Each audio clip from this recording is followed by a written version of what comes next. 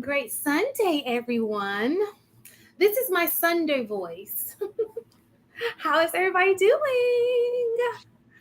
So, let me introduce our panelists for today. We have Coach K, Mistaken, Enos, Penny, the AP, Harrison, Luis, and Hink. Marky Mark will be joining us a little shortly. My name is Shan Monet, not to be confused with Shantae or Shantae. And this is a chic critique. Y'all, it's just a bad day. I can just tell already.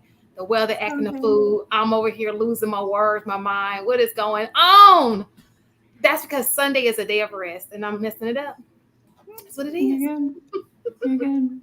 Did you see my message, Kay? It's coming towards you. I just saw y'all lit up on the screen. I did. We have a watch until 11. So thank you. Thank you, Hank, for saying that. Thank you for telling me, Sham. I would assume that Hink is going to show us that nice, handsome face. Right? Yay, nay? Yes, I am. Look at that. Bless you. Look at it. Bless you. That's what There bless you. Woo! Delicious. I see what type of Sunday this gonna be. I see right now. All right, you guys. It looked like he using that Teach Henley.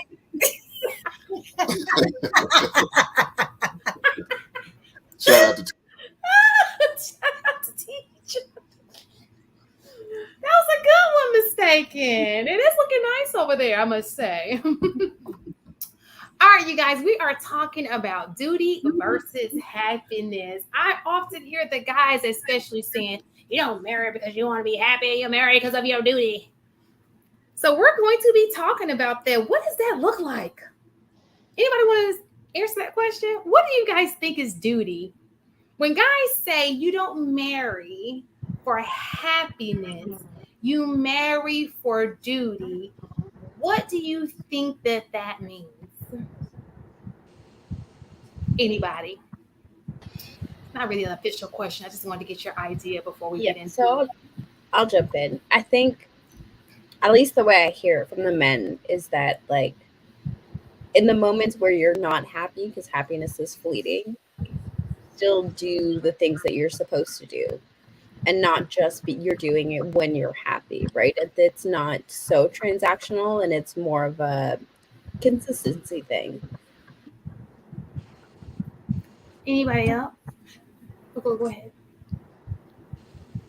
Penny, did you want to say anything? I think when I think of duty, I think someone or a man picking a woman based off of what he can get from her versus what he likes. So if he sees a woman that is more family oriented, or if he sees a woman that is very nurturing, but he would like something else visually, maybe he would pick that person over what he likes because of duty, because of his legacy. I think duty versus happiness is that, like, irregardless of how you feel, there's certain things that you need to continue to go out. Like, if a brother is walking down the street and something's about to pop off, he has a duty, no matter how he feels, whether he's scared, whether he know what to do, he has a duty to step up. So no matter how you feel about it, duty supersedes how you feel. Now, granted, happiness isn't the end of the world or something that, that is wrong to desire, but too many times I see like happiness is everything, and if you ain't happy, which is a fleeting emotion, like people are just gonna just leave whenever they feel like it. Anybody else want to get? So do you think that duty, because I heard Enos, you think duty comes, but okay, so I hear Penny and I hear Enos, and I also hear you, Harrison. Do you think duty with Enos, duty comes after marriage? So meaning once you have chosen a mate and you guys are married, that's when duty sets in? Or do you guys think, when more so what Penny was saying, duty is more so of you're going in thinking dutiful thoughts? Which do you think? Because the reason why I asked that, because we have to remember, most people aren't married. Most people are in committed relationships in our community, at least. So, with that being said, do you think the duty only makes a difference as it relates to marriage, or do you think duty starts before marriage? I was just gonna say, I think everyone has some level of duty in any aspect of their life. So I think people have duties whether they're in a relationship or not. However, in a relationship, I do think that there are levels in terms of duty prior to marriage. Um, I think there's a level of obligation and expectations that come along when you're like in the, I guess, what would you say? Not dating, but more along the lines like when you're about to become like a fiance, so to speak. Courting? Yeah, in that courting stage, because I think that is going to help you determine whether or not you do need to move forward. So I think sometimes that duty should occur prior to the marriage, but I think once you're married, that duty becomes even more, I guess, serious. I'm trying to I'm trying to sort out because Shan, your second question was a very interesting question. The the duty before marriage or after marriage, and what is it that why do we choose to get married? I think is the more important piece to that question is, and I'm kind of going to lay this out to the men, and because the duty happens after marriage. Duty is the reason why we typically don't get divorced. Duty is why we stay in marriages, right? Why do we get married to begin with? And I'm gonna kind of lay that out to the fellas to see if we can get some conversation moving with the gentlemen, because I think that's a very interesting question, the way you posed the second question. So what do you think, Harrison, Hink, and Luis? If for a brother to get married, you know, a lot of brothers get married because of their religious beliefs. That's usually the first thing a lot of brothers do, or something that if you want to do, be considered doing right by a woman, you got to marry them. So that's usually the first two things that comes up for a brother to decide to marry. Now, I think most of the time, a lot of the reasons why brothers would initially want to get married is because of some sort of love or care, or you feel like, you know, this person is helpful, um, somebody you can talk to, you know, they're not too crazy because, you know, some people think all women are crazy. So, you know, you're going to have some level of crazy to accept. But for the most part, some level of dedication, love, reciprocation, respect in order for a brother to consider it. But I think most of the time, oftentimes, I think that we marry because we're told in order for you to do right by a woman is to marry her. That's what I think is the main one. So duty first, in your opinion, because that's a dutiful thing. Oh, for I'm sure. just I'm just starting the conversation. I'm trying to, because I, like me now reconsidering it, it is the question is, why am I, right? So I'm just curious what you gentlemen's thoughts are. I mean, one of my thoughts, starting off is okay, so we're talking about duty versus happiness in the juxtaposition in which happens between the both. So I've heard legacy, I've heard family, and those are the two that kind of stick out for me and resonate. But then I started to write unselfishness, responsible, supportive, self-awareness, and hardworking. I think we can kind of all agree that those are all hallmarks that fall under duty. Now, happiness, like the sister said, is fleeting, and I think that we could put a lot of components in on what makes people happy. You know what I'm saying? Whether it's trips, whether it's spending some time by themselves, or anything else that they can self indulge. But to answer the question about the relationship versus marriage, relationships are about agreement. Marriage is about commitment. If we only cared about agreement, nobody would get married. Because if I could just be in a relationship with you and we have an agreement, we have an understanding, right? Why does the marriage have to be the ultimate commitment if I'm committing to you by the form of our agreement that we're going to be together when I build this life, right? I think those two are mutually not the same because someone could walk away and be like, hey, I'm not feeling this today. I think that we need to reconcile and go our ways, et cetera, right? Versus you're in a committed, like you are signed up, just like a mortgage, just like a lease, just like anything else. You know that you are in it for the long haul. You know what I'm saying? Agreement is temporary until two parties no longer are in alignment or agree with each other versus a commitment where they know that there's a lot of things at stake: children, mortgages, assets, finances, etc. There is a vested commitment to make this work and to communicate and work with each other to make it go home. They're not mutually exclusive to each other. Are you? Like Well, that. Chantel, you want to let me talk, or you Oh no, want? go ahead. I just told her I like that. Go ahead. Go ahead. Oh, okay. Well, I didn't know. I mean, I know I'm on thin ice when it comes to Chic critique show. This might be Bougie, my last bougie. and only time because I say some controversial bull crap. So with me, we, most men wouldn't get married if the woman doesn't require. I said many times before, we wouldn't do it. If you don't require, we're gonna continue to be your lifetime partner. That's what we'll be, your lifetime girlfriend. We'll be okay with that. But once the requirement's there, the standard's there, that's your expectations. Now we have to adjust and adapt. But once we do it, we realize it's a duty. So I agree with the part about it's a duty. Yes, I do agree with that. Um, but for the most part, two is always better than one. So I'm a definitely look for a woman who's going to bring more than just happiness to my life. I need more than that. It's going to take more than that because I can find other things that bring happiness, right?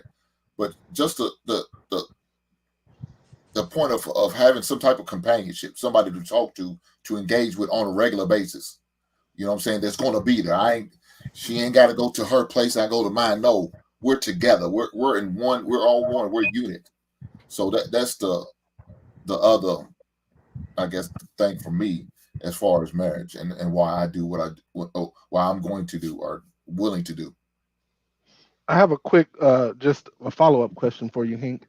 Um, if we men will be in a relationship forever, if a woman doesn't, I don't want to say demand, but set the expectation that marriage is what she's looking for. If she sets that expectation, what prevents us from moving on to someone who doesn't set that expectation? Well, it depends on the woman. If she's a great woman, you're not gonna fatten the frog for these other snakes to eat. So you're gonna bless her with your last name. That's what you're gonna do if you're smart. Now, if she's not a good woman, then you Uber back to the streets and allow everybody else to have their way with her, and then be on to the next, if that's the case. But if she's one of those type of women that hey man, I'd be a fool to let her go. Then you'll go down to K Jewelers and buy that engagement ring and do what you need to do. Okay. So do you guys think that duty is more important than happiness? Because I hear a lot of people stating, oh, you're not supposed to marry for happiness. You're supposed to marry for duty. I think duty's what's going to make the thing last or help it last. And I agree with Hank. Yeah, when there isn't happiness, because there won't be all the time. Times. Go ahead, Inaz. So I'm hearing everybody talk, and this kind of question popped in my mind of like, is duty coming after marriage like the way of old? And now with all of the hesitation of women leaving marriages for the sake of happiness, are men now requiring a woman to show a level of duty before committing to marriage? I would agree with that. I think that a lot of people, I think a lot of women need to show some of those characteristics and quality to know what type of person you are and what type of family you come from and what type of value system you have. You know what I'm saying? But a lot of people are not asking those questions or having those types of conversations, and they don't know. And it's like, okay, like we've been in this relationship or this situationship and we like each other and evolve, but I don't know how you handle this or how you handle that. Or, you know what I'm saying, what are your feelings and thoughts about responsibility? What are your thoughts and feelings about, being playing in a supportive role? And sort of a lot of people today tend to kind of wing relationship. A lot of people are kind of shooting from the hips. Let's just be very honest. You know what I'm saying? It's the wild, wild west out there a little bit. For those who are honestly and genuinely moving with intentions, they have a much better vetting and filtering system as opposed to them picking mates. But most people are just trying to find their way. And what tends to get missed is those important conversations that allow you to understand whether this woman has or possesses all these qualities or even grew up, being a wife. Some people don't never, never saw their mother be a wife to their father because that person wasn't present or they passed away or there wasn't other avenues or other members in their family where they seen that. So we're not a monolith. There are pockets of different cases, but I think for the most part, the way our society has shifted, we tend to kind of want, in air quotes, these old values and traditions. But today we are moving and operating in a completely different manner where we understand that inherently a lot of people are not growing up in the same type of household with the same value or similar structure systems. Are you? I was going to say, so kind of going back, because it was just reeling in my head in terms of, do a person have a duty prior to marriage? So in my mind, what I was thinking is a responsibility. So I just kind of looked up, is there a difference between duty and responsibility?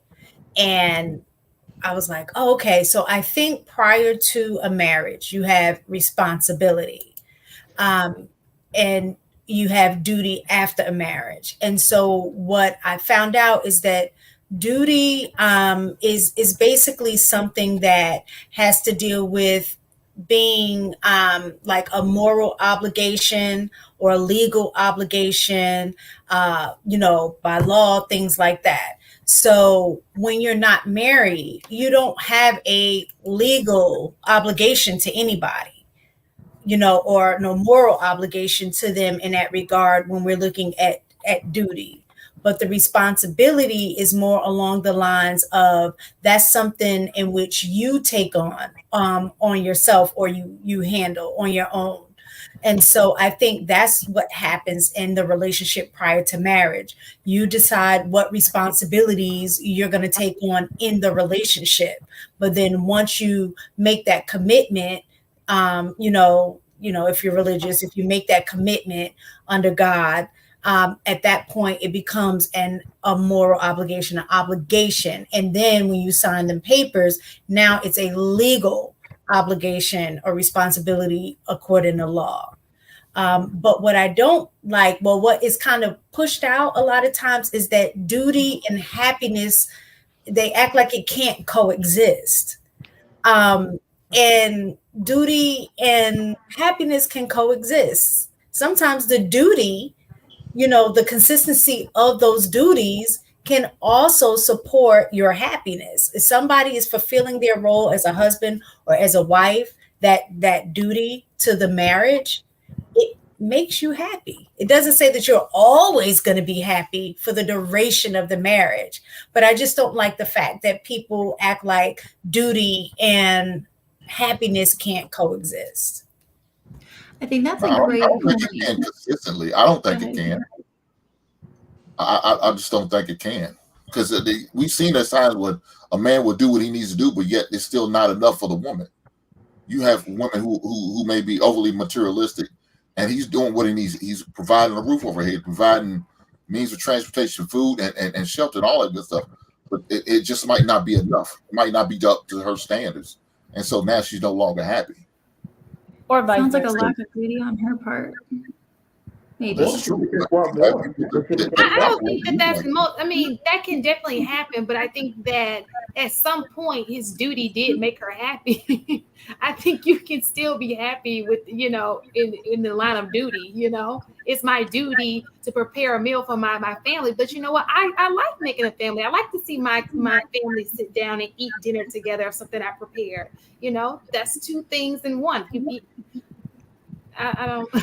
What I think affects people's happiness is when they do something willingly, they sign up for it, and we could say they sign those legal documents, and they are expecting something to be what it isn't.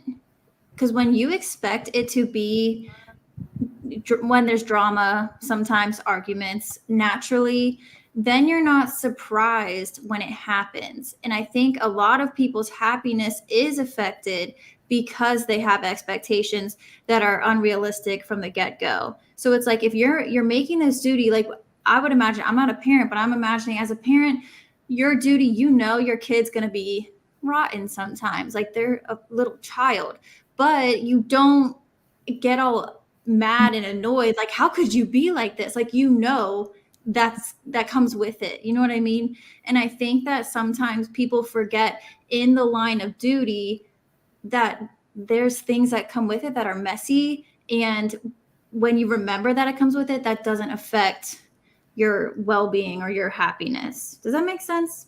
Hopefully. No, that makes sense. I mean, okay, so there's no magical power that happens when you go from a relationship to marriage. You know what I'm saying? It's the mindset that you already had adapted prior to being married. Now you're just shifting from being boyfriend and girlfriend or partner to a husband and wife, right? There's this transition of title, but the titles mean a lot less if the commitment isn't backed up by the title. I've heard women before say, I'm single until married. They're in a relationship, maybe a year or two, but they were like, I'm with my person, et cetera, but I'm single until married because things can change. There's no commitment. We have an agreement, we have an understanding, but he hasn't proposed to me. I am not yet his wife.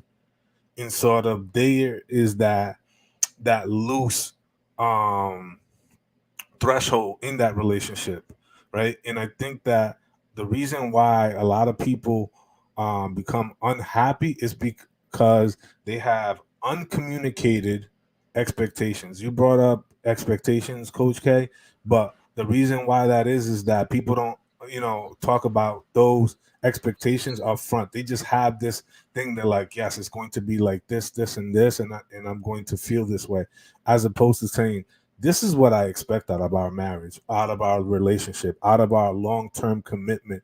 You know what I'm saying? These are the things that I will hope that we can work on, or the things that we can strive at. Those things, those expectations are not communicated up front, and people get upset and mad when the other person doesn't fulfill those, uncommunicated expectations because they haven't really had the conversation to begin with. So that statement makes me really curious, Luis. Like, are we assuming that, like, and this is like in general, right? Are we assuming that once we get married, everybody just knows what the duties are and fulfills them? Like, is that part of like uncommunicated expectations? Like, we just assume that when you get married, signing that document means everybody flips a switch and becomes the perfect spouse. Yes, and people should be already trying to become a wife or a husband in that, or at least the mindset of it before they transition, right? Because your upbringing in your two-parent household and how you seen your parents interact in their relationship and their marriage is a lot different than my parents. And sort of I'm coming in, or I might be coming in with my expectations or my lived experience is, right, and you're coming in with your lived experience that sometimes might not align or gel. And sort of therefore, because we come from a two-parent household, or because we have, you know um marriage backgrounds from family members, that we automatically have this like already set in stone understanding of what that looks like and what it is. And sometimes we got to understand that everybody's upbringing is a little bit different, and those conversations need to happen prior to that engagement. I was going to say that I think the problem is that I think the goal should be contentment, and as opposed to goal to being happy, because I think with contentment, when you're content, you're fulfilled. It's like a state of being, right?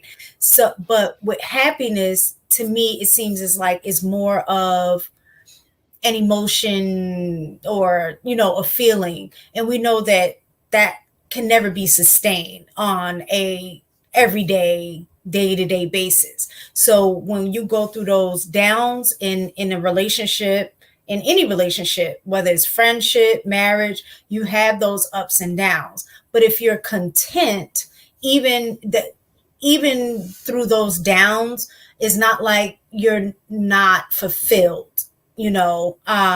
So when you're seeking to have contentment as a state of being versus happiness, I think you'll be okay in a marriage. And I think the problem is that a lot of times, as women, I believe that we do go in situations with the expectation that the husband is supposed to make us happy. And nobody can make you happy, so to speak. You already have to have that in yourself. Find things, or things that is going to give you a level of happiness and contentment, so when you do hit those hard times, that you're not looking for the divorce papers, like, I'm just no longer happy anymore. So I think our focus on the happiness is too high on the priority list of marriage. But who taught you that? Who taught you to think that men are supposed to make you happy? You know, that you meet them. Who has taught women this idea that once they find this man, it's supposed to make them happy? I'll I tell think you. Where does that come from? I don't think. I think it's more along the line of mistaken. I don't think. And sorry, y'all, if I keep looking up. It's just that we're on the bad weather watch, so I have to look at the news at the same time. But I don't think. I think, like mistaken said, I don't think people are actually going like, "Oh, I want him to make me happy." Mhm. I think that people want to be content, but the thing that turns it off is if you're overworked or you're unhappy emotion because he's just not fulfilled. Women are emotional creatures. We love to be loved. We like a little bit of attention, and I think the word happiness may be the wrong word to use, maybe underappreciated, or it's not underappreciated, but appreciated, or emotionally content, something of that nature. So I don't want to focus so much on happiness. I just use that because people say happy, but I think it's more than just happiness. I think it's Satisfied. you said what? I don't know. What about satisfied? Yeah, Satisfied. exactly. Fulfilled, Satisfied. satisfaction, all of those things are what you're looking for in a Kind of like marriage. a male's peace, but it's a female version of peace. I don't know about the other Secure. gentlemen on the I don't know about the other gentlemen on the panel, but I personally feel a sense of gratification whenever my duties and obligations are fulfilled. Like the, like I don't know about happiness, but there's definitely a sense of gratification once I've done and accomplished the things that I'm trying to do and accomplish, whether it be in a relationship or any other facet of life. Like the happiness doesn't necessarily really enter into it. It's about fulfilling my obligations and duties and getting the gratification from knowing that it is a job well done. I don't know how the other gentlemen feel about that, but that's kind of what I get in just normal life. Yeah, I just think too many words are synonymous with other words like contentment, happiness, satisfied. A lot of these things kind of like It's go hand. not. But I I don't think that's understand. the problem. I guess I'm confused on why everyone is trying to take them out. Why is it such a big deal to take happiness out and say, oh, it's not happiness, it's content? Why can't we add words instead of taking them out, or add feelings instead of taking them out, and say, when people say my husband makes me happy, why is it so negative? Like, why can't that be a good thing? He makes you happy. Let's add that in. He makes me content. Let's add that in. Things of that nature. we always taking it out, happiness, as if you can't have happiness, you can't be content. Like you want all of those things added into it. So I don't think not having happiness is the issue. What the issue is that at any given point, if you're not happy or you rely on your feelings too much, you then walk out of stuff that has been perfectly serving you. But it's like we all know feelings are fleeting. So the thing is that that's the reason why when you hear brothers talk about marriage, we usually approach it with duty because we take our feelings out because of the truth of the matter is a lot of brothers stay in a lot of relationships they shouldn't because of duty. Versus when the roles is reversed, a lot of women don't stay in a lot of relationships because of feelings, not because of duty. So it's not an issue that you want to be happy. It's not an issue that you want to be content, that you want to serve and be served. It's not an issue that you want to have a successful relationship that can make life easier. But if you rely too much on your feelings, you may do some things that doesn't serve the relationship, and that's why I think a lot of relationships break up. But I think that's a deeper issue than just happiness. Like when people say, I'm just not happy anymore, I don't think it's really like they're just relying on their feelings. It's much more deeper than that. There's a bigger issue, something else that needs to be solved between the communication between the two. I don't think I think the word that they're using is happiness to justify it. And so people are so used to this word happiness saying, I'm just not happy anymore. And so now people say not to rely on your happiness. But I think it's a bigger issue when people say that they're just not happy anymore. It's not happiness that they're missing. It's something much deeper. So Penny, so let I me think ask you a question real quick. So when you think of happiness, what's the first thing that comes to your mind? Any of you ladies, what when you think of happiness in your relationship, what is the first thing that comes to your mind? Laughter. Um, A feeling of, I guess, being elated. Um, I for me, I think I had told y'all before, one of our panels, that I remember asking my husband, "Is he happy?" And he said, "No, right. I'm fulfilled." And at first, I got upset because I'm like, "I don't make you happy." Like I'm thinking along those lines, like, "Why don't I make you happy?" And he was just like, he's like, "I have happy moments." Mhm. And when he was breaking it down, he was just like, "Yeah, there are experiences and stuff that we had that I was happy, that I'm happy."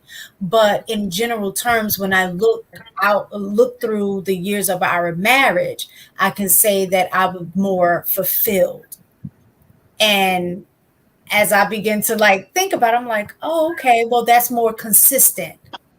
And that's why I think that's why I made the statement that I did, and that's exactly what contentment is fulfilled. So he's content with moments of happiness, and I think that's typically what happened. It's not that people are taking it out, but I think a lot of times people think that they're supposed to stay on happy mode throughout the duration of a lifetime, and that's just not the case. It's not possible, and we don't know what happiness is unless we have the contrast and the opposite. And I think what gets women in particular in trouble is when they don't feel happy, but they think that that means something's wrong. And that doesn't mean anything's wrong. It just means you're not on that high low dip, which that's not sustainable anyway. It's kind of like just that false sense of pleasure. If you are, getting pleasure from food, so then you have to eat something to get that pleasure again. And then eventually it's going to level out. It's not going to be enough. So I just want to add that in there, that you don't want to be happy all the time. Like if your spouse's, mom passes away or something, you don't want to be happy. Are you going to think that's a problem then? I'll pass it to Enos because I know she wants to get in. thanks for that, Coach K. I want to tackle it from, because I think Mistaken and Coach K did a really great job. I want to tackle it from the other perspective.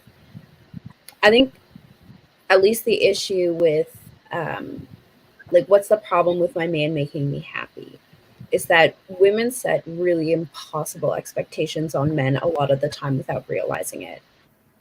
that hearing that, sometimes you could place that on a man where now it feels like it's his duty to make you happy. That's not a healthy, functional relationship or marriage, right? And I think that's really where it becomes problematic, is that expectation that now it's your problem to make sure I'm consistently happy.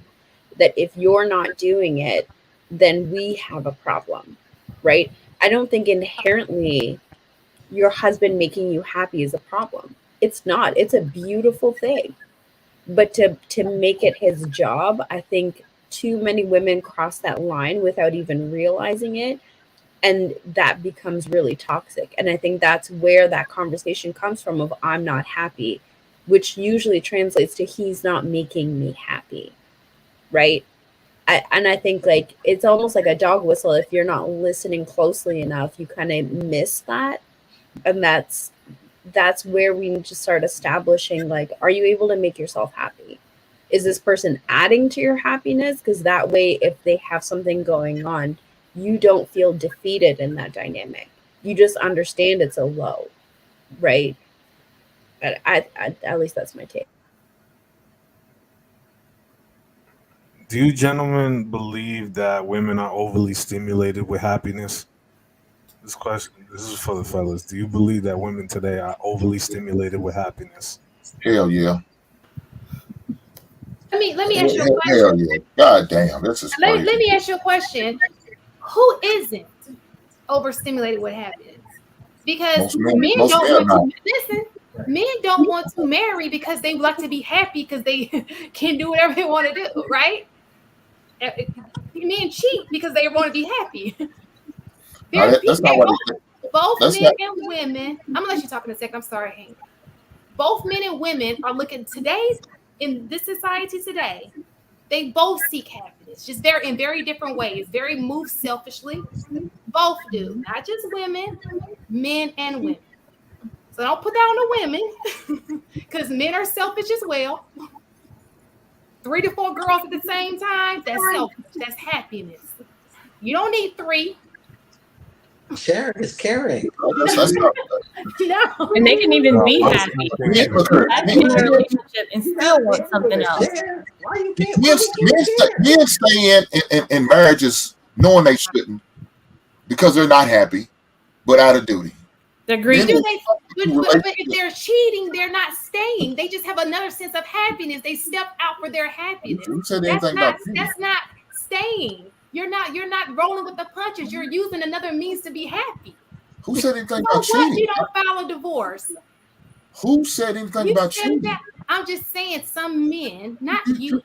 We're talking in general. You put that scenario in has no reason why we staying, because we're not. Look, a man will stay in a miserable relationship out of duty for them kids, for their family, and just for the status, because they don't want to take that goddamn L.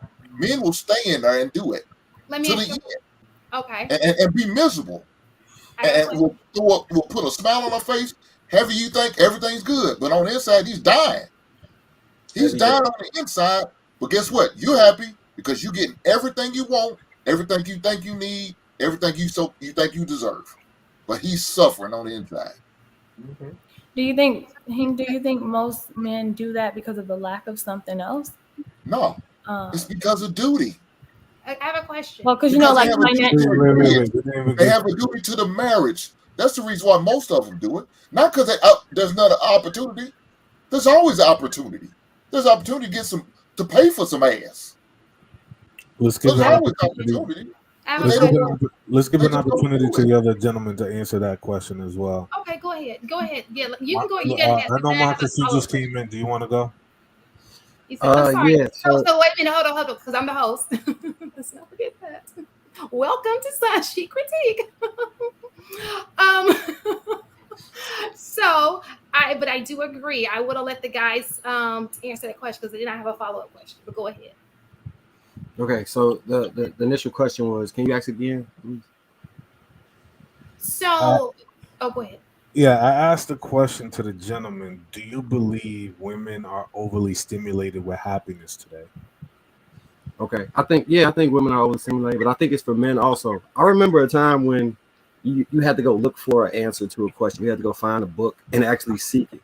Now, if your smartphone not loading fast enough, you need a new smartphone. We got instant gratification that we looking for, like, and we're looking for the quickest and fastest way to that. That's what these dopamine hits are with likes and the hearts and all that other stuff. So when people get in relationships, it's natural that that's going to carry over. It's like we crackheads. We all chasing a high, and you never gonna get as high as that first rock. I heard a crackhead say this a long time ago. One rock is too many, and a million will never be enough. And that's kind of where we at with this like happiness gratification thing. Like you have to self-solve in order to truly be happy, and then you can combine with other people, but you can't do that when you seeking external validation for an internal problem. Your locus of control needs to radiate out happiness, and then attract people that are on that same wavelength. But it's really hard to expect the external thing to solve an internal problem. But Marcus, the type of man you talking about doing that was raised by some woman, because that's You all say he what? do.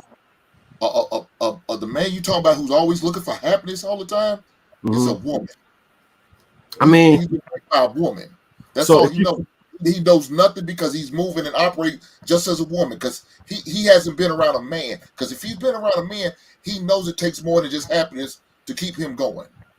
okay, so hey, I agree in regards to like say they got a job and they're like, I'm not happy, so I'm gonna quit. Men don't typically do that. Mm-hmm. But if he's a single man, instant gratification might be porn. It might be drinking. It might be we substitute vices for things. So our happiness is a way like we seek it, but we don't seek it the same way women would seek it. We'll substitute a vice for something. You get what I'm saying? No. Yeah, Oh, yeah. that was Yeah, what the Shan. reason That they're was exactly what Shan was saying. the Yep. reason why they're seeking those vices is because they haven't accomplished or haven't been focusing on their purpose or anything that they should be working on. People like people have a clear path to wherever destination they're trying to get to, but unfortunately they take sidetracks and get off that wagon. And those types of vices are distractions. Mm-hmm. I'm saying it's not that they pick them; it's just that they pick those because they're no longer on their journey or on their purpose of what they need to be doing. If I were to answer the question, I would say women aren't overly stimulated by happiness because they can't seem to find it. They can't find it in their career. They can't find it in their relationships. They can't find it in their kids. They can't find it in their habit, their hobbies. They can't find it in the stove. No, they're not overly saturated with happiness because they're constantly seeking for it. And the reason why they keep seeking for it and that they will never find it is because they think it exists someplace else. Then, but then, like you were saying, Marcus, the simple fact of the matter is, this is the reason why I say a lot of things, a lot of the words we use are pretty much synonymous. Because how you feel about this word may also be the definition that somebody else might make it fit. Or they're just synonyms. When somebody says synonymous, that means same. When I say synonymous, I mean they're similar. They are kind of interchangeable because some people consider happiness to be a state of mind. Some people consider it a feeling. Some people say duty is a responsibility which exists in and outside of a marriage. But the simple fact of the matter is that to answer the question, no, they're not overstimulated because they can't seem to find it. Can I A add man could be something a real man could be at home at peace and be happy. How many women you gonna find like that? They got to be involved Yeah. somehow, some way. They need some type of interaction. A man doesn't need that. If he sit at home just and sitting like my man Harris is doing, sitting in his big easy chair, he good. He in a good space. His woman ain't complaining or nagging or getting on his nerves. The kids are in a good place. He's good. Not that woman. She got to come here. Maybe I want to talk. God damn it, I don't feel like hearing you. But I will do that out of duty because I want to appease you and get you in a happy place so I can go back to my peaceful place. So I sit there and just listen. That's what a Okay, man will do. Enos, go ahead. So I think what Harrison said just really isn't sitting right with me. Why wouldn't women struggle with finding internal peace? Well, you got to wear your hair natural, but if it's not long enough for the right texture, then it's not attractive. You're wearing too much makeup, but if you're not wearing makeup, you look tired. If you're not the right body type, then it's a problem. If you're not working, then you're a freeloader, but if you're working, you're too career oriented. Like the messaging from women is so freaking conflicted all of the time. All of this, there is not a single woman on this panel or off this panel that has not had to battle with conflicting messaging about how to find that internal happiness. So, really, if we're honest, why wouldn't it be difficult for women to find internal happiness if that is their everyday struggle? Can I add too? And I have a different perspective now after reading all these different books for helping the adolescent and teen girls that are my clients. Is that even in addition to what Ina said too, is women, and we do it to ourselves, but also it's almost like it's an unspoken thing that you feel this pressure, especially when you're younger, that you just have to do. And with social media, you have to do all of these things and make it look effortless and don't ask for help. Now, of course, I would help my clients or my future daughters and help them with that, because I don't want them to do that, right? But unfortunately, and this isn't an excuse, but I will say it is the truth. And I think that this is not to say that women aren't responsible for what they do and to be accountable, all the buzzwords, whatever. But I think to have some understanding maybe might help just a little bit. And I will say too, just I don't know if any of you guys saw, it was years ago, the ad that was always like a girl, the hashtag. And they asked like these young kids, you know, what does it look like to throw like a girl or to do this like a girl? And I thought it was interesting because I'm like, man, like if girls do see that or are told that growing up, I mean, we were all young girls once, you know, so it's just a different perspective. I think I'm glad that Enos said that. Can I just add one more thing to that? I just put it in the back chat as well. The other thing to kind of add on what Inaz was saying is that then when we do give ourselves permission to seek our own happiness and find things that are fulfilling to us, the conflicting message with that also becomes now we're selfish. So that's the other caveat to that as well. Can I point out two things real quick? And it'll be real quick, and you can jump in, Luis. When Hank just spoke about Harrison, he was talking about how Harrison's in his chair, in his mind, and just chilling in his own space. Everything you mentioned, Miss Inaz, was an external factor that dictated a woman's happiness. Men, we typically don't look for the external factors to make us happy. Those things stress us out. And if we are outside of our peace, then we're going to try to find a way to get into it. When you mention the hair, that's somebody else's opinion. When you mention the makeup, that's somebody else's opinion. What about your opinion of yourself to sit in your own happiness? We find happiness if we are at peace and just chilling. I just want to point that out. Yeah, before you jump in, Hank, because I think what I was saying may not have landed the way it was intended to, right? So I'm going to reference what Hank said earlier, because I think that was really important about when a man is sitting in his peace and his woman comes to bother him out of duty, he comes to, you know, he does what he needs to bring peace back into, and then retreats back into his safe space, right? The point that I'm saying about what you're calling external factors is that's the messaging, right? A woman will feel comfortable with her natural hair, and then here comes society. No, we don't like this. You're doing it wrong. It's not supposed. It's taking you out of that space of peace, right? But at the same time, there's somebody else that's telling you, no, like continue to protect your peace. So it's this back and forth that happens so often with the way that women are criticized for showing up, that it's really difficult for a lot of women. And I'm not saying it's impossible. And like Coach K said, it's not to take away from any sort of accountability or any sort of self-reflection or self-work or whatever a woman needs to do. All I'm saying is it is just super challenging to maintain that space of peace in the internal things without external things influencing how it makes you feel about yourself as a woman.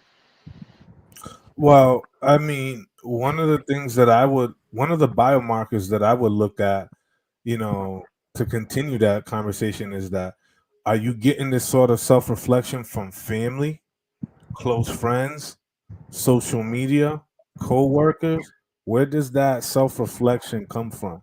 Are you getting that from family members that are telling you that you need to look this way, you need to do these things? Is it close friends? Is it your colleagues in confidants, or is it social media? And the reason why I say, where is that really coming from, right? Because you get to kind of curate your experience. You get to curate you where you get that feedback and that soundboard from, whether it's friends, or maybe you need to kind of shave that kind of people who are going to give you the best constructive criticism or the best feedback to make you feel the best at you.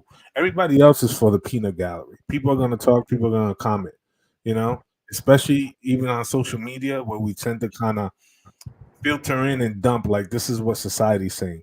No, that's what a few people who had too much time on their hand commenting about your hair should be longer or it should be shorter, you shouldn't wear it like this. Those people do not matter. They're the peanut gallery. You know what I'm saying? And also you get to filter out who gets to be in your circle. You get to filter out who gets to be in your circle or if not. Because if that wasn't the case, and you didn't believe that you could filter out your experience and those people who give you that instant gratification feedback, then I would challenge the idea. If we were to switch the off button on all social media platforms, women within that same week will go nuts. You know what I'm saying? Because a lot of them seek validations from a ton of empty strangers that they don't know or have never been met in their life, as opposed to the people who are in their immediate circle. So I Yeah, have a and question. if your ease was influenced by everybody outside, and if me and you was in a relationship, that's a problem already. Why are you letting everybody else, but the person that's the most important, your husband or your man or your fiance, whatever the title is, why they got more influence than I do? And that's some bull crap. And I'm The gonna hell let you. with them, because at the end of the day, them saying what they're gonna say, and guess what? The next day they could change their mind about how they feel about your hairstyle or how you wear that certain makeup or fragrance or dress or whatever the case may be. But I'm the one who have to either accept it or suffer. Okay, I'm gonna let you. Did I have something to say after that? Go ahead, Enos. Yeah, I'm gonna say this and then I'm done. I, I hear what you're saying, Hank and Luis, and I don't disagree. I just think that we no longer live in a society where the majority of people have that much discipline to be able to drown out the noise. I think right now we live in a society where women are trying to mass appeal to a larger group of men. And yes, we talk about the restrictions, but really it is still really broad, right? And when you're in that mode, it is really difficult to train yourself out of it. And again, you guys' points are on point. You will not get any pushback on me. But in terms of like real life, practical, the way people are interacting with each other, I think that's so much easier said than it is done. Then men need to start leaving these weak-minded women alone and move on to the next. If I could, Sometimes the men are influenced. if I could control every single man and told them you're going to get off social media for a whole 6 months, dry, no commenting, no liking, no subscribing, no following, no nothing. Social media becomes an empty vessel. There's only just the women on there posting, liking each other, and commenting, and no men are in sight. Matter of fact, they deactivated their account. A lot of you will leave social media in droves because it's no different than the club, right? You go to the club, you don't pay to get in, you don't pay for the free drink. You know what I'm saying? You get a lot of attention from a lot of different men, and so therefore, if all the men decided not to go to the club that week, you know what I'm saying, and it was empty and it was just a bunch of women, yeah, some would enjoy it, but let's be very honest. A lot of you will go home early, you know what I'm saying? So Because a lot of them would be there for the attention and the validation. So it goes full circle. I absolutely agree. We can let's just be honest. Women like to be happy. But let me ask you a question. Giving you a scenario when it comes to duty and happiness.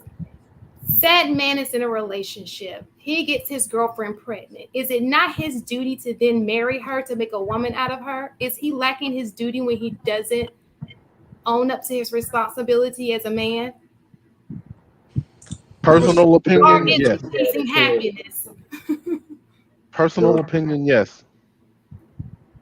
The responsibility of taking care of that kid versus deciding to marry that woman is two different things. No. So back in the day, your responsibility when you got a woman pregnant, it was your duty to be the head of your household and your family. You were the patriarch in your family. The ideal situation is to be a father, mother in the same household. Now we're talking about 2023, new modern day. But I'm saying when it comes to duty, if we're talking about the difference between duty and happiness, why would he marry her? Is it because he's chasing happiness? No, he's chasing. He's just like what Inas was talking about. He said that society was going to dictate his actions, and that he was going to marry that woman, or he was going to get a shotgun to the face. He made a very realistic decision and be like, you know what? I don't need two barrels to the dome. You know what I'm saying? I could just marry her, have all the sex that I want, and just suffer through life as most men do. And I'm just going to be able to just take the bullet, take the L, and just take responsibility for what I did. That's it. Did anybody else want to give their opinion In on duty? 2023, men out there listening, contraceptive, wrap it up. Don't fall for the damn trap. Do not fall for the trap. It is a trap. Now, with that being said, yes, it is your duty and your obligation to take care of that child, and in my opinion, that woman as well. You decided to lay down, you made the conscious decision to do so. Yes, it is now your damn job. So thus, don't fall for the foolishness. I mean, it sounds kind of weird to me that you would have sex with this person before you even introduce them to your brother, father, other, men in your life to be like, all right, this is a solid guy. Like, I get a good sense that he has a good head on his shoulder, right? Like, he's going places, he's doing things, or they'd be like, ooh, baby, you need to stay away from him. He does not have it together. You know what I'm saying? He lacks motivation. He lacks confidence. He lacks punctuality. He lacks responsibility. I don't think that is a long-term bet for me. You could date, whatever, but I wouldn't put all my eggs in his basket. You know what I'm saying?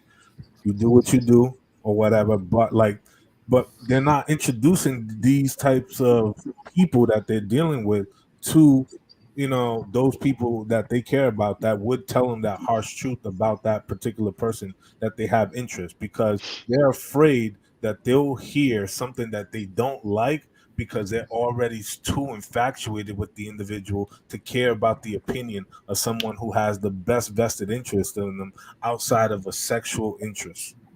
So I wanted to just emphasize that according to research, and I can find it and put it in the back chat, most women are cohabitating with men that they get pregnant with. These are not just one night stands. So if you're living with someone, you may not be married, but if you're living with someone, I would assume that person has met your family at some point in time. I just want to touch on something, Luis. I completely agree, ladies. You got to keep your legs closed. But since the women don't seem to listen in 2023, I typically don't talk to them. I'm telling the dudes, wrap your thing up. So Wrap your thing since up. they But I don't, agree with what you're saying, Luis. Just for the record.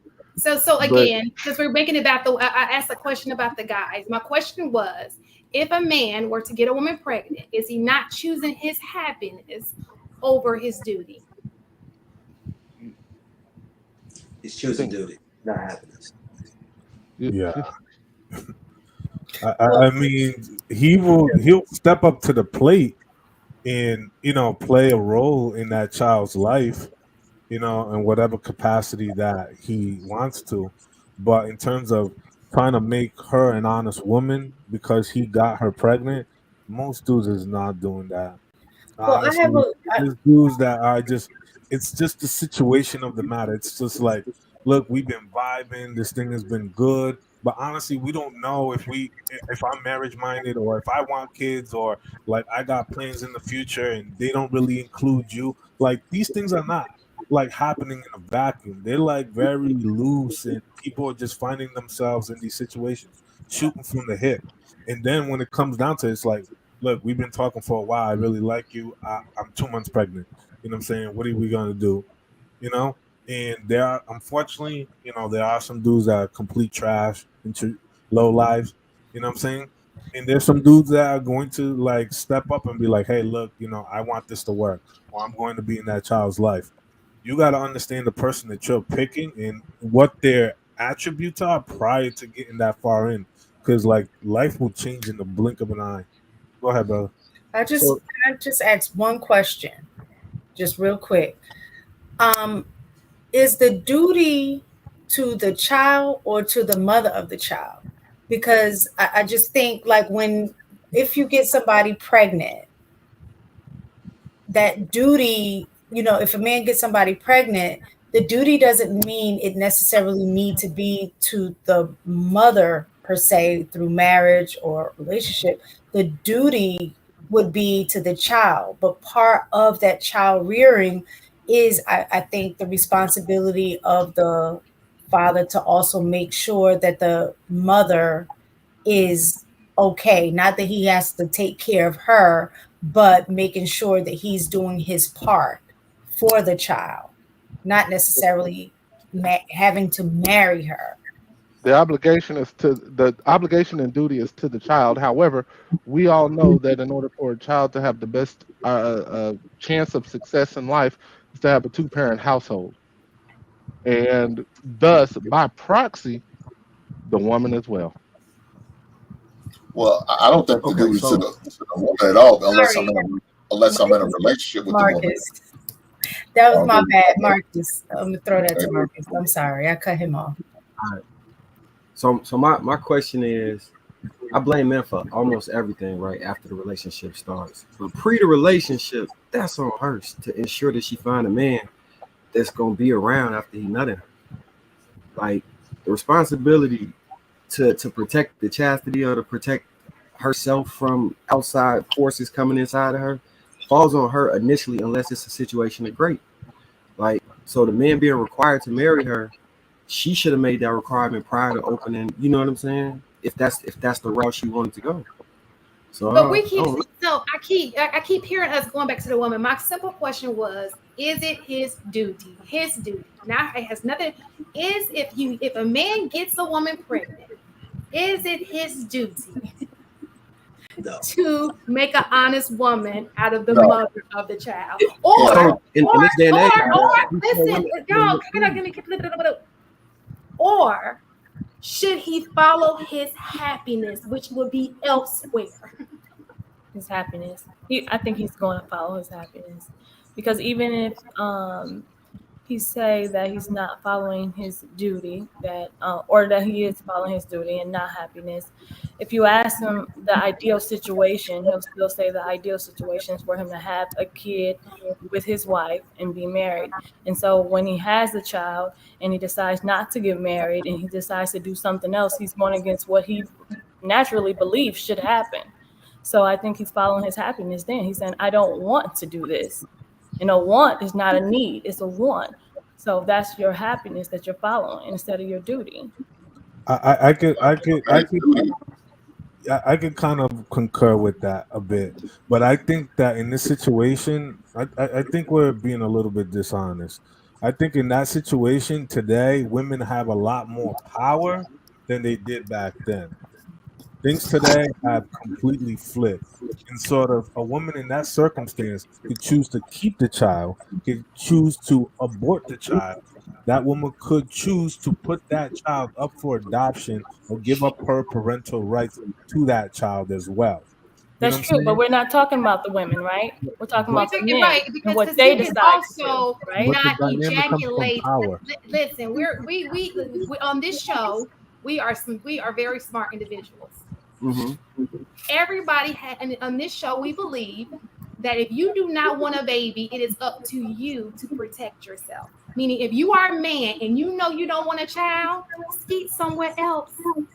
not inside of her, because biology 101, a baby may come. As a smart person, we know that that's a sperm, meets an egg, and then there's a baby that is born. So women should protect themselves if they don't want a baby. Men should protect themselves if they don't want a baby. That's how this works. Okay. Yeah. So if you go in and you're a participant and you know you're not ready for a baby, oh my, what should I do? Well, condoms are free of charge at your local health department. Well, the reason I struggle to answer that is because sometimes you, like you said, a woman might tell you she on birth control and not be on birth. Again, that is her. You should. Okay, a woman can also tell you if she a virgin. That's true. Why do y'all believe women on? Oh, I wouldn't trust the help as far as I can go. I wouldn't trust the help as far as I can go.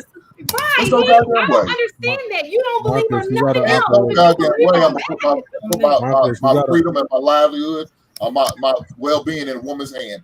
Hell no. I will not accept a rubber from a woman because I don't know her dents. There's no damn way I would do that. I'm coming with my own. If I don't have one, I'm jacking off at night. And I just want to get Shan on record.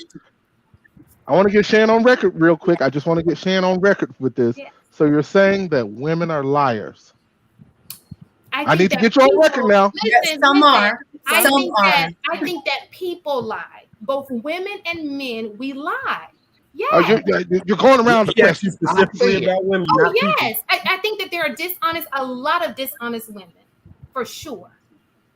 I think the only person you can trust is your immediate family, if you trust them, and yourself. Some people are 2023. Got it. Thank you. Shantae, the way you be phrasing these questions, I'm gonna let Trigger Mike draft me into the gender war. Because you be Go ahead, Enos. I'm gonna do super chat, and we're gonna go into the video. Go ahead, Enos. All right. So I've been just kind of sitting back and listening to this kind of conversation unfold, and I think it's really interesting and telling all at the same time, because we are so quick to blame fatherlessness on so many things, and the fact that it has not come up in this conversation, I think, is incredibly intriguing, right? Because at the end of the day, the shotgun weddings were only happening because fathers were enforcing it. It's not a man's sense of duty and obligation. It wasn't that woman keeping her knees together. It was a father somewhere who said, I'm not putting up with any of this. The two of you are going to figure this out, right? That is really the only thing that has changed from where men were forced into these marriages and women were forced to be wives in these situations to what we have going on now. Is we don't have anybody to be like, nope, no. We're not doing it this way. We're going left and not right. Mm-hmm. But aren't we all responsible for ourselves, you know? Yeah. If that was true, what is the role of the parent? Well, once you become an adult, you become responsible for yourself. And even as a kid, there's still a level of responsibility to the things that you were taught or that you were asked to do. If they told you to go to school, right, and you didn't go to school, there was consequences to that action. Just like when you say, hey, if you don't use a condom, you have sex with this person. I go back to the thing that we're going on, is that the responsibility is, or the duty, it's to the woman or to the child, is based on the brother. Just like what you feel like you're responsible for as a woman is based upon you. You make the decision of what you want to make your duty or your responsibility. So I think that thought process is a byproduct of the state of society that we're at now. The honest truth is, it's community that determines that dictates that. Community is the thing that dictates what your responsibilities and obligations are. But with the fatherlessness that has happened, to the degree that it's happened, the sense of community has deteriorated, so individualism has taken over. I partly agree with you, because people always had a choice. It's just that people decided to follow or people didn't. The people that decided not to follow, a lot of bad things happened to them. And they had to live with that decision. But we always had a choice since the dawn of time. Anybody else have anything? So we're gonna go into the super chats, and then we have a video to watch. Anybody? Just one last thing at the end of the day, men, women control the controllables. That's it.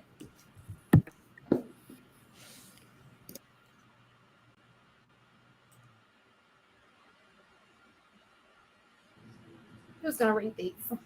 Okay. Nas, $2. Ladies looking fine. Shout out to the gents too. Doug Will, $4.99. Happiness fluctuates, duty doesn't. John the Baptist, $5. It troubles me when I hear women use feeling words to describe marriage. It can be a sign that she does not understand the purpose of marriage. Women are emotional. He obviously doesn't know how women work. I just think y'all try to have us operate outside of some aspects of normal. who we are. Right. Always want to take the word out. They want to take out love. They want to take out feelings. They want to take out emotions. They want us to be men in lady form. Right. But then when we hard, then it's a problem. She got too much masculine in her. Too hard. Too hard.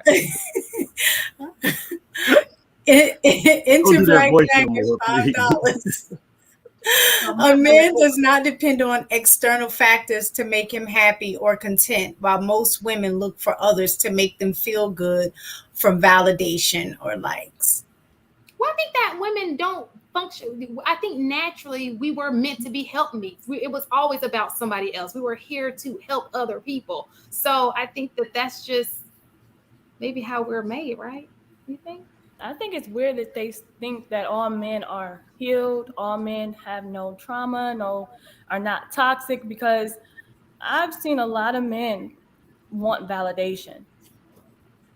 So it's kind of weird that it's always spoken that these men are always put together. When I've been in like the relationships that I've been in for multiple years, men have needed validation, had, childhood trauma, these type of things that you have to deal with. And just to think that men are just, all put together and don't have these problems, I think it's they wear their money on their head. They floss their money with big gold chains and stuff. Come on. No, or just a matter of that's attention. Or just a matter of acting as if that's a male. I said it. Look, I said it earlier when I was talking to Marcus. I said those men was raised by a bunch of single mothers, women who act and carry on as such. When you talking about that's how men, women act.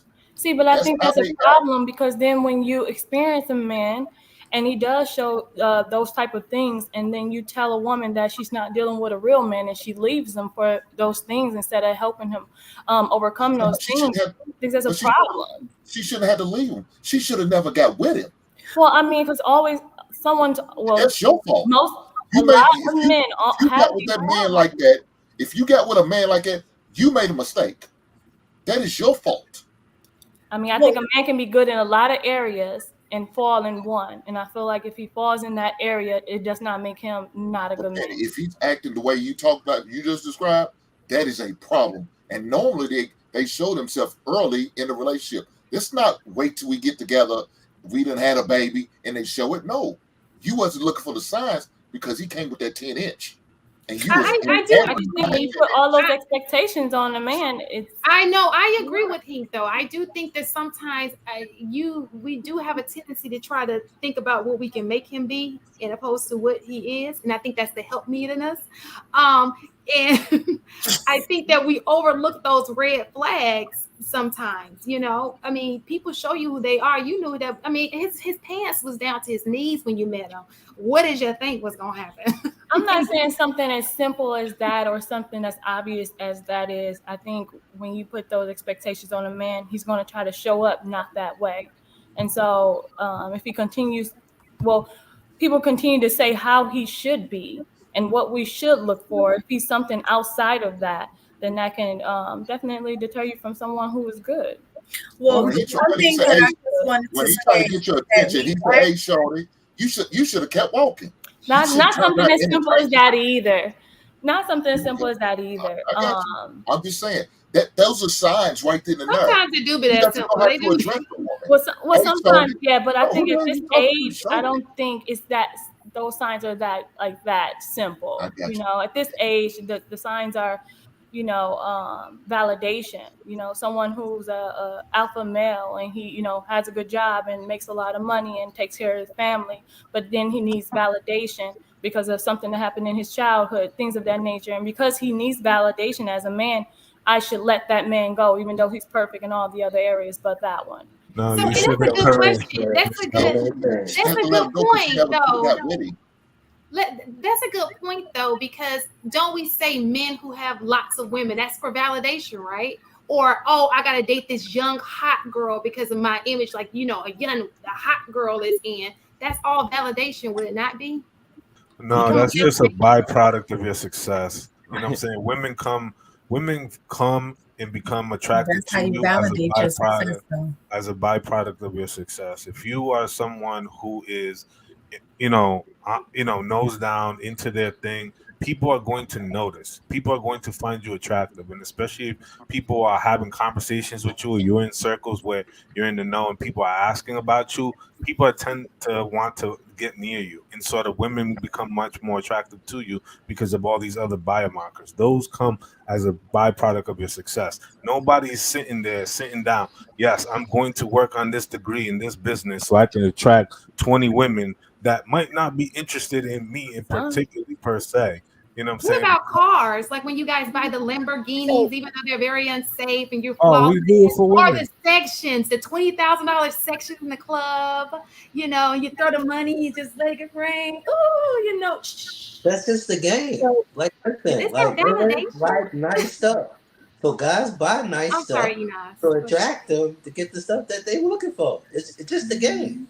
The game ain't changed. It's 2023, 2000 BC. No matter what the time is. so Guys are expected to give or show something in order to receive something. Whether you're a regular animal or you're a human, you got to show something to get something.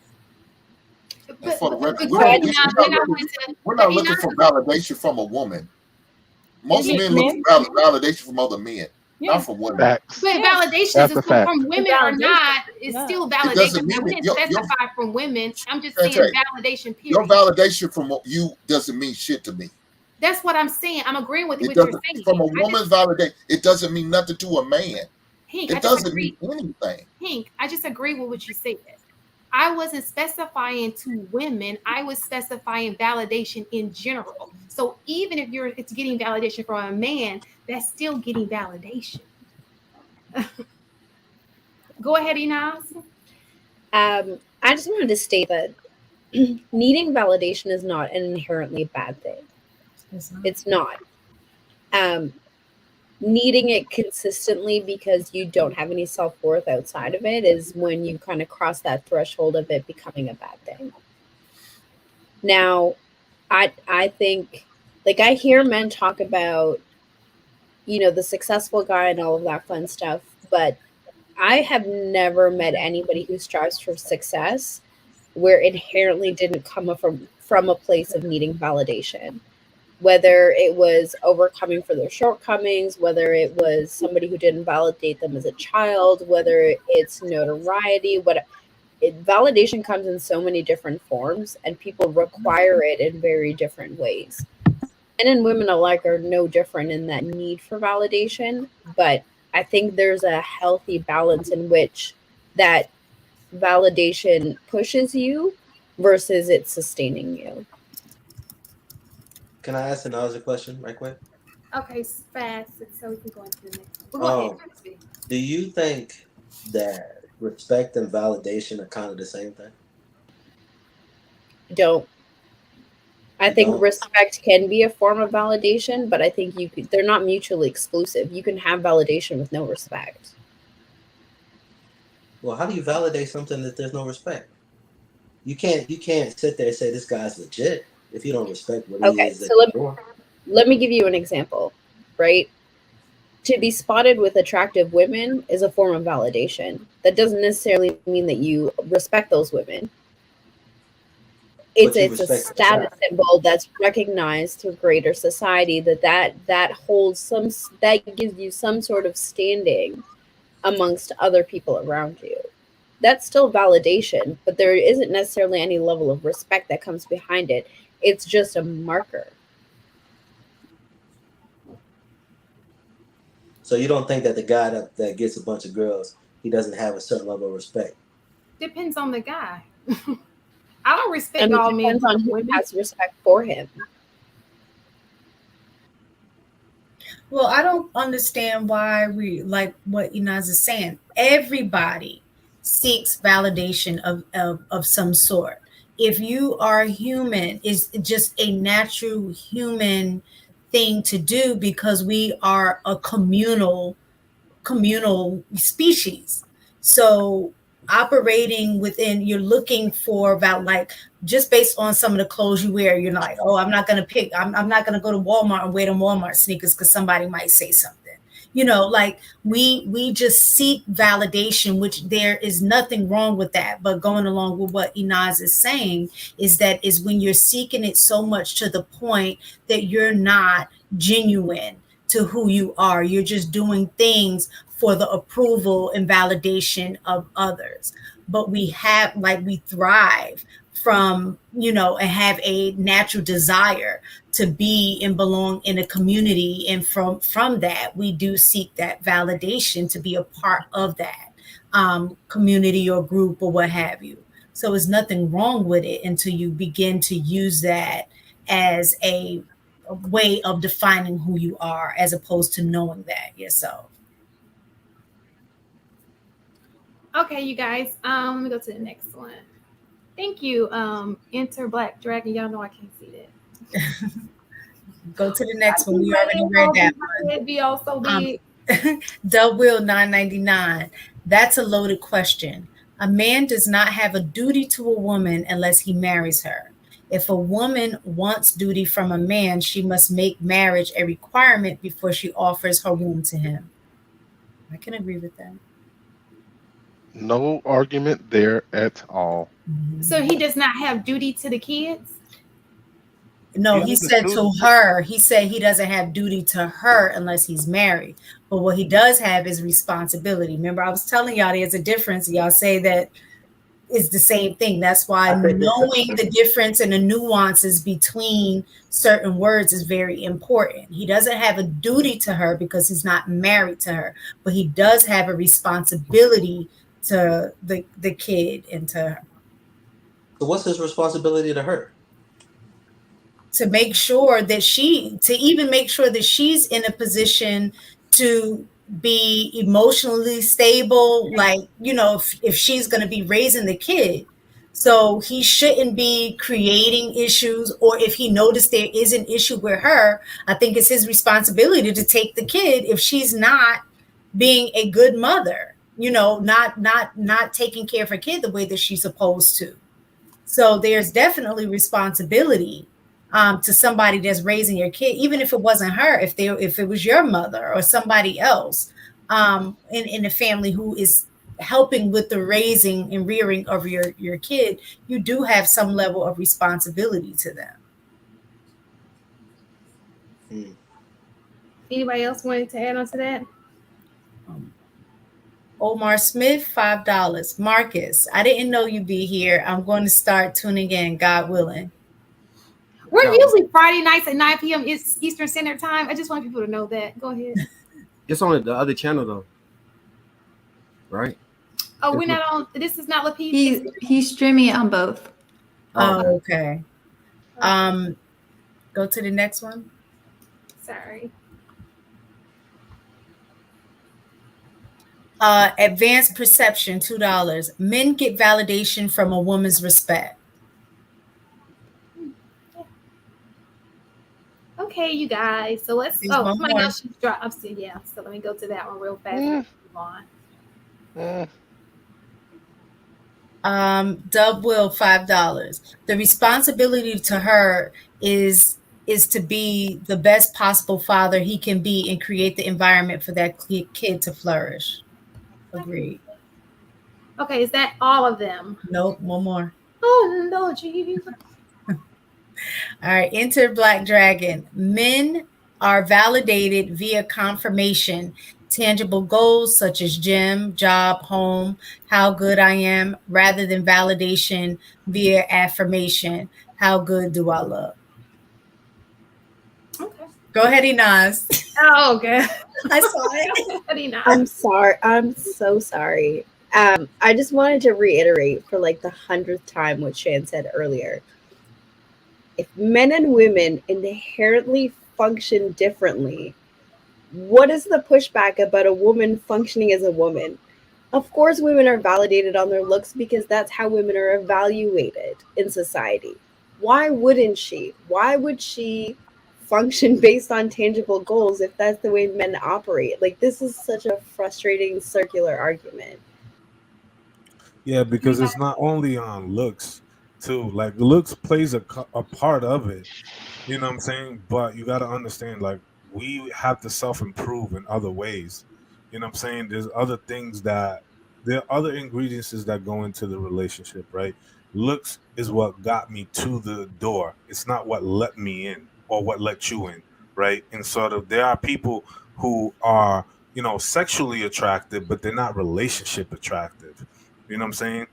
And sort of we need to understand that the two are a difference. We have to self improve in our ability to communicate, to listen effectively, to handle conflict resolution, how to show up for one another. There's all these other byproducts that we tend to kind of miss or not hit on because we're so focused on the looks, and we get it. We love beautiful, attractive women, but understand that's only a certain amount that will only go so far. And I will land by saying this point: a woman's looks is not what's going to raise your children. So you need to make sure you choose wisely. But it may dictate how your kids look. I'm just playing. It's a joke. Hey, you seen that dude? Joke. You seen that dude that sued the lady who got plastic surgery because his kids came out? I mean, pretty is a privilege as well. But okay, so let's go into the video. We do have a video, you guys. I want to read you about this is a column where they answer some of the real problems that we have today in marriage. Okay. Now, I don't want you guys to take this lightly. I want to pretend like we are answering this woman's question. Okay. Dear Jessica, that's the girl's name. My husband wakes me up in the middle of the night wanting sex. I struggle to fall back asleep afterwards and have told him so. I wake up very early for work each day, so the fact that he continues to awaken me troubles me because I am not getting adequate sleep. When I bring this up, he claims I wake him up and that he is trying to satisfy me. I feel like he's gaslighting me, but he continues to insist it is my doing. How do I help? Now, so maybe he's rossing it, and then maybe he's thinking, you know what, it's a good session. I can go back to sleep there because women do wake up once you've had sex. I thought it was your duty to have sex with your husband. So I'm just marriage is an exclusive sexual contract. If you deny your partner sex, like who is he supposed to go get it from? Yeah, but even in military, you're not always on duty. You're only on duty on a certain time. Like, no, you're always on duty. Supposed to be on duty. Listen, like, say if you are the horse guard parade, you only on duty while you stand there. No. If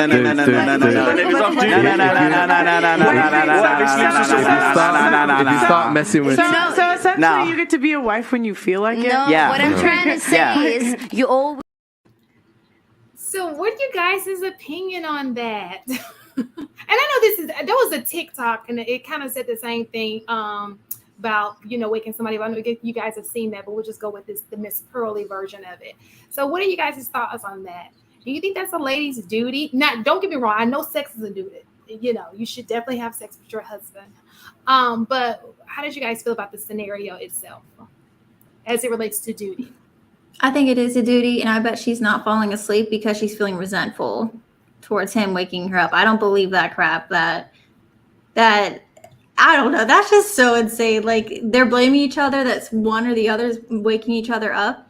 Regardless, I'll just keep it short. Yes, it is a wife's duty, but you also should still communicate, like regular human beings. If your husband wants X, and just I don't know, communicate and talk about it. But again, her saying that she can't fall asleep, that kind of seems, I don't know about that. I think she's resentful, probably. But doesn't it sound so impersonal when you're saying sex is a duty? Like, I don't know. It just sounds robotic. It doesn't sound like chore. If I'm with my husband, I want to be with him because I'm excited. I'm looking. That's the same thing the lady said. I didn't. Right. I'm looking forward to the like. Just saying, okay, let me roll over is my duty. Like, it just sounds so like. Well, getting off the way it sounds, we know that it's the sound. I don't want to get down that rabbit hole because that's the same thing the young lady said. I wanted to specifically say in that scenario, because she did not want to do it. So it felt like a duty in that point because she didn't want to do it in the middle of the night. So that's why we're going to call it a duty. Mm-hmm. So since she did not want to do it, how did you guys feel like? Do you think it was her duty to do it? Or do you think that it's just, what is your opinion on that? Not everybody at once. I think it depends on the expectation that was set. A lot of people don't operate in duty in relationships anyway, especially in marriage in this day and age. That's why we have the level of divorces that we have right now. So I think that if they had that express mindset and they have that collective thought process as a relationship, that, hey, listen, you know what I'm saying? Like, this is something that I'm willing to do in spite of how I feel. Okay, cool. But in that case, oftentimes a lot of brothers actually do care about how women feel about a lot of stuff in this day and age. Mm-hmm. If she's tired, most guys will just let it slide because we're trained to be more accommodating to women than we are the other way around. So, okay, fair enough. All right, so I'm sorry. I'm about to sound super toxic, so I'm gonna preface it with that. If she my wife, then I own her mind, body, and soul. So it's a duty. You understand? Like, she gonna want to though, but that's just me. But it's affecting her job, so she has to get up and work. And so if it was the other way around, and you're married, and she wants to wake you up in the middle of the night. And keeps waking you up in the middle of the night to where you're late for work, to where you can't, get to work on time, provide, and things of that nature. So is it still your duty to do that, even though she's waking you up in the middle of the night? She should go to bed earlier. I'm just saying, like, I just think like this is insane that like, and of course this is like a letter.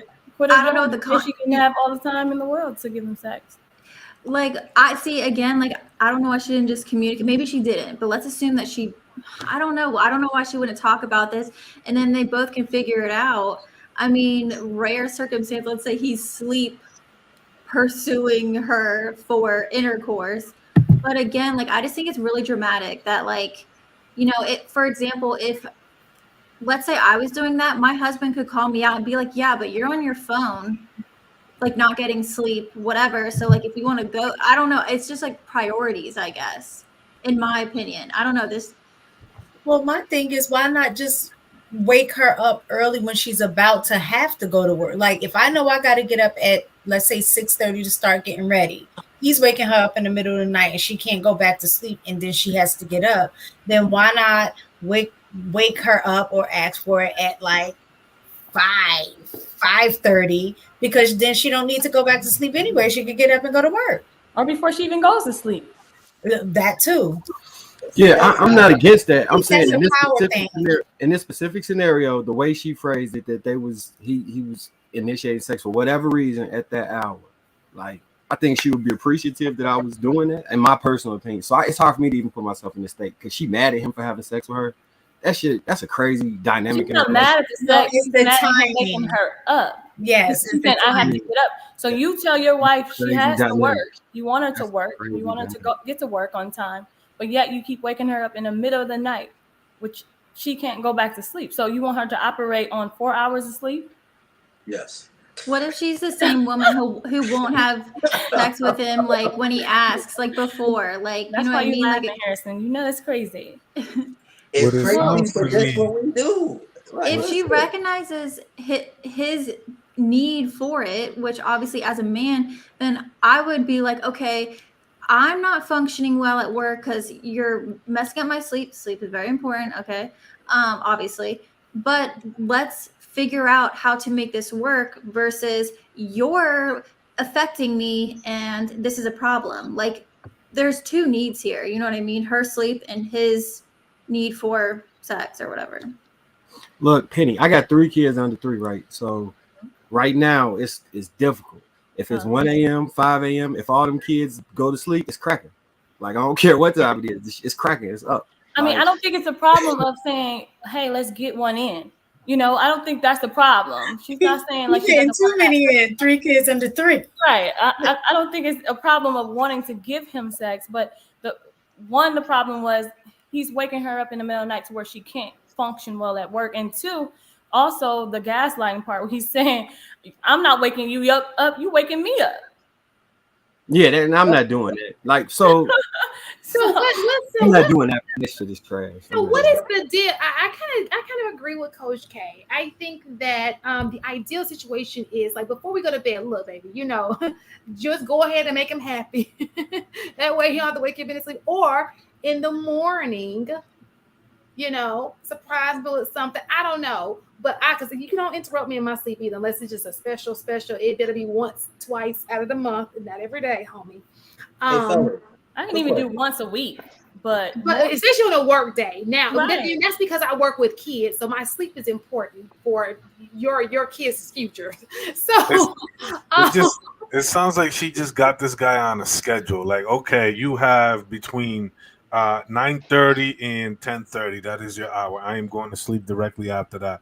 It's like there's like a set schedule of like when this happens or when this needs to happen, which sounds a bit what's wrong with that though? If let's say if that's the case, what is wrong with saying I'll give it to you whenever, but just make sure like we get it in right before 10 o'clock, 10:30, because I'm gonna go. I have to go to bed by 11 o'clock. But what's the fun in that? Right. No, I'm saying what's the fun there? I'm starting to see she's not having fun anyway. She's not having fun. But why are you gonna put me on a goddamn sex schedule? No, what I'm saying is she's not having fun if you're waking her up at 2:30 in the morning because you want to have sex. So you're only concerned about your participation in it. When she's saying, listen, I can't keep getting up in the middle of the night doing this. So for both of us to get what I want, this is what compromise is. For both of us to get what we want, I don't care what day we do it, when we do it, we can do it every day of the week, but I need us to get that in by this time because I'm not going to be able to get up in the morning. So okay, if that's the case, don't you turn me down. Don't you dare turn me down. I agree. I don't want to hear no. I don't care if you're on your menstrual or not. I'm going to get my red rings. Give it to me. I'm getting in. I don't care. Don't turn me down. I think that the overall point is just being considerate of your partner both ways. You know, first of all, I think it's important. I wouldn't have a partner because that means I have a man. As a man, so, you don't have. We're not partners.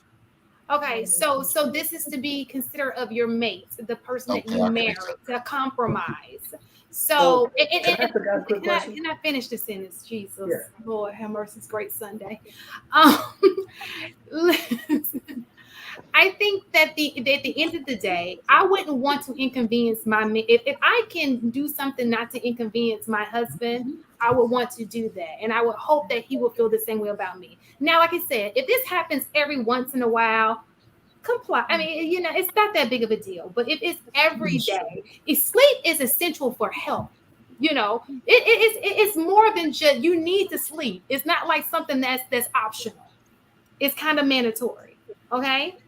So to function 100% daily on what all your tasks have to be, you need to get your sleep. Again, I get it.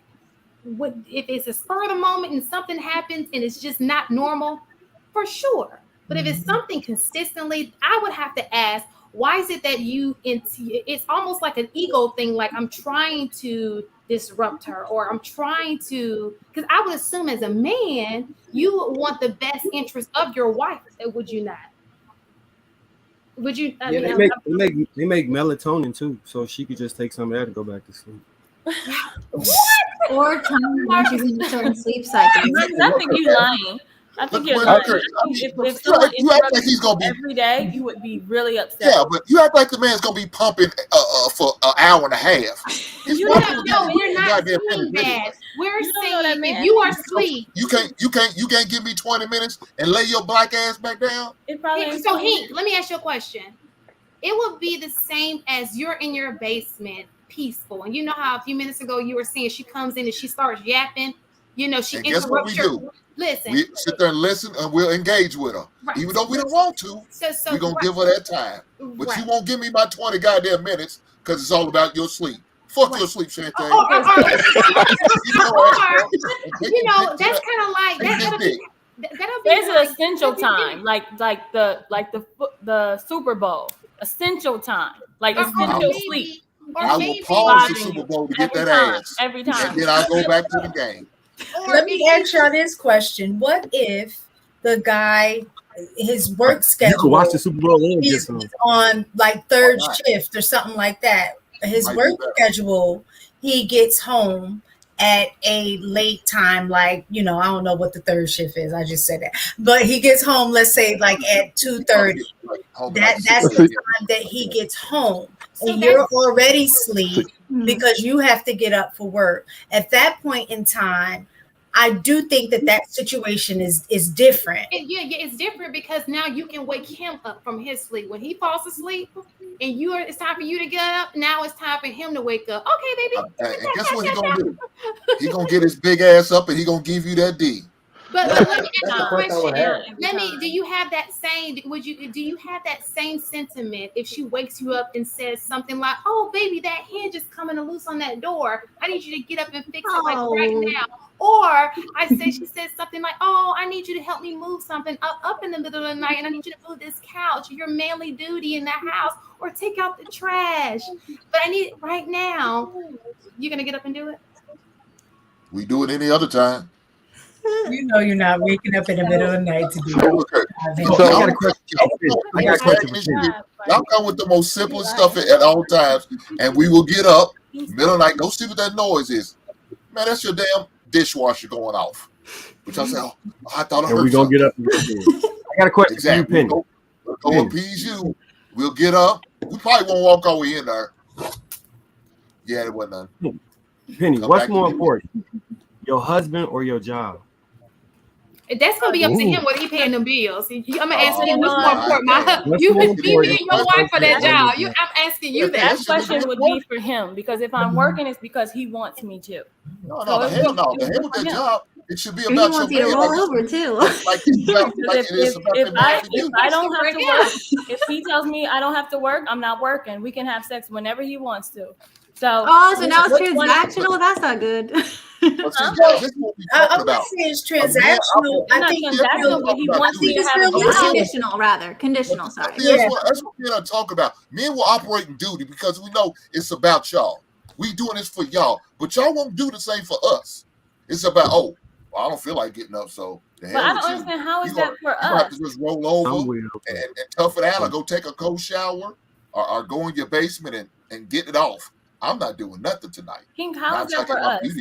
I don't get how that's for us, right? So you get a woman, you put her on your plan, you say, hey, I want you to go to work. I want you to do this. I want you to, cook for me this time. I want you to do these things. This is your plan, what you want me to do.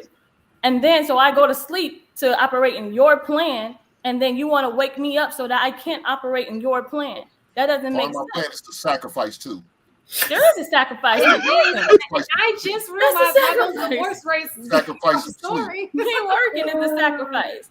And so if you want to change the plan, you can change the plan. You guys have to compromise. You can always adjust it. Go ahead, compromise. Okay, so I think that we're being a little bit disingenuous in this conversation. And I mean by a little bit of everybody. Because what we know as men is we will typically adjust what we need to adjust, as Hink has just stated, we'll adjust what we need to adjust to accommodate the preference of the female. We do it all the damn time. Now, what we don't have enough context to really even answer the question.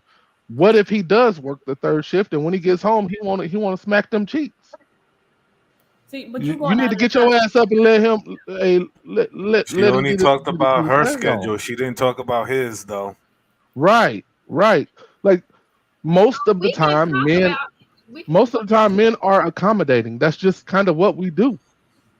So if we know you got to be up at 6 and we got to be up at 8, we're likely not going to wake you up at 2:45 on a consistent basis to get them cheeks. We're just not going to do that. However, if we work second or third shift and we get home and you're asleep and we know we're going to be asleep when you get up to go to work and we want to go ahead and get them yams, we're going to wake your ass up to get them yams so we can go to sleep. And they sleep better, there's right? just not enough context to really answer that, because like he would likely accommodate if they're on similar schedules. If the roles were reversed, if she was waking you up, you had her schedule, if the roles were reversed, would you oblige her? Absolutely. Something different you than kidding that. Me? Something You kidding me? You act like sex isn't good for women too, though. Like the way y'all phrasing It's this not. is like You listen. That's another conversation for another day. And to answer your question, he's just waking her up. I see what you're doing, Shane. You're not getting any sleep. I'm not a liar. I'm gonna be honest, and I'm just to going answer to your go down that question, rabbit hole today. Shane, you asked that's if what we we get need up and take mistaken their to jump hand. in. She say sex is good. That's your consistent take, but mistaken to be like, yeah, I It need sure that. With her husband. This is a husband and wife scenario that we Okay, that's it. Listen. I'm eating right Let me now. just I'm tell you sorry, this. y'all. If this is the way you can assess that. If it's the same thing for both, you would not have an issue with her waking up. Right. No. Because she's going to want it just as much as you. Right. Yeah, that's how you can assess the situation. Go but let me just tell you this. At the end of the day, the fact that you would not even want to compromise is kind of upsetting to me. It's upsetting because it's almost like you're going out of your way to make just out of ego to make a person feel uncomfortable. I would assume that if I'm with my husband or if you're with your wife, that you're going to want to do what's best for your wife and she's going to want to do what's best for you. So like you just said, Marcus, I do agree if it just happens every once in a while. I agree with that. But if you know it's on a consistent basis and you know that it's because her health, because sleep is health, then that's an issue because you're not looking out for her well-being. So in all honesty, like AP said it before, we would make some type of compromise, right? But we just trying to answer this question specifically how it was worded. And specifically, it seemed like she was bad in denying him. And then she said he kept, right? I thought it was consistent. The way she said it was like he consistently does it. It sounded resentful. And I feel like when you're in a place of resentment, you're not going to be able to fall asleep. Just like when you're anxious or mad, try going to sleep. Like you can't, like your mind is just going. So I'm wondering, even more of a reason to talk about it. Like, of course, again, sleep is 100% necessary. That's my jam, sleep hygiene, everyone get on it. But don't act like your sleep is such a big deal. Are you getting, woken up when are you talking about this? Like, it just sounds like a victim, I guess, in my opinion. I don't know, but then again, but I do want to leave room for maybe they talked about it and I don't know. There could be variables that we're not hearing because it was a short little thing. And I'm going to pass it to Enos because she's been trying to get it. Yes, listen, I said, I need my sleep. I sleep. I know the importance of sleep. They did talk about every blue moon, honey. Enos, pass it to me after you finish, Enos. Every day, do not. If you want me to be the queen that I was made to be every day for you, then you want me to get my sleep in. Well, you're going to be tired, but you'll be happy with me. Go ahead, Enos. I just think this tit for tat thing is really interesting because we do it based on our own value system, right? Like Shan, you were mentioning like are you willing to fix this or fix that at that same hour, right? But if you tell that man you want a bigger home and he has to put in some extra hours, like he's not going to hold the same resentment, right? But that's his value and not yours. So I think that part is interesting. The other thing is like I think some women, obviously not all, get so comfortable no longer tending to her husband's sex drive that it becomes deprioritized. But let that man cheat and it's a whole problem. Now, I Right? agree with that. So even if it was consistent at an hour where it wasn't convenient, right? Let's just say did have that conversation. Let's say he ignored it and that just happens to be the cycle where he's most excited. So what? Right? Like if that man is doing his job and he is protecting you and he's providing for you and he is loving on you, I don't understand what the problem is. Like we talk about duty, like there's pleasure in duty too. Duty is not always this thing that's full of dread, right? And I think sometimes when we forget to prioritize our spouse, we get into this zone where it's a nuisance, it's an annoyance. That's a terrible dynamic. And I understand, yes, sleep is important. But you know who else disrupts your sleep? Children. And we don't resent them. We do. So let me just say this. I think Fight that back, too. I ladies. think that Fight back. people, and I speak on this because I fall in this category. That's a lot. I think it depends on this lady's job. Let's just say you have surgery tomorrow morning. Your surgeon's husband wakes her up in the middle of the night and she has to work on you in the morning. I don't want him waking her up. Okay. I need you to let Sally, Dr. Sally, sleep. Because in the morning, Dr. Sally's going to be responsible for my life. For me, I'm responsible for the education of 150 kids. I need my sleep.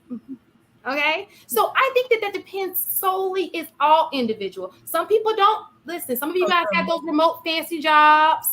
You get time, you're not there all day. Some of you guys don't work long hours. I get it. We're not talking about you. I was just gonna say it really is about. Go ahead. I just want to respond real quickly. So Shane, I hear what you're saying, but the people who operate on the least amount of sleep are usually surgeons.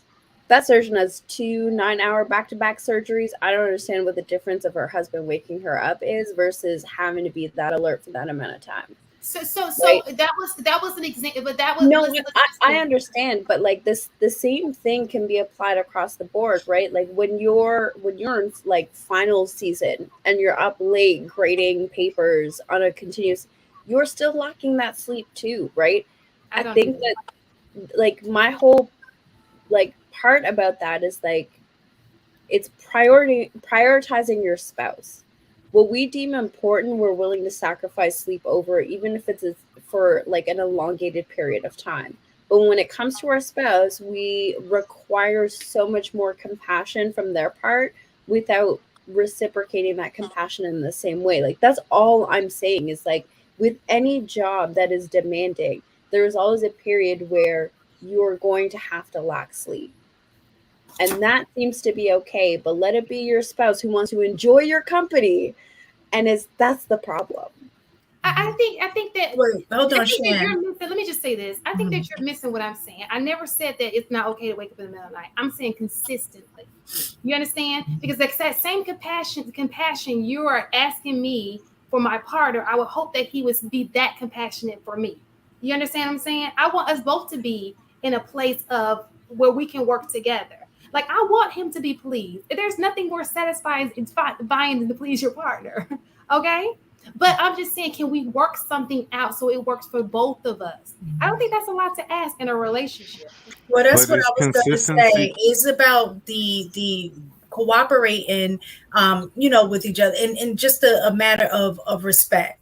So if y'all have different, let's say, sleep cycles or what have you, there is a way to work around that, the compromise or whatever. Like, I'm a different person in the summer than I am when I'm working. He gets a whole different wife in the summer because I don't have to worry about getting up at 5:30 in the morning to get ready to drive an hour and some change to work.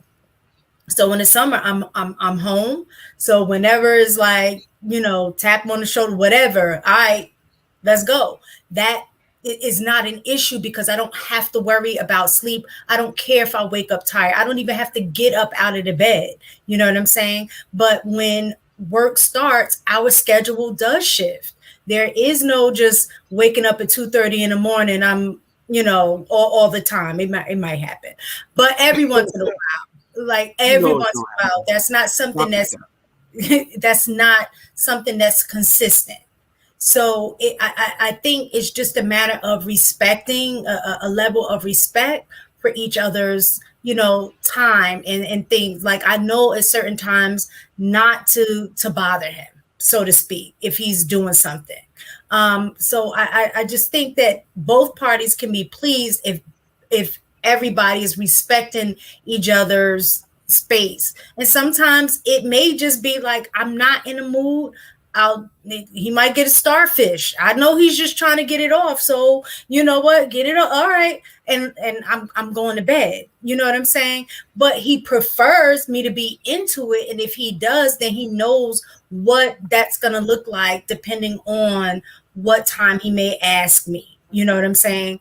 But I just think it's just a matter of being, being considerate of each other. He needs it, but he also needs to understand what would be the optimal time for him to get the best, the best out of her. Y'all, why I just found out what a starfish was like the other day. You haven't been called starfish. You guys do realize that there's a lot of sexless marriages out here, right? And trust me, when they doing that at 2:30 in the morning, it's not even about trying to be no long drawn out. It really isn't. It's over before you know it. When you it's know what's weird about this whole scenario? They just need to get it off to go to sleep. Marriages out here, you know what's weird about this whole scenario is usually sex is the thing that end all arguments. For that to create a new argument is super duper strange to me. Like, I don't know, let's get, DJ Envy, wife was saying she never came in 10 years and she didn't enjoy sex. That's what it kind of sounds like. Like, she don't enjoy it. Maybe they need to go to a sex counselor or something so she can actually get that. Like, I wonder if it's one of those things where, you know how women will kind of like, I don't want to blame women, but maybe men do this too. I don't know.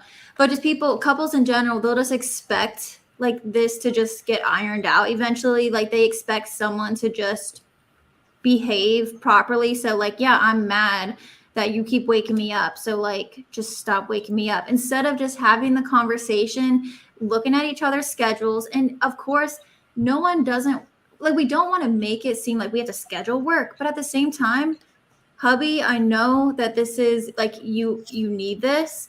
And what can we do to both figure it out so that I'm getting my sleep and you're getting, you're getting satisfied. Let's figure it out. And sometimes if this doesn't work, plan for the obstacles too, for the nights where, let's say this isn't going to work, plan for that obstacle and make a plan and have a strategy for that. You know what I mean? It's like, as husband and wife, I don't know why you're not coming together like teammates and saying, hey, all right, let's figure this out because this isn't a problem. You know what I mean? I don't know. I agree. I agree with that, Coach K. So they had that conversation, and he said, I'm not waking you up.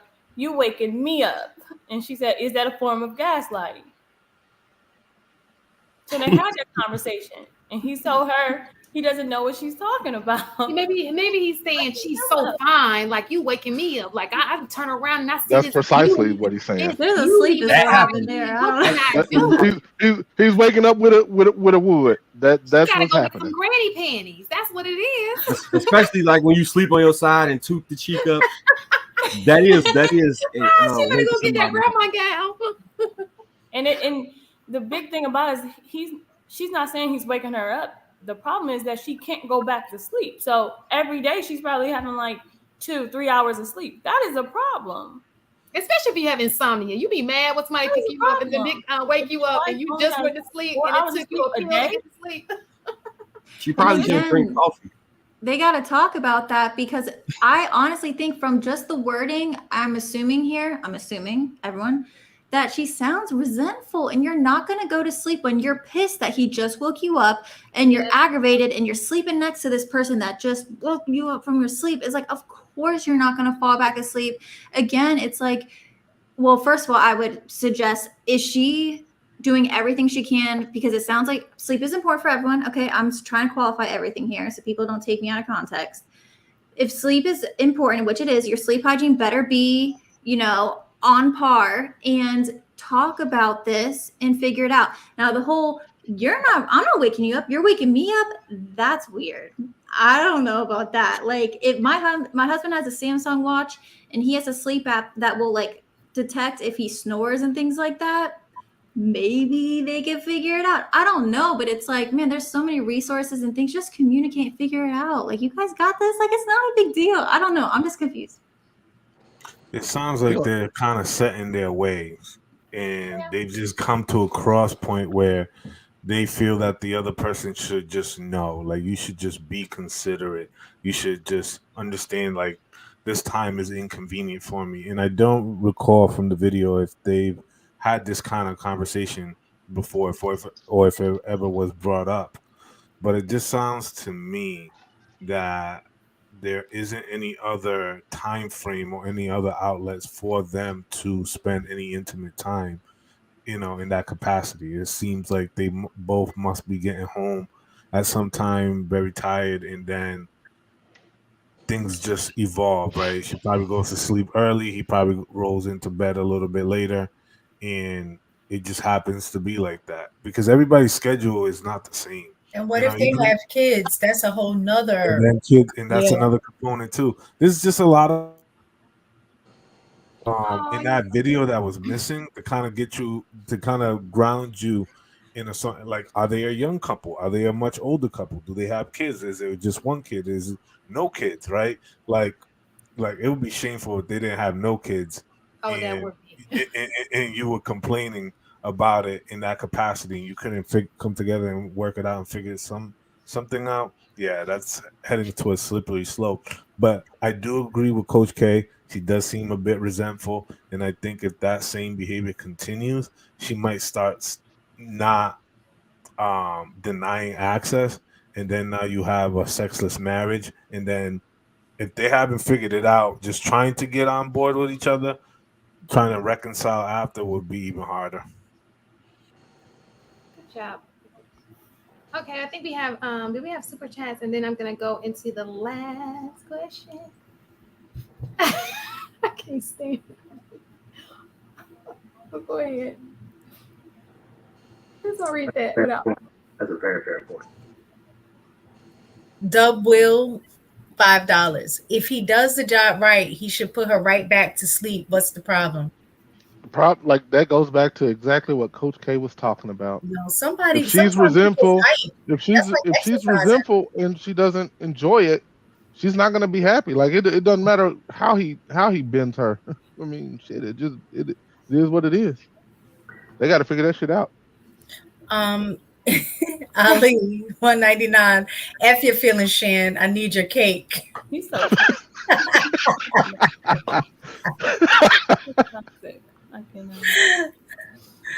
Double $5. If sex is much of a chore for women, then she's with the wrong ninja. Gotcha. So my last question, thanks you guys for the super chats. You guys are awesome. So my last question deals with infidelity. When it comes to duty, does infidelity, so what cheating means is cheating a part of you stepping outside of your duty?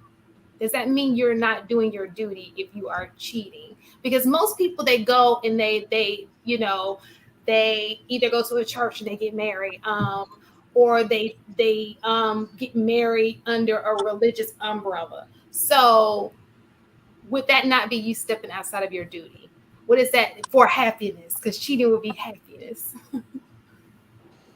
Wouldn't Can you it define just be cheating? stepping outside your commitment to each other? Your duty to each other. Yeah, because like if hypothetically, if he is with X woman on the side and his wife calls and she's like, I need you here, there's something happening. And he gets up, stops midway, and gets on in his car and drives directly to whatever situation is going on. Is he not addressing that same duty? Is he not being present? Again, mind you, I'm not advocating for cheating, but I'm just saying that, like, I I think it's not duty. I think it's being in the wrong context. I think it's commitment. I think he's stepping outside of his commitment, not duty. Well, so under duty, number one is a moral or legal obligation, a responsibility. So I would think that's moral, would it not be? Yeah, I think it depends on whatever arrangement or agreement that y'all have, right? So if you set up the relationship where whatever you set that relationship up with, as long as you abide by those terms and y'all open and honest and y'all on the same page, then I don't think anything is wrong. Now, if you step outside of that and start doing just random stuff, sneaking and hiding, and trying to just get away with, if you feel like you're getting away with something, then yeah, you definitely are doing something wrong within that relationship. Something that you would be extremely like, you know, that it wasn't me, caught face if they found out about. You get what I'm saying? Outside of that, I think, you know, people have different types of relationships, especially in 2023. And yeah, so infidelity is wrong, but you should be open and honest with whoever you talk to. As long as you're open and honest about Open it. and honest, yes. But it's infidelity. Are people open and honest about infidelity? It's not infidelity if you open and honest. So No, That's my still point infidelity, exactly. even if you're open and honest. It's still infidelity. It depends on what you consider as the moral standard in your relationship. Outside of religious thing, there's no real moral bounds besides how you feel about it as far as, you know, infidelity. Only reason why we even have an idea of infidelity is based upon a moral standard that most people would attribute to as religious. And outside of religious significance, a lot of things in marriage that we consider moral, there's no basis for it. So, me personally, I know that there are some states that actually allow you to sue the side chick. It was one of those Carolinas, right? it'll allow you what? North Carolina. North Carolina, you can actually, it's actually legal. You can sue the side chick. sue her for She what? can be summoned to Because you go court. do what? What are you suing her for? What you gonna get from that? That's what is that not a real thing? I actually thought That is a real thing. So what is the question? I'm not understanding. Maybe I missed it. No, I'm not understanding either. I don't. So my question was, it's if when it comes to infidelity, that's duty versus happiness. When I would assume that if you step outside of your marriage to, you know, cheat, you are doing it because of your happiness, to fulfill it, a need to fulfill you, right, for your happiness. So it's, and when I say duty, I was looking at the definition, which means moral obligation, right? So I was just trying to get your input on how you felt about that. So we could just consider having sex out. Just sex is cheating. So if I'm talking to another woman, that's not, you don't consider that cheating, right? It's just me. No, I would think that if you know that you have emotions, our penetration is considered cheating, right? I would assume, because sometimes I feel that women, if a woman is speaking to a man and she's speaking to him in a flirty kind of way, or if there's a bond there, I would say that would be cheating. Okay. Given to someone else that was meant for your spouse is cheating. Or for your family, which to me would be considered cheating. So if you on like Instagram and somebody flirting with you, no, I'm asking you, if you on Instagram and a man like gets in your comment and flirts with you, if you don't immediately block him, are you cheating? I don't think you should respond because you're opening up the door for it to, you don't even want to open Pandora's box. So if somebody replies to you in a flirty, whatever, Instagram, whatever message, you're not under any obligation to respond. Even if you don't block, you don't have to respond. You can block them if you choose to, but you don't have to respond. I mean, since I've been doing this, it shocks me. I just didn't know, because I'm very open about the fact that I'm married, and I'll still get people in the DMs like trying to, say something, but I don't ever respond. So do you think, like, so we all know men are visual, right? And Instagram is a picture based app. So you're presenting your best foot forward, and sometimes your best version of your body in the best angle and thirst trapping, right? So is by doing that you're attempting to cheat? Is what I'm asking. Do you think that that's occurring? For some women, yeah. If you see mine is boring. I don't have, you know what I'm saying. But I also think I'm just basing that off of her saying, even if you don't have any physical interaction, by creating a bond with somebody or interacting with them in a flirty way, like Shan said, then that's infidelity. If that's let me ask you a question, Marcus. Do you think, as a man, and you guys, y'all can answer this, if your woman was, let's say, going back and forth in a conversation with, a guy, would you, if you consider that cheating, would you leave your woman for doing that, or would you leave her once if she ever got physical and actually had sex? Because if y'all consider that cheating, I know a lot of times men say that they will leave a woman if she physically cheated. Oh, I'm out. But if you also deem having an emotional connection or having conversation with a woman, that's the way that a woman may interact with a man, would you be willing to leave if she did that, if you consider that cheating? Well, to me, if I told you the are, story about how the ex using social media, period, to me, that's considered cheating. If you're spending way too much time on social media, that's cheating to me. You might as well go and suck his dick. So you would leave your wife if you were married? You would leave your wife over there? No, I'm gonna have a conversation with her, but me, I'm gonna have a conversation before she became my wife. So this shouldn't be a problem once we got married. Now, if it is, she won't get blessed with my last name. But I'm gonna let it be known from the jump. We're not doing this. You're not gonna be up here on social media 24 out of 24 hours, 18 of them. And then you mad because I wake your ass up at 2:30 in the morning trying to get some goddamn cheeks. You should have been thinking about that while your ass on social media. Take your ass a nap. Okay, when I'm ready to get that ass. Language. So I'm attention. Okay, I'm being attention now. I got you. The access is there. That's really what it is. The temptation is there. The access is there, right? Usually the cheating doesn't happen like when the woman physically cheats. It's been a long time building up, right? Because it's the constant access, it's the DM, it's the liking pictures, it's the commenting, it's the sliding in the back channel. There's a lot building up, piquing her interest, like that red beacon that keeps going off, right? And sort of one day they might have a moment of weakness and they might entertain that message. They might finally open it up, right? But it took a lot of build up to get them to do that. And sort of when we talk about the whole sex thing, right? Like that woman seeming resentful, and then that week they have an argument like, you always deny me and this and this and that, and now they're giving each other the cold shoulders. They're not communicating effectively like they should. In that moment of weakness, they might entertain that message, and then that opens up Pandora box for a series of other things to come. But it's never like one moment to the other that they cheat. It's a slow build up and a moment of weakness happening in your relationship. That's where it happened. For men, it takes a whole lot to get him to get a woman to do that, because they have to do a lot in order to have access to that woman. So I don't think it's mutually the same.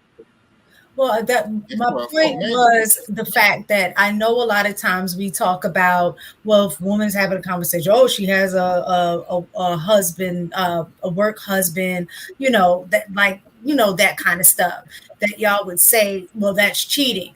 But yet you would stay, most that I know of would stay in that situation, stay in a marriage because she didn't actually cross the physical aspect, right? Once you cross the physical aspect, that's when I usually hear men say that they will leave. My point is that if you consider her having an emotional attachment or whatever with the guy, or having conversation with the guy cheating, then why don't you leave at that point instead of waiting until they actually a physical thing? Because I agree. that is that I don't know if y'all really consider that cheating. And stay out of duty. For sure. I think that as far as in this situation, I think that a lot of things that guys consider cheating is just because it's too. It seems like for women, it seems too easy for you to have the opportunity to cheat, more so than most guys. So they would consider that cheating. But I do agree 100% that most likely, me personally, I probably would not leave initially because a lot of times women don't show their cards oftentimes. If they got another guy waiting, they got a work husband, they typically don't make it readily available that that's something that they have going on. Now you might can pick up some of the cues here and there as far as like she don't talk to you the same way, she's always out at work or she's doing these kind of things. Typically speaking, like sometimes guys want hard evidence. That's the reason why when guys hear that she might be talking to this person, that might not be something that he will leave for. But when he got full undisputed evidence that you out here doing stuff, then that's when he's gonna leave. Yeah, but see, that's the thing about it. That's that guy's fault because you got to understand, women like the way we get sexually aroused is completely different. Once women get turned on in the head, and sort of once they have that person in their sector that they're constantly having secretive messages that they're constantly talking to, they're fully engaged. They're giving this person time, energy, I agree. attention, right? That's way too much. And all it takes is a slip up or a miscommunication in your relationship dynamic, and homeboy slides in right through the back door. Pause. Into your current situation. But it's a buildup. That's the thing that I talked about. It doesn't happen like one flip to the other. It's a buildup. It's like, oh, he complimented me this way. He said this. He bought me this. A lot of women have work husbands, and I've seen this thing too. Like working in different spaces because you spend so much time and so many hours with that person, it's only natural that you're going to gravitate and get to know them. Why do you think in the medical field, you know what I'm saying, doctors, doctors, nurses, all those people, they're all kind. They're the ones who are having the most affairs of any other profession. They work odd hours. You know what I'm saying?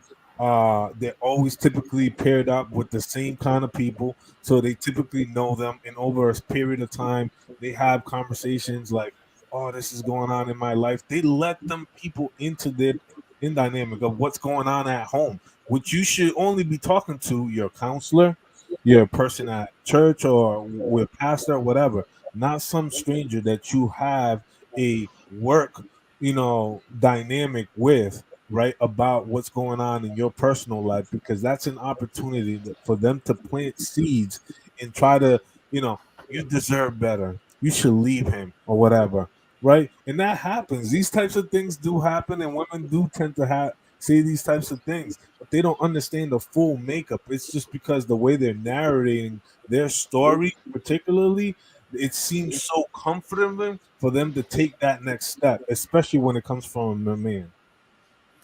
Teachers do So the I'm same gonna thing, Lou. so uh, Let's take you know that. I'm gonna say this, right. I think there is this functional fallacy that exists in terms of women's sexuality, right?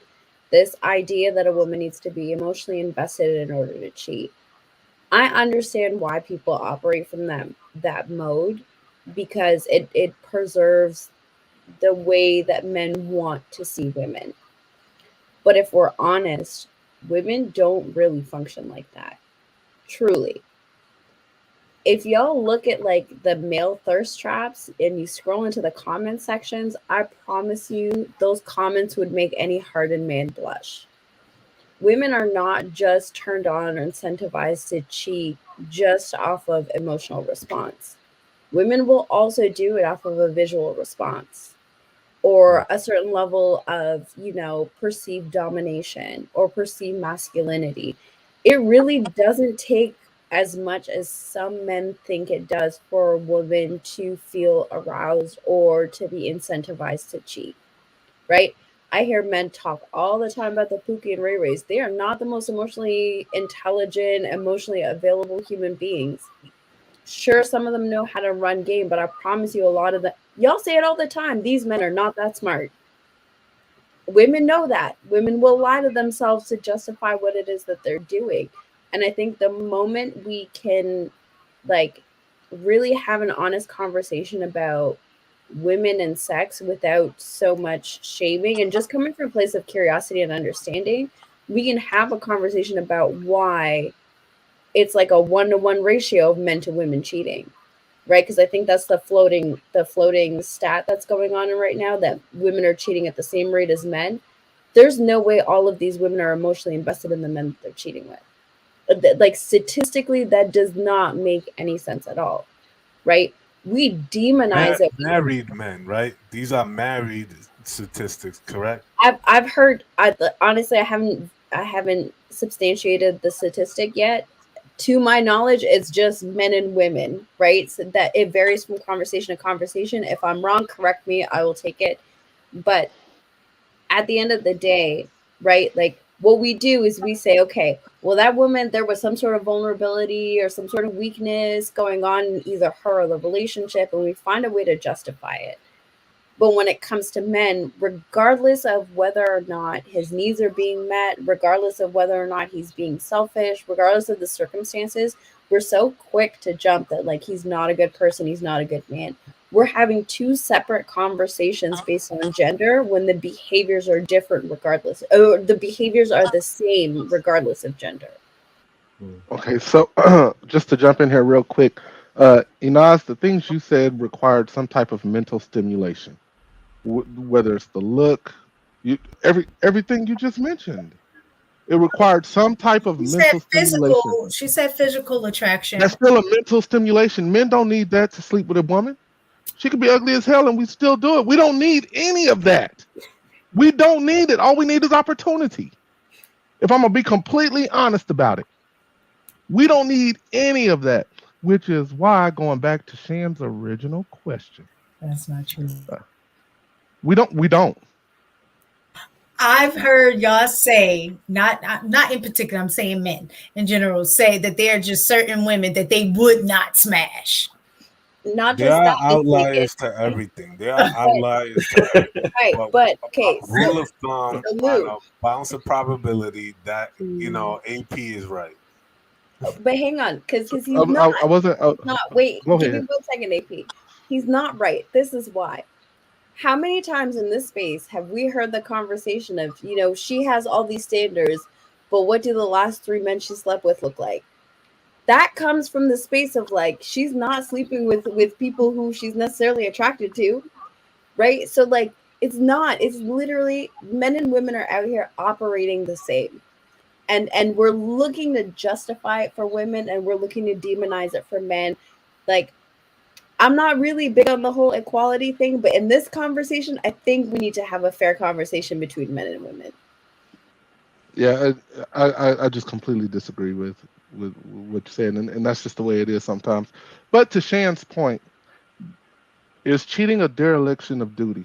I don't necessarily think so, unless you add this one component, the woman's mental health, because that's part of the duty as well, which is the reason why men lie. It's not necessarily to keep you around, it's to keep you sane. We don't necessarily want to hurt you. We know that it hurts you. We know it. So the reason we lie is to you is to not hurt you in like the way we see the world. Okay, I'm not saying like I'm not making it okay because I don't like I've grown quite a bit, but if in my mind, if everything in the house is taken care of, if the kids are taken care of, if you are still, if I'm still smacking that ass, a random opportunity presented itself, and I smashed something random.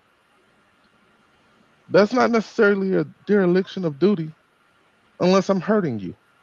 And again, like that depends on how you want to look at it, on if it's hurting you. Like that's just the way we see it. If I'm not giving her any resources except for some ding ding, and I'm still gonna knock out the woman at home later or whatever, like some men are that way. I'm not saying that's okay. I'm just saying that I don't necessarily believe it to be a dereliction of duty. Okay, so let me just say this. I was raised under the "it wasn't me" era, right? Where you could get caught cheating, and no matter what, it was not you. If she caught you on the floor, butt naked in the shower, it wasn't me. You forgot you gave her the extra key, it wasn't me. No matter what, it was not me. You could see me, I could have a tattoo, I got a twin. It was not me. And what I found out is that although we absolutely are doing it, thinking we protecting a woman, it actually is more harmful than anything else. Did I break up? Am I breaking up? You did. Am I breaking up? Can you still hear me? You're good. Keep going. Okay. Can you hear me say? So, all right. I'll try and jump back like 5 seconds. It's actually more. You're good. So I grew up during that era. It's actually the most hurtful thing you could do to the relationship. Like I was talking to somebody about this, and I'm like, men are trained to lie, deny, and make sure we never admit to that, knowing that that's not something a lot of men can maintain. And we gamble with our entire families and futures on the aspect that I can continue to get away with this, knowing that the moment that she finds out that you lying, it's potential for you to lose every single thing. Men aren't just gambling at us like that. There's a real something going on that we don't talk about in this day and age that I think in years past they understood, and now we've accepted a social construct that puts us in a situation where most men feel like they're forced to lie. But I propose that if you get to a situation or a relationship and you can be honest about who you are and what you want and what you need, then you have the option of giving that woman a choice to say, I can deal with this, I can't deal with this. And once she chooses to deal with it, then you will not lose your family. But that's the hardest thing in the world, because most men, we train, if we see you tearing up, we know we gonna say something to you that's gonna hurt your feelings. So we don't want to do it because we're trying to protect you. So it's kind of like going against our nature of trying to protect you to ultimately protect you more. I guess that's how we would have to phrase it in our minds to understand how we could be honest and still not come off as if we were intentionally trying to hurt you. Because there's nothing more intentional than that lie once she finds out. Then why not just? I agree with you on that. Why won't you just not cheat?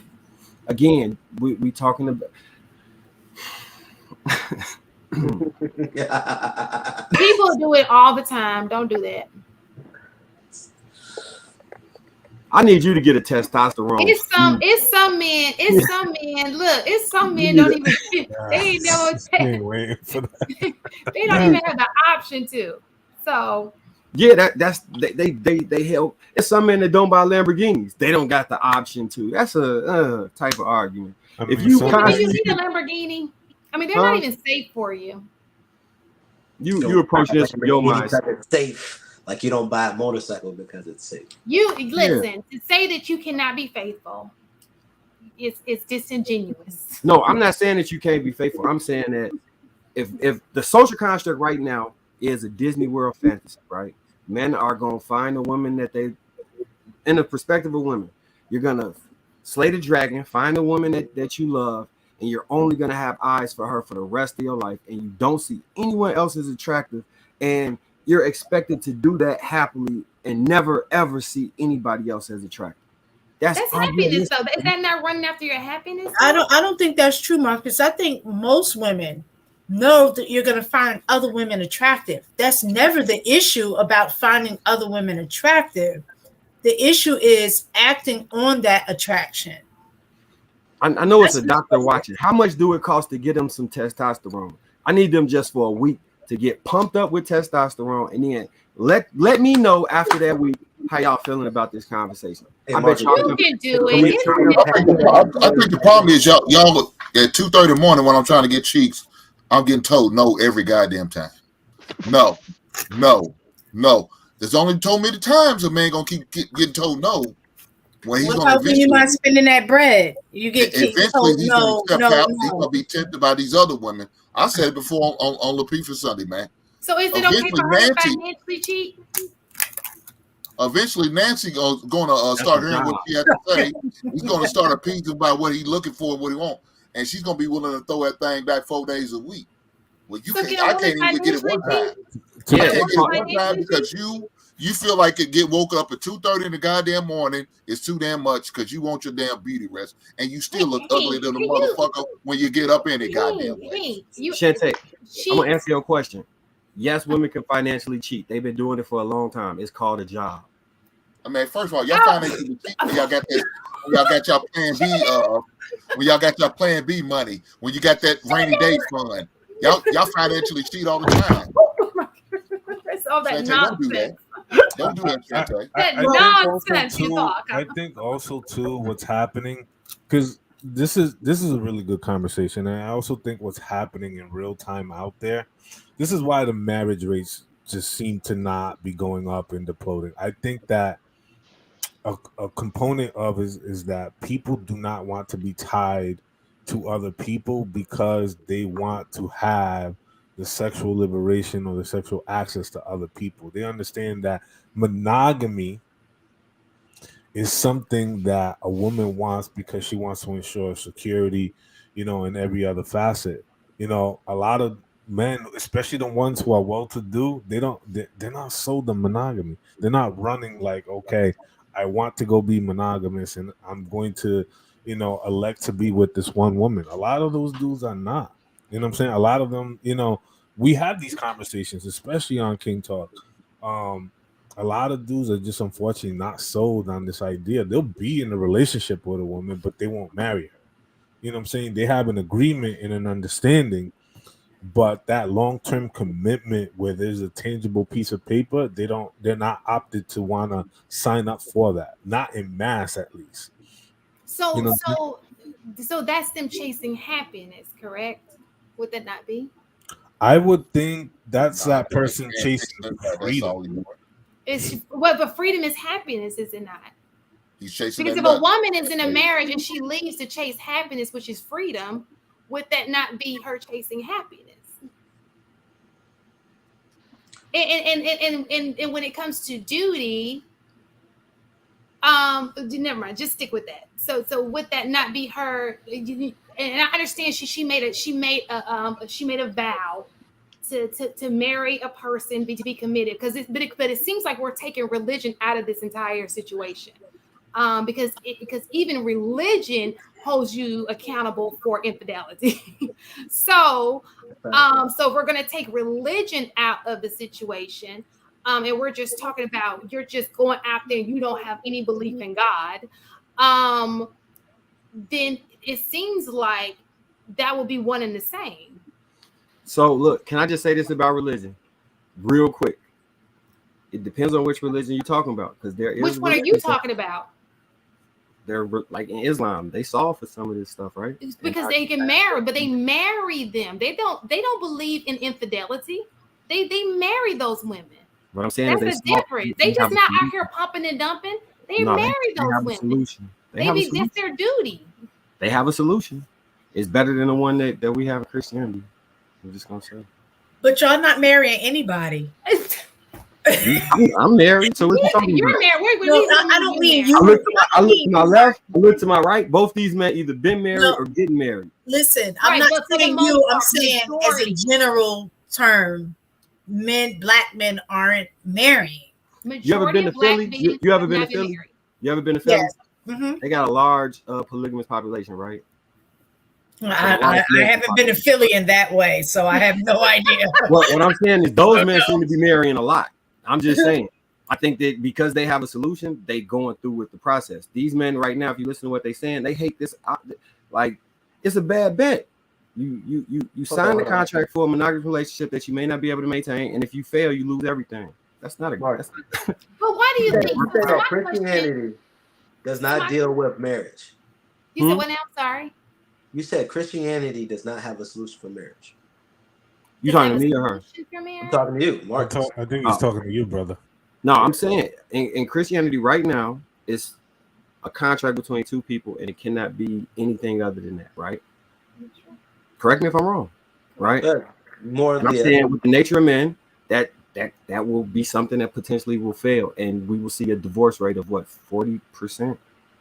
So let me ask you a question. If you look at countries where their primary religion is not Christianity, what's the divorce rate there? So is it safe to say, I'm going to get real religious on y'all, but it's Sunday, might as well. So is it safe to say, if you yourself believe that you cannot be, there's no way for you to be, not commit, what's the word I'm looking for you to be with one person, but it's with the word, what word am I looking for? Monogamous. Is it safe to say that you don't believe in the Bible? Because if God put in the Bible that you should be that way, and He created you, that would be you going against what God says you should be able to do, right? Depends on your religion. I would say Christianity was a lot of it was stemmed to be counterculture. It was the culture everywhere to be polygamous, have all these women, not take care of them, do all these things, and it was just more so survival to some degree. But like, a lot of things that were, like, even when you talk about Moses or you even talk about Paul or Peter, all of these things, a lot of the things that they talk about is counterculture. They said don't shave your beard or shave your head as men and stuff like that because it was counterculture. People were falling into a lot of stuff because you couldn't distinguish the difference between believers and non-believers, because what the believers were doing, they were doing the stuff the non-believers was doing. So oftentimes a lot of the things and the rules in Christianity is just in some form counterculture. But Harrison, the thing about it is that we are the most Christian, non-Christian group of people out here. I agree. Ain't that a fact? We are the most Christian, non-Christian group of people on the wide face of the earth, man. Because we say one thing and we do a completely another. But I do want to. I do want to make one statement. If we married every able-bodied Black woman with every able-bodied Black man, there will still be a surplus of 7 million. of like 7 million, 7.5 million. That's just if you're talking about America, though. But worldwide, there are like, more men that we are outnumber in women. America. We are talking, yeah, but see, that's the part where things become a little bit disingenuous, because we are in America talking about American-based problems and American-based Right, issues. but what I'm saying, We're not you have talking the about option of issues going across outside. Genius. What I'm trying to say is you have, just Right. like men are going outside. What I'm saying is everybody has the option of going outside of America to find a partner. Absolutely right, but That's all. are they really doing that? Are you in community and proximity to women right now that you're having conversations with, either in group chats about that in particularly? You know what I'm saying? Do you have a sister who's talking to a brother down in Colombia or Belize or in Haiti or in Turks and Caicos? How many of you women are in community or proximity? Not what you think you heard, but you're in direct community where you know somebody who's actually doing that. Well, I see more of what is it called? Divester. That aspect more so than leaving the country to go find I see more of that, to be honest. So the argument is, if there isn't enough Black men available, then I'll just, look outside of dating Black men.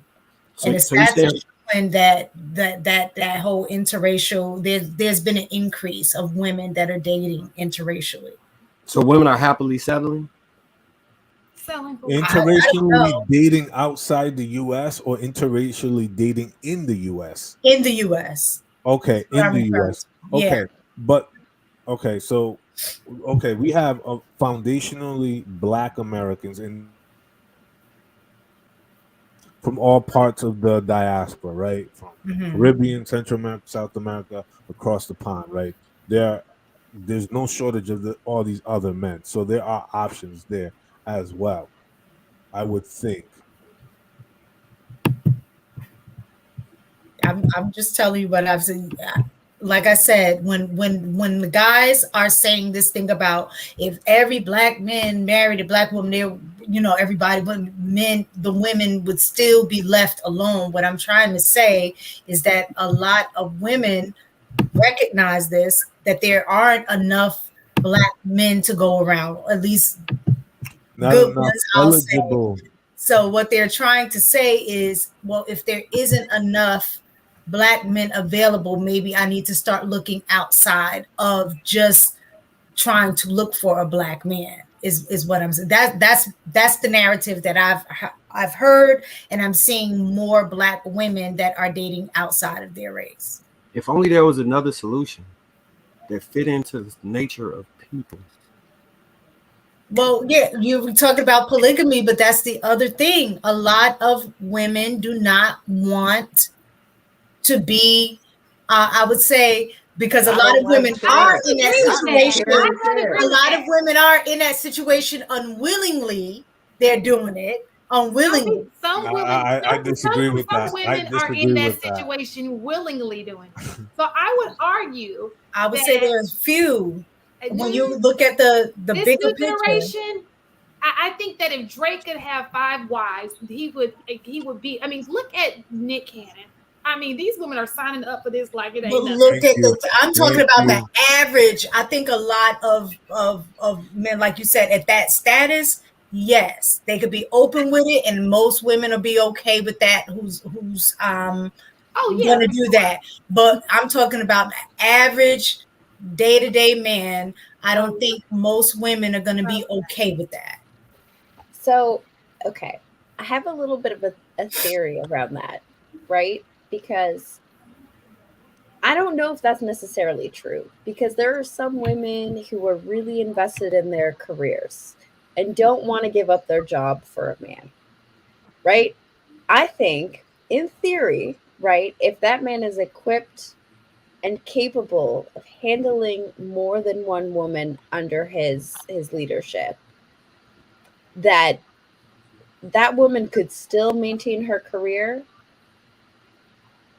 Did I freeze? No, you good. Okay. If that woman could still maintain her career and the woman who does not want to work fell under the same household, I think that could have some serious potential, right? So I don't think that, because the same way that men are not a monolith, I don't think women are a monolith either, right? I think it takes a certain type. If we're honest, I think the reason so many women have pushed back on the idea of polygamy is that there's a lack of men who are trained to handle, let alone one woman, forget multiple women, right? I think the skill set is really lacking. I think if men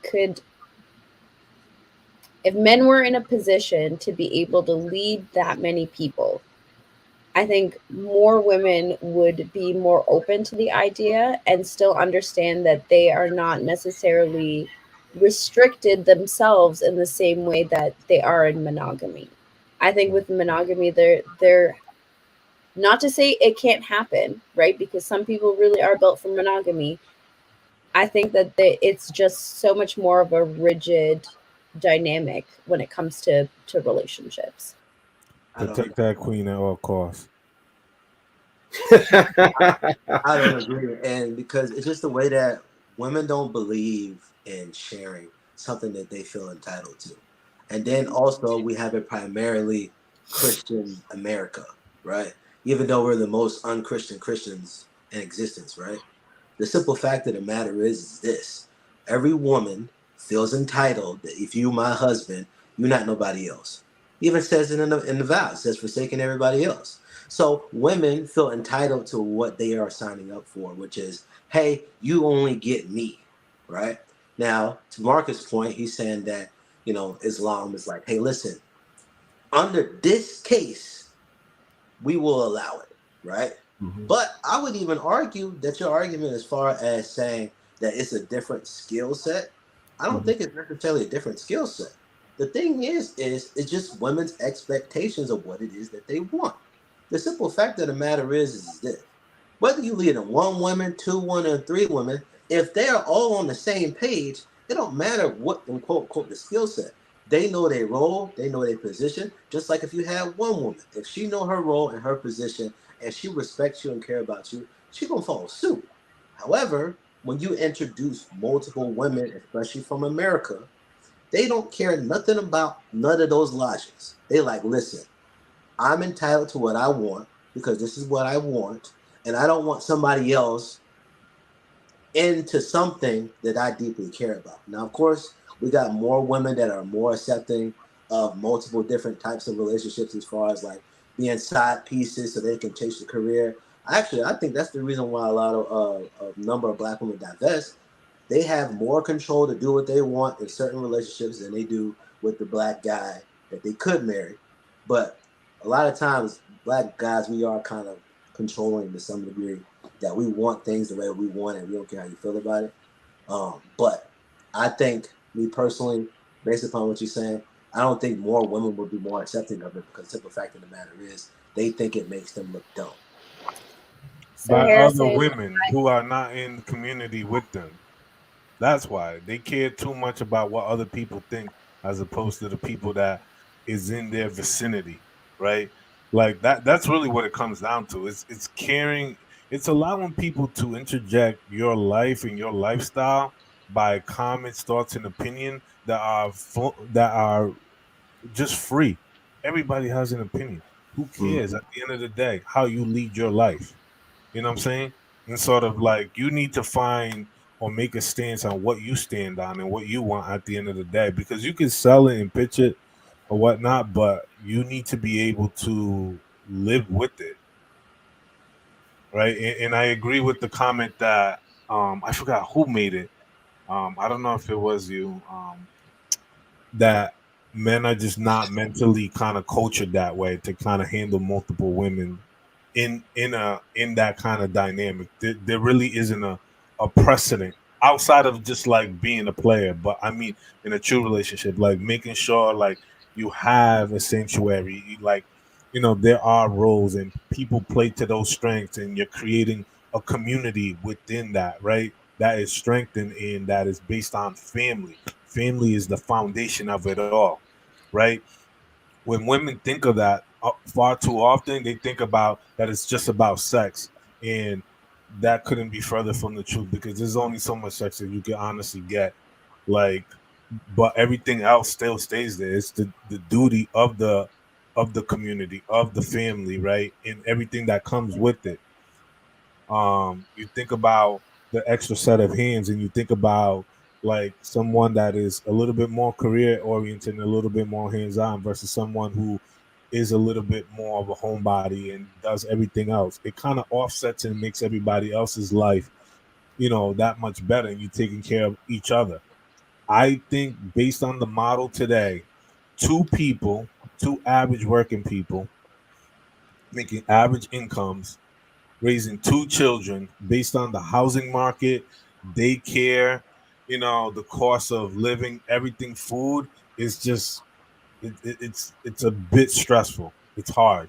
This is why a lot of people are pushing to have families or start family much later as opposed to doing them at midpoint, right? Because they no longer have grandma in the house to help with the extra set of hand. People have moved away from communities and moved into the suburbs where a bunch of other people that don't share the same value systems that they do, don't have the same upbringing as they do, don't have the same cultural understanding or awareness, right?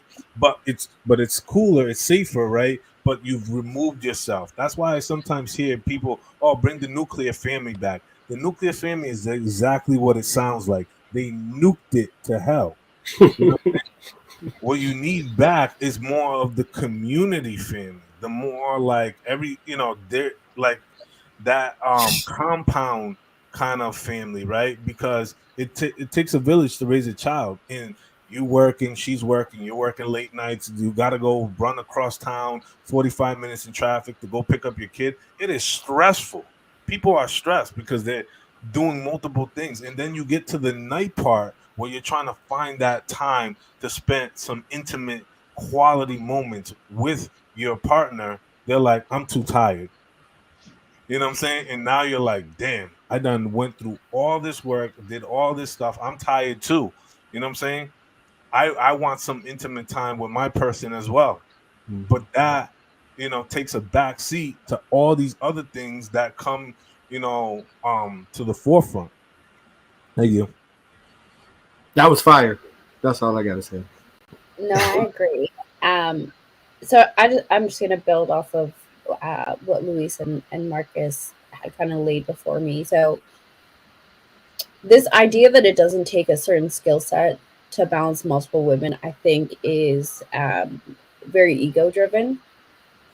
Because I'm Muslim. The men in that community are taught from a very young age, if you're going to do this, you got to understand what being righteous means. It's not just about being fair, because fairness is very subjective. You have to treat your wives equally in every aspect and manage multiple women's feelings at the same time. Most men, honestly, really struggle to keep up with one woman's feelings. Now you got two of them, you got cycle syncing, you throw kids into there, you got work in there, everyday life. It takes a very specific skill set that somebody is groomed into to be able to run that efficiently, where it is proficient and not a headache. So this idea that any man can do it, I think, is like it's this fallacy that gets women into situations where they reject polygamy altogether. I think that, honestly, I think that's how we got here, where a few too many men who weren't equipped to do the job tried to do the job, and it just ran amok. I right? don't think that The other, I'm sorry. sorry, the other part of that, right, is that in Islam there isn't you don't need a reason to have multiple wives. You don't. You get them because you want them. You don't have to be rich. You don't have to be wealthy. You don't have to be the 1%er. You don't have to, anybody can have multiple wives. As long as that woman is willing to sign on to the idea that you are not the main provider, but you are still the head of the household, that's cool. If she is accustomed to that, where she was working for her father or helping provide for the family before she left his house, that is cool. There's no specific situation in which the reason why polygamy is allowed is to keep women from being in a situation where they're laying with a man who is not their husband, and to keep men from running through women that taint the women in the community to become unmarriageable. There's no scenario where that doesn't really work, because if you have this desire where you are not fulfilled as a man with a single woman, no problem, but you are also going to have to take responsibility for that woman, right? And pick a woman that fits into what you are capable of providing, and that she's consenting to what you're able to provide. You don't have to be wealthy. It is a very Western thing to think that you have to be wealthy to take on multiple wives. It does not work like that. So, but my Can I question would respond to be, her after you done talking, give me a second, Harrison. I'm sorry. So my question would be, though, we are very Western. So if we were to implement that, do you think that that would be a problem? Because we all know that women would just flock to the men who are doing well. We just know that, because we are Western, and that's just how it's been going. Okay. So do you think that that would cause an issue for those men who are not seen as the most desirable?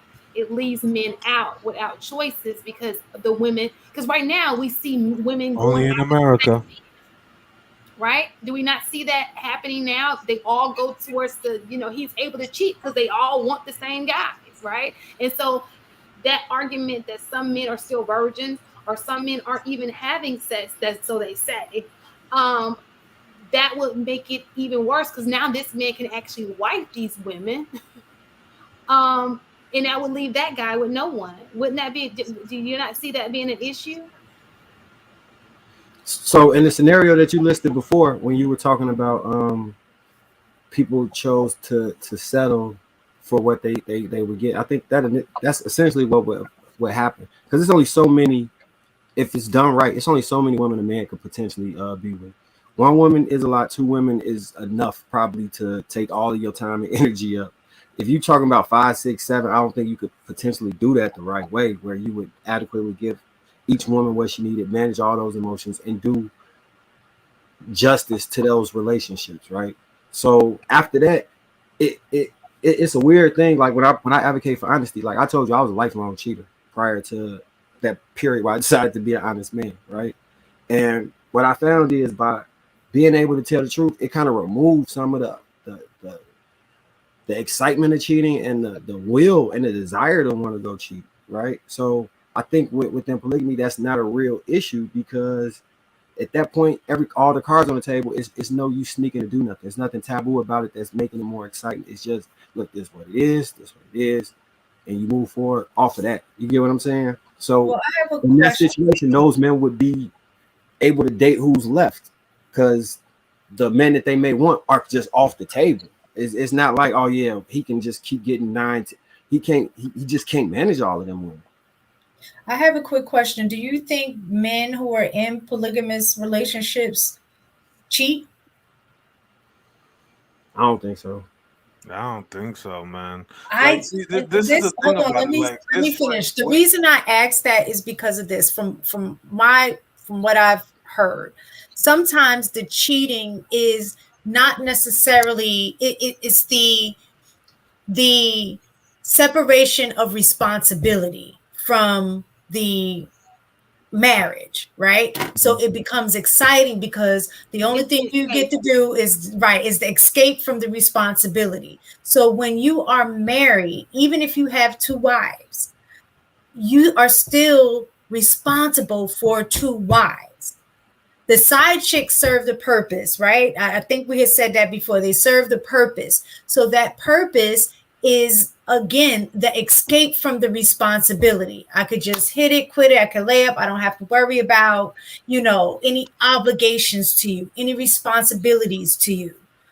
You're no stress. But then I leave and I go back to my household, which consists of multiple responsibilities, because now I have 2 wives, probably a bunch of children as well. You know what I'm saying? So I don't think that that's still necessarily going to solve the issue of cheating. So I think does this person have enough time to do this? I'm very curious to know. Where does this person have the time, the energy, and the wherewithal to do that? Like, after what y'all just got finished talking about, come on.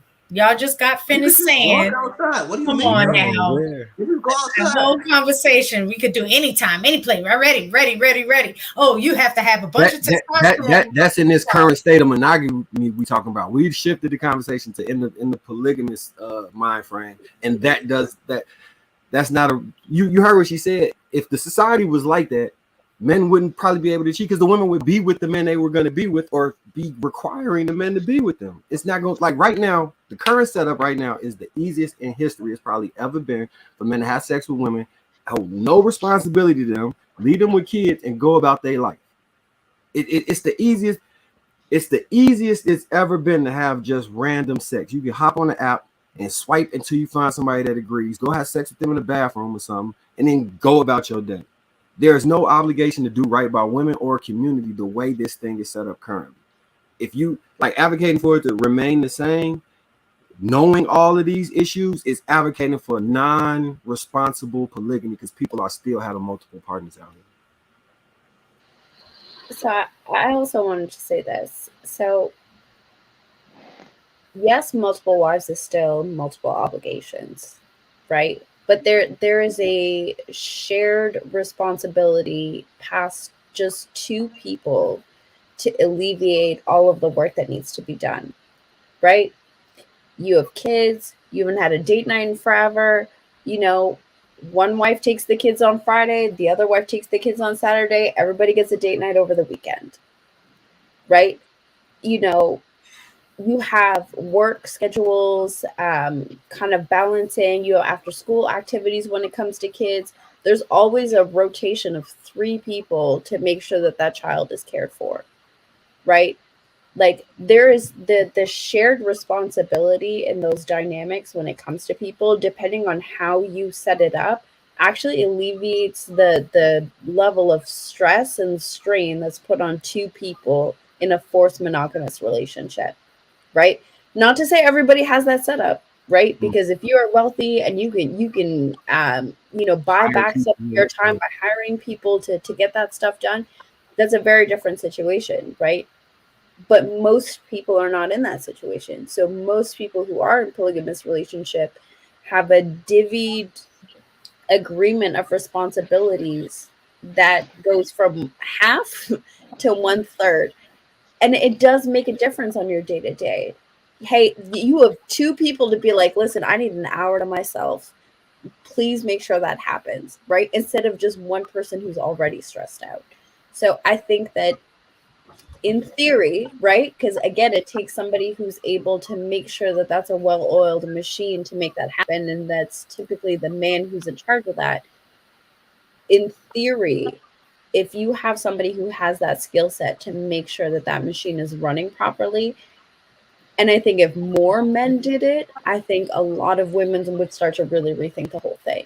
I think a lot of women would be like, okay, what kind of man do I need to be with in terms of like what I'm looking for that I can fit into not just a system between 2 people, but a system within a community, right? Because now you have 3 sets of in-laws to go handle that too, right? You have 3 sets of cousins, 3 sets of siblings, 3 sets of like your not necessarily nuclear family, but that extended family has now become a massive community by introducing just even at least one other person into the mix. My point was that I think the polygamy would solve one issue of women getting married, but I don't think it'll solve the issue of cheating, even within that. That was all I was saying, because I think if you're gonna cheat, you're gonna cheat. It doesn't matter what situation you're in, whether it's a polygamous situation or not, because it's all about having a lot to do with being able to have self-control. It has nothing to necessarily do with I have, 2 wives, but they're still your wives. I think the polygamy solves one issue, but not necessarily the other. But Yeah, maybe if you're in a polygamous relationship, it doesn't matter if they but step out. I but don't know. mistaken. We also have to address. See, this has been really good, but I don't think we haven't gotten an opportunity to address the elephant in the room, and that is the cultural mindset of what we have today.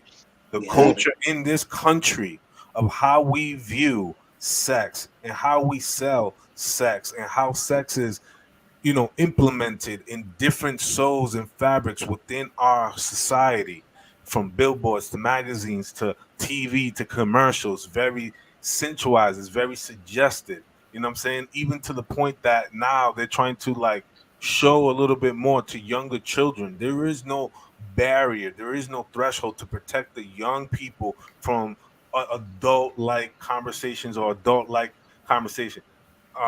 That is not there. Like we have failed that. So why are we surprised where we hit young children with 1,500 images per day, every day, 365 days a year for 18 years and expect them to be saints? Society is poison. Agreed. We don't have anything set up in a way to mitigate that. You know what I'm saying? We over sexualize young boys, in particularly young black boys. We over sexualize them. Let's wake that up and be very honest, and then expect them. Okay, now I need you to sit here, sit still, be monogamous, and only to me. Like when we set the condition, it's in everything. It's in the music. It's in the fabric of how we express it ourselves. It's in the entertainment. It's in every other aspect. Well, that's what I was saying when I appreciated Nas being the only person that I gotta go. Oh, it's time for you to fulfill your wife. Hold on. The gender war general has arrived. Oh, the gender war general has arrived. Yeah. So Shan, I think Shan be talking about me on the low with these topics. I feel like I thought this one was about me when I read the title a few moments ago.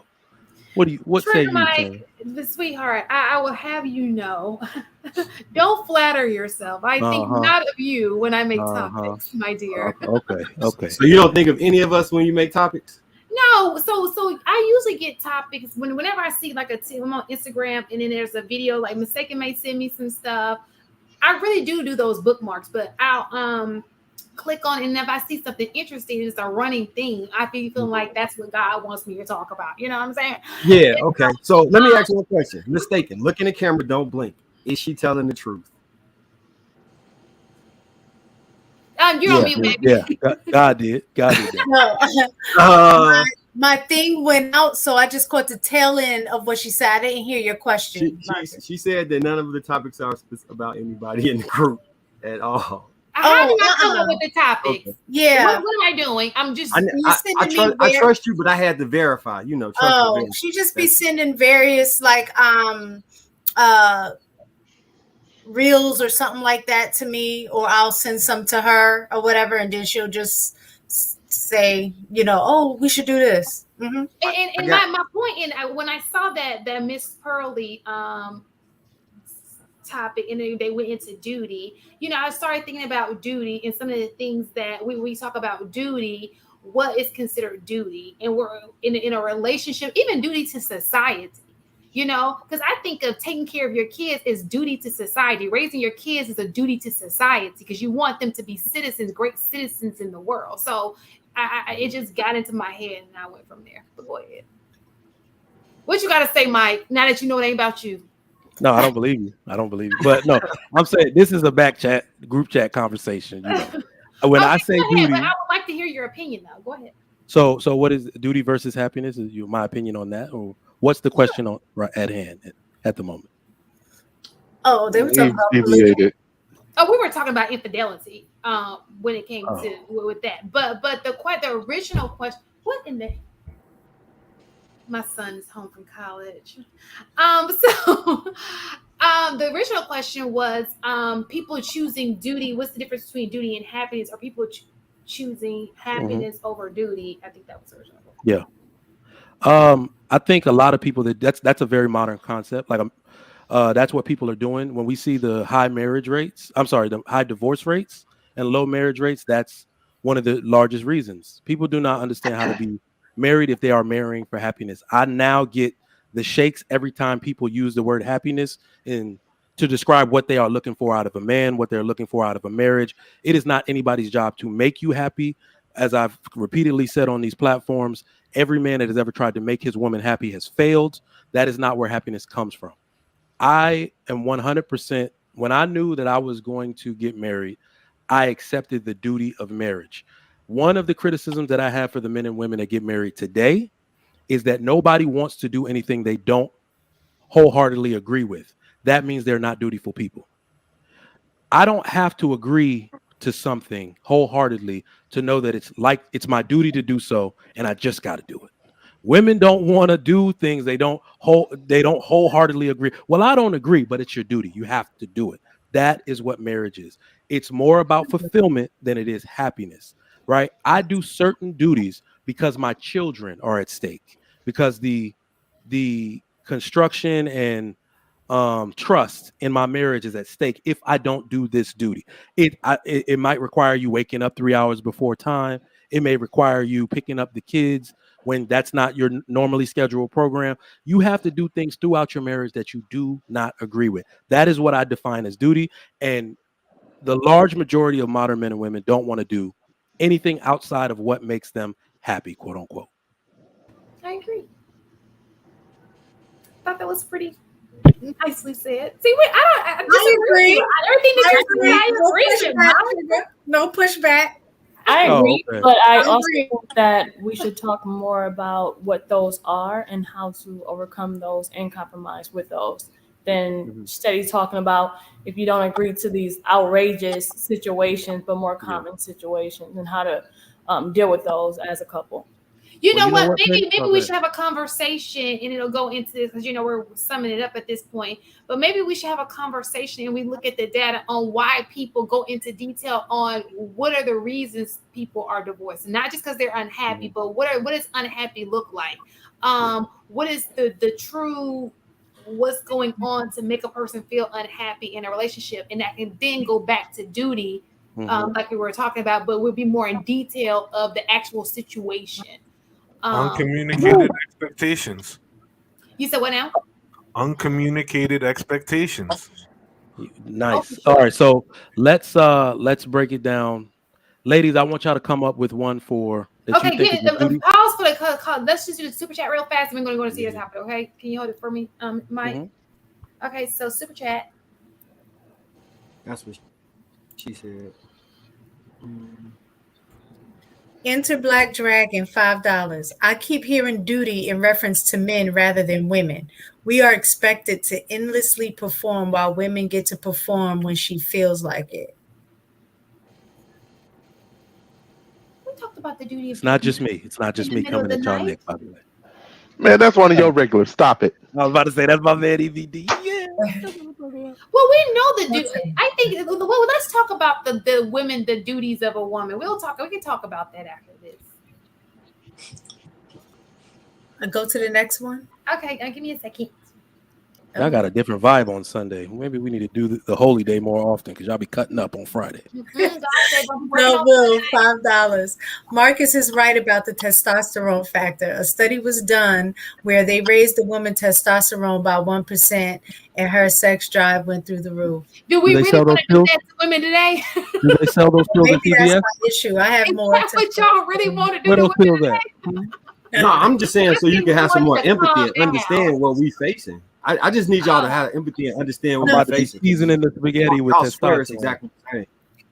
It's about which is why I think y'all advocate for trans people in sports, because y'all just think everything the same. But if you really understood, you would not be advocating. Who advocates for that? Most women I know don't advocate for it. It's the trans community that advocate for it, and the parents and family members of those trans, Listen, I'm just saying, if God says it is, you're able to do it, and you believe in Him, who am I to say what God said? That's what God said. He said He believes you can do it. He has written multiple verses in the Bible. Well, He talks about fighting against the flesh daily, and that's really what it is. You don't want to fight against. Nobody wants to stop doing what they enjoy doing. That's really what it boils down to. Because truth be told, y'all talked about the cheating, and women cheat, close to the equal amount that men cheat. Same. Right? Can I ask y'all a question? No, all I'm saying is it's about flesh. Like people, it's just a human nature to want to have sex. Period. Right. It's just human nature across the board. It doesn't matter if you're male or female. The difference is that in society, there are consequences for women. There's social consequences, those kind of things that keep that in check. Okay. Whereas men don't necessarily have that. So they're able to operate freely, more so freely than doing that. They don't believe in the Bible. So I got two questions for you, Shan. Yes, sir. One, why like when you preface it with God, it's specifically, I know you're specifically speaking about a Christian God, like other people don't have a form of a deity, right? So to mass apply that, I don't think it's fair. And what do you mean? I'm sorry. Go back. Like you said, there are multiple verses and chapters written on God saying that, in the Bible. Right. I think you should clarify that. And the second, but also is it even when it comes to now, if it's looked down upon for you to cheat in, anything. Now they marry. So I think it's important that you understand that these men are marrying women. They don't just fornicate and just, it's all, there's something, even with that, is in a formal way. It's not like it's just out here, we doing what we want to do. And didn't God say, or wasn't it in that same book where slaves should obey their earthly masters as they would God? Yes. 100%. So right. So if what I'm saying to you is, if you don't believe in the Bible, if that's not your thing, then that's not your thing. If you're saying you obey the Quran, then that's fine. But then do that. The Quran doesn't speak that you should be doing infidelity either. I never advocated for infidelity. Okay. Remember, I was very clear on that infidelity is wrong, lying to people is wrong. I think all religions are pretty uniform when they say you shouldn't be out here just smashing. I don't know not one religion that says smashing. If you consider like hedonism a religion, then yeah. But besides that point, my honest opinion is currently men are engaged in a contract where they're forced to lie to protect your feelings, and whether they're going to admit it or not, if they have the option to not be held to, like if women actually want them, they're engaging in a lie, living a lie, or just lying directly to you to protect yourselves. And we see it time and time again with these men losing their families. Like we see it time and time again. That's most of the space is about men losing their families or women leaving them for whatever reason. And if you talk to the men, they'll tell you if it's about infidelity, they couldn't be honest and they got caught. If that is the reason she left, it's because once you start lying, you break trust, and once you break trust, who's to say what else you lying about? And it, like I just seen I don't know if you watched the show Ready to Love with what's the Rashid and the other lady. The question that she had set for him, or that he allowed to be set for him, had that man $250K in debt, buying $200,000 cars and a $10,000 a month home, and she left him. You know what she said she left him for? I just heard this word: financial infidelity. I'm like, what is that? Oh, because he was spending on somebody else? No, he was spending more money than he had, and they had a game plan on how he was going to save money, and he went around that to continue to stunt.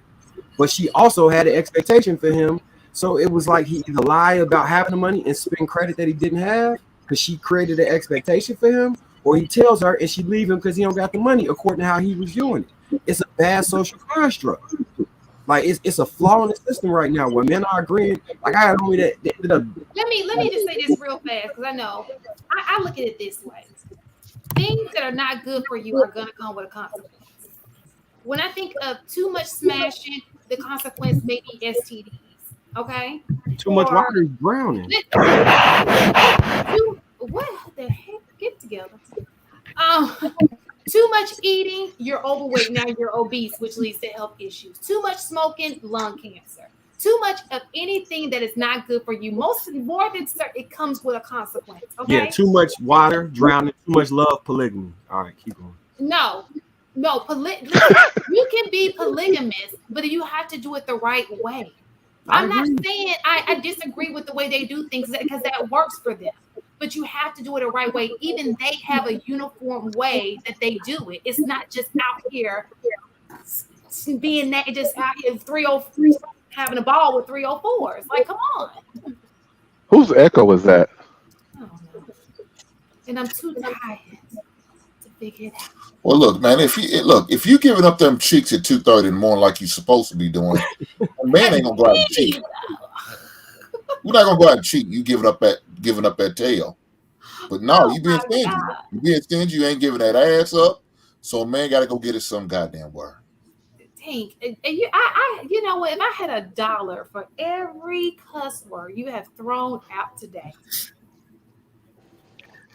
So are we saying if we agree with polygamy, are we under the understanding that polygamy is just the fact that one person is married to, two other people? So that means if we're saying that we agree with polygamy, then that means women also have that option to marry 2 husbands. No. So well, y'all just said we agree with polygamy. So that's what polygamy is. One person married. What the hell did I just hear? Wait, so let me clarify. I'm just saying. I recently saw something about that of a woman who had to. That's crazy. So, I'm just saying. Let me clarify, right, so that we can get on the same page about this conversation, because I hear it all the time. And so polygamy is an umbrella term, right? Polygamy covers all sorts of like multiple person relationships. I think most people, when they're talking about polygamy, are talking about polygyny, which means one man, multiple women. Right. Polyandry is one woman, multiple men, which most people don't agree with. And then there's polyamory, which means the man and woman can You're a have hoe. multiple Yeah, that's what partners. that means. Yeah. That means both of them are hoes. So, and I think a lot of people attribute polygamy to polygyny because that is the most practiced across human history. All right. So this is the thing about. Did you So ask? polyandry was Because also I had to practiced as just well. stop Not putting as clothes much. on my son because I heard you say what you said, and I had to rush back in here real quick. So I know. you said, should a woman be able to have two husbands? Where I think we're creating the wrong narrative there, because when we say this is not the same, it's not the same. No. Will a woman I'm sorry. respect a man or men that want to submit to her and be in that type of relationship with other men? With the one that we see on TLC, I'm sorry, take a straw poll of how the men think. Those men are definitely rainbow and they get down with each other. So there's something other than normal hetero behavior going on in those type of relationships more often than not. So would you be down? I beg to differ. Just look it up, because I just when we had started talking about this before, I just educated myself on different cultures who actually practiced polyandry. It is not just like what you're saying. Yeah. So if we're talking about culturally, though, polyandry from a cultural perspective of like Tibetan, or there's a few people that still practice it, but the men are also absent, meaning that it's a matrilineal society. The men birthed in there go under the woman's name, so it's been practiced under hundreds of years. So the boys are indoctrinated to thinking they're supposed to be under a woman's leadership. I'm talking about more of the Western. From a Western mindset as well, is what I'm saying. Just like what we were talking about before. Now, I'm not sitting here saying like, what I'm saying is, it sounds like we want necessarily, if we're talking about people having sex drives and can't control themselves and step outside of their marriages and responsibility, I ain't gonna say responsibility, but step outside of their agreement with their partner or their husband or their wives. My thing is, if we're saying that polygamy is the answer to that, since both men and women are cheating almost at the same rate, then why not just open that door? Because we're all, the way that so I would say we're talking more about, I think we need to split the realms a bit, because polygamy itself is not about sex. So if we're talking about open relationships or whatever, that's the new age stuff. But I think we should leave the traditional definition of polygamy out of it, because on the men's side, the men having multiple wives, it's literally more about community. In Africa, where my people are from, I think one of my great grandfathers had multiple wives, and it was not even romantic relationships. It was women who lost their husband, who knew him from school, who did not want their sons to go without a father, and literally came to him with everything they had and said, "My house is now yours. My sons are now yours. Please take us in so my sons may have a father." It's usually more traditionally about that, right? It wasn't about it. In terms of a woman, what would benefit a woman in regards to having two husbands? So if we're talking about a husband's responsibility is to provide and protect, right? Yeah. So looking at it from that angle, she's definitely going to be benefiting from the provision of having two working husbands. She's definitely going to be benefit from having protection from two husbands. So what I'm saying is, Nick, it's your turn. Look, all I'm saying is that the benefits will go both ways. So who's in charge? So who's the leader? That's all I was saying. Mistaken. Who's in charge of this relationship? Yes, exactly. Who's the leader of this relationship? Well, I guess that will be in any situation in terms of who's an alpha male. Y'all deal with alpha men all the time. So this is a great. You shouldn't have used that term alpha, because alpha ain't accepting no multiple husband situation. This is not even beta. This is like gamma male behavior. What you talking about? I'm just saying. It's real consistent. Anytime I talk to people who relationships break up and have issues within a relationship, it's usually a power dynamic where he wants to go right, she wants to go left. They can't agree and they reach a fork in the road and separate. When a woman is going right with the man, they together. When a woman is going left with the man, they together. If you're saying the woman is in charge of both of these men and they following her, I don't think. Why are y'all saying that she's the one that's following? She doesn't necessarily have to be the one that is dictating the terms of how the marriage is. From the way that y'all talk, men are typically on the same page. So why would there be a power dynamic struggle if y'all are deciding that this is the way that more than likely y'all would be on the same page in terms of how the finances are going to be ran as men? What? You don't think is your husband watching? Y'all know each other so well. Men are on the same page about how their own house should be run. Sickness. It's a sickness. I agree. I agree on both ends. That's my point.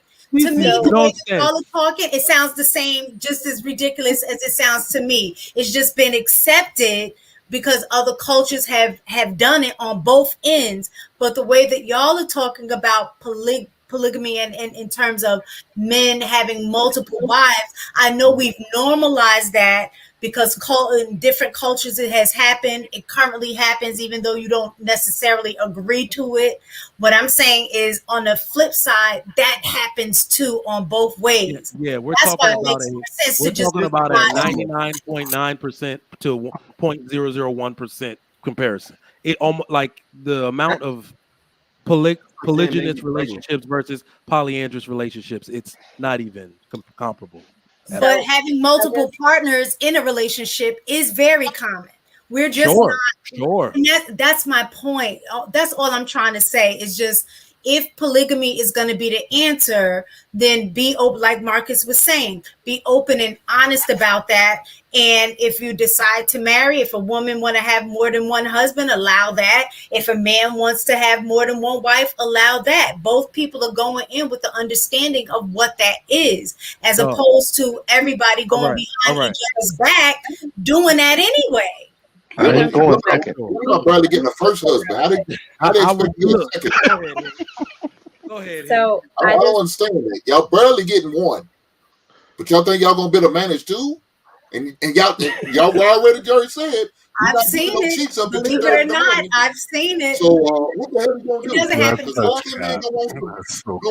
I'm not allowed to cuss because. I mean, in mistaken marriages, but I've definitely seen women. What is a man gonna do? I'm telling you, I've seen it where a woman is open and honest that she's dealing with multiple men with the men that she's dealing with. And I guess what? I bet you them dudes are homosexuals. So I do believe. I mean, that would make sense with the men that you guys claim are virgins and can't get anybody. No. But let me. Real fast. I'm sorry. I must say, I'm sorry, mistaken. I cannot. I don't care. It's not about agreeing with me. What I'm saying is what's going on now anyway. So if y'all are talking about legitimizing it on one aspect, then legitimize it on the other aspect, because everybody's doing it anyway. That's all. Yeah, but that's not on a math scale. That's everybody. It is. But Louise, we just talked about the stats about how often women cheat and how often men cheat. They're almost 50-50. So it is happening. Yeah, but the women are cheating because they can't get the man that they want. That's why. She's cheating with the dude that she actually wants, but doesn't want her. I don't know if I actually agree with that, but okay. I kind of agree with him. You honestly so what you're trying to sell to me is that women who are in committed relationship or therefore marriages married the guy who they wanted, but are yet cheating at a 50% rate. Is that what you're selling me? Inaj just got finished talking about the various reasons that women cheat, right? various reasons she pointed out. So it doesn't, just because you married, I guess in those situations, just because a woman married the man that she wanted does not necessarily mean that he's meeting all of her needs in that marriage. So that could be a reason that she steps out. But let me just piggyback on what Louis just said.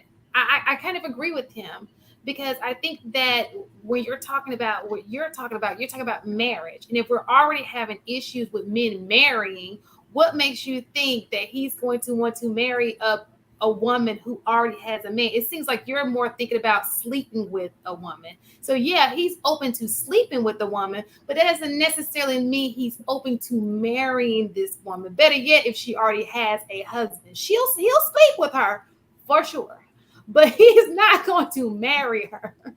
And I think that that's the issue. I think that's part of it, but I think so, Louise. Unfortunately, some men have been like programmed to look at women a very specific way. And I think the same way that men have become increasingly frustrated that women no longer understand their nature, I think the same is true when it comes to women. I think there's a lot of fallacies that have been taught to men that like men no longer understand a woman's true nature, because the man a woman wants and the man a woman needs are not always the same thing, right? Women will opt to marry the man that they need, knowing that the man that they want isn't good for them. That being said, they're regularly sleeping with the man that they want. They're trying to attain marriage from the man that they need. But somehow, because of the attempt to preserve a woman's virtue, because like we want to hold women to the standard that they don't live in anymore, we assume that the man that she wants is the man that she needs, and we reverse it. Women are sleeping with men who are physically attractive. Women are sleeping with men who pay them a little bit of attention or fill a void, or women are literally sleeping with men for any reason at this point. If we're honest, it can be as simple as she's just bored, right? Like that is the point that like women have reached a level of sexual liberation where whether it's shamed or not, they're still engaging in sexual behavior with pretty much anybody at this point.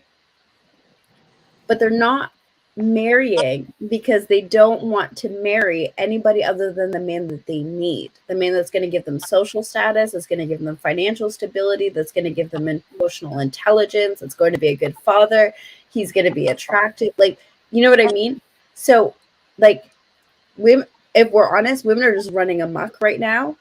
And I understand men's hesitation in terms of marrying women, because you can't really tell the good women from the wild women at this point, right? But if we're honest, this is really women's nature, like unabashed, to be just reckless like this.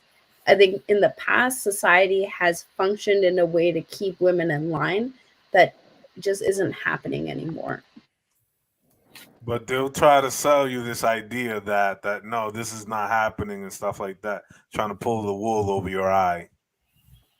So I just want to get on record, Enos. You're saying on June 25th, 2023, women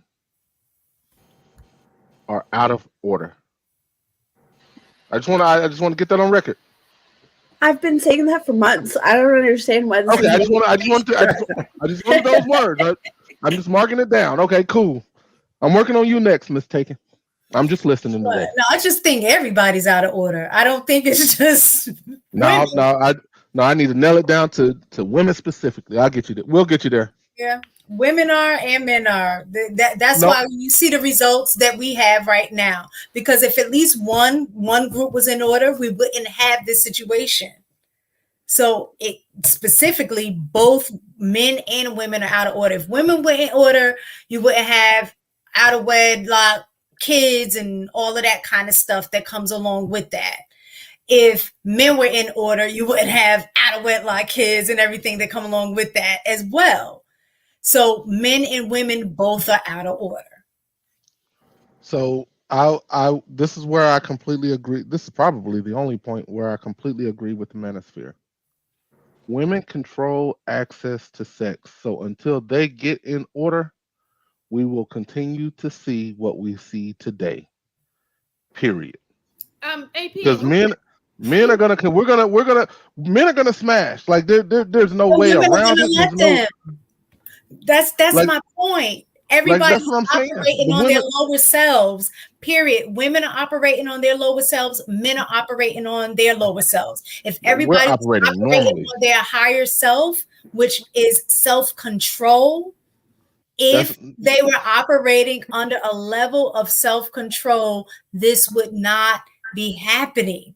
Everybody's operating on the feel good, the I want access. I'm gonna do it because I want to. I want to be like everybody's operating from that level. But when you begin to raise the expectations for yourself, when you begin to raise or begin to gain a level of self-control over your flesh, then all of this would not be happening. So even if you put it on women and say, oh, women give access to sex, but men have just as much say so as to whether or not they would engage in that.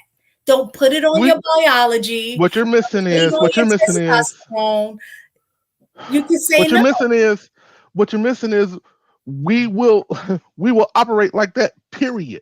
Like is if you guys don't like if the women don't control their reproductive organs, we're going to just keep behaving like men behave. It is up like it's literally up to you guys. Like that's where the control came from. That was the check and the balance. Y'all wouldn't just give it to anybody. Now that you just give it to anybody, shit, we take it.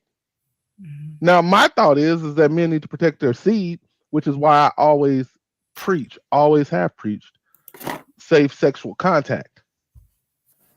Outside of that, I can't like Trigger Mike had sold me on the idea. I'm going to give Trigger Mike credit for this. That men, this is the way we operate. It is our nature. Period. We're just going to go hit anything for the most part. I mean, for the most part. But they're like you guys are the checks. You saying no, I require marriage. No, I'm not going to open my legs until you give until these things are met. Then men will meet those things. But until that, unless you require it, we don't give a damn. I got a question. That's our normal mode of operation. I got a question. So, do you think, and please do not take offense to this. I won't. Why is it that, do you think that other races of men have more discipline than we do? Nope. So why don't they have the same mistakes? Excellent why are their question. kids not born out of wedlock? That is an excellent question. Go ahead, Trigger Mike. The floor is yours, sir. I yeah. yield my time for you. So, so the other men do not have discipline or more discipline. When you look at what really keeps men in check, it's culture and religion. I really don't I really don't know how to separate the two. It's one or the other. In every culture around the world, there is shame. There is shame for misbehavior, which keeps people in check. And it all really revolves around. That's why I said there is absolutely no way to check this birthing problem we have without checking the women. This is why whenever we get into a hedonistic culture of some sort, the way you have to put the father back at the head of the family and you have to put a chastity belt on your daughters. That is how you get society to run the right way. Men will never in life ever stop trying to hit the skins. You'll never stop it. So you put a father in the way, you put protection around the girl, and you show the girl her worth. If you want to put a title on the problem that we have as a society with the women, we have a self-worth problem. Women do not think they are worth. A woman that is giving up sex too easily has a self-worth problem. So you teach girls their worth. You know what they ultimately want. You know what's better for them, meaning they get a man, they get protection. They get someone in the home giving them all of their provision that's dedicated to them and the children they have. So you say, how does a girl get this? Keep her legs closed and deny the men who are trying to sleep with you, and you become the most valuable woman in the room every time. So I have another question. Yeah, go ahead. So my backup question would be: so are you saying in your statement that most women of other races are virgins when they marry their husbands and they're not having unprotected sex? You know what I will say? I don't know. There's no way to quantify that, right? What I will say is I believe white women are far more promiscuous than black women in this country, if you ever been around white girls. But every dude here will tell you they're not promiscuous with their vagina. And I just wanted to add this to your previous point. Because they don't want to be seen as somebody with a birthing problem. You know what I mean? So Shan, I'm sorry, let him finish. I was confused. Wait, y'all give him a second. Run that by me again, because something just come from I was confused. So if you ever been to a white school, white high school, and you push up on a white girl, there's a lot of things she will do, but you just can't have full-on intercourse with her. So if you look at it, black girls lead underage out of wedlock birth, right? Like before the age of 22. That's because, and as promiscuous as white girls are, every man can tell you they're far more promiscuous. They are down to get down way earlier, but not always with sexual intercourse. They will do a lot of different things, but they understand that their value goes down significantly if they birth a child before they're married. Well, they just get abortions. Sure. Whatever we want to call it. I can't quantify all that. But what I'm saying is that we need to understand as a culture that the value is in chastity for women, or at least the appearance of chastity, if I'm making sense. Yeah, because there's mad white girls that's always giving it up. But I agree with you. That's a fact. They do not allow them to have as many kids. I agree. Yep. They will most certainly protect the image, like you said, because women know that their image is everything. So if you got a kid by this dude, your value as far as the guy that you're trying to, marry, you know what I'm saying? Like, you're not going to have the same value. But when we have it on the flip side, we do have a lot of black women and other women of other races. Like, we do have a lot of kids by a lot of different guys, and like the results. Well, do you not think that that's directly related to marriage rates? Well, I think it's directly related to culture as well, because not to say that black women or black people don't believe, don't have abortions, but I think culturally you're not supposed to get one. So if you end up pregnant, it's your responsibility, and you take care of the child, especially when we're looking at it from a religious, standpoint in this, in America, especially in a black community, everybody is, Christian. And so you don't fix one mistake by making another. So you end up pregnant. You minority women do lead in. You don't necessarily. Minority women do lead in baby deletions, though. Minority women lead in deletions. When you say minority, are you speaking of a specific? Black women lead all women, and then it's Hispanic women, then it's white women. For real? Yes. I didn't look that up. And every other is only like 8%. So right now, as I'm looking at it, from the Guthmaster Institute, most abortions in the United States are obtained by minority women, 37% black, 34% Hispanic, 22% white. All other people lumped together, 8%. Well, I would agree with that. Let me go under that real too. Fast. Access to birth control, the way things are. No, I don't think. No, it does. Hold on. Healthcare, all of those things fall under that. Even education around sex, all of those things play a part. I had to do this in a class when I took. What about Medicaid? Absolutely. I'm just. I think of this. Look at this right here. This is what I think the issue is. Everybody else prioritizes family except for us. Thank you, Chan. So I agree. White people get married at early ages. They don't have time to be baby mamas because they got a husband. You know what I'm saying? They're not waiting to 35 to get married. They getting married in their 20s. Who has time to have a baby mama, baby daddy? Because you're getting married, But when you're waiting until your 30s, 35, 40, that's more time to mess this thing up. Yep. Okay? Yep. If you're not getting married, you're having sex, the chance of you having a kid out of wedlock is super great. It just is what it is. So if you go back to the original rule, if you want to have sex, you can't refrain from sex, get married. What is the freaking the problem? Everybody wants to have fun without the responsibility. And then I we love get you, Shan. surprised when we have these oopsies, and in our community is Let's all throw a these party. Shan took the red pill. Oh my God. Oh, let's have a party. Hold on, I'll be right back. whatever. You have this party of all these kids, but what did you think was going to happen? You know? So, Shan, It is I hear Shan what took you're the red saying in pill. terms of like family being prioritized in terms of like those communities, but if we're honest, the statistics don't actually support that, right? If we're talking about the average woman in the US getting married around the age of like 29 to what is it, 29 or 30, and then black Average women of 29.7 or something like that. okay, perfect.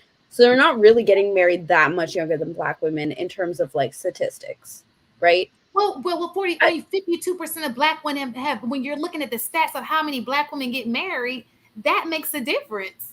But if you're looking at age, but it's just taking into consideration the people who've gotten married. But if you look at the number of people who are actually getting married, that makes a difference. So I hear what you're saying, right? But I do agree with mistaken about like the education around birth control, the accessibility of birth control. But then here's the other part of it, right? Like the scientific part of it is that the testing in terms of the efficiency and effectiveness with these contraceptives is typically done on people that don't necessarily look like us. And because scientifically our genetics are not exactly the same, like there are so many factors outside of just marriage in terms of why people, because here's the other thing, right? If we're going par for socioeconomic status, poor white women are having babies at the same rate as poor black women. Yeah. The thing that differentiates it, right, if we're honest, is the fact that the majority of people who do not look like us are socioeconomically ahead of the curve than we are, right? But if you're going par for par, pound for pound, and making a comparison that's apples to apples and not apples to oranges, it's the same situation. It really is. It is a poverty thing. Yep. It's a poverty thing. And so when you have the majority of people of color who are living below the poverty line, it's a totally different conversation, right? It really is. And I think that needs to be factored in order to have like an honest conversation about why people aren't getting married and why people are having children. Though, Inaz, one of the issues that I have in particular, and one I try to speak about a lot in this space, because I understand that too, that it is an apples to oranges comparison, because it is poverty that really creates this atmosphere where people don't take marriage seriously. Men trivialize sex and women trivialize childbirth. In the poverty space, that happens far too often. But what I don't like is that far too many of our women, meaning black women, carry the poverty mindset into better circumstances. Right? So you will see in upper class levels that women want to birth a child alone and be a single mom in our ranks. That is the issue that I have, because everybody else knows, like we've talked about, image, perception is everything. When I wanted to put my life together in a certain way, even though I was pretty happy, being who I was, I said, damn, if I want a legacy, if I want children, I have to choose an appropriate mother. She has to have an appropriate demeanor. I have to want my daughter to be like her. So you got to slow things down and do it that way. But the modern people, this is what I'm not like a staunch traditionalist because I'm some kind of traditionalist, but nothing else works. But they are trying to convince the world and do things in a certain way that has never been proven to be feasible for either them or the children that they will have as single mothers, and that's a problem for me. So I'm gonna. That's still serious pushback on that, right? Because here's the thing: the same way that women of color inherited feminism from women who lack color, this idea of creating a child out of wedlock, even into middle to upper class, does not originate from us. And I don't think it's necessarily a poverty mindset. I think it is this learned behavior of perceived behavior for that socioeconomic. And here's the other thing to further emphasize that typically only happens with people who are first generation wealth or richness.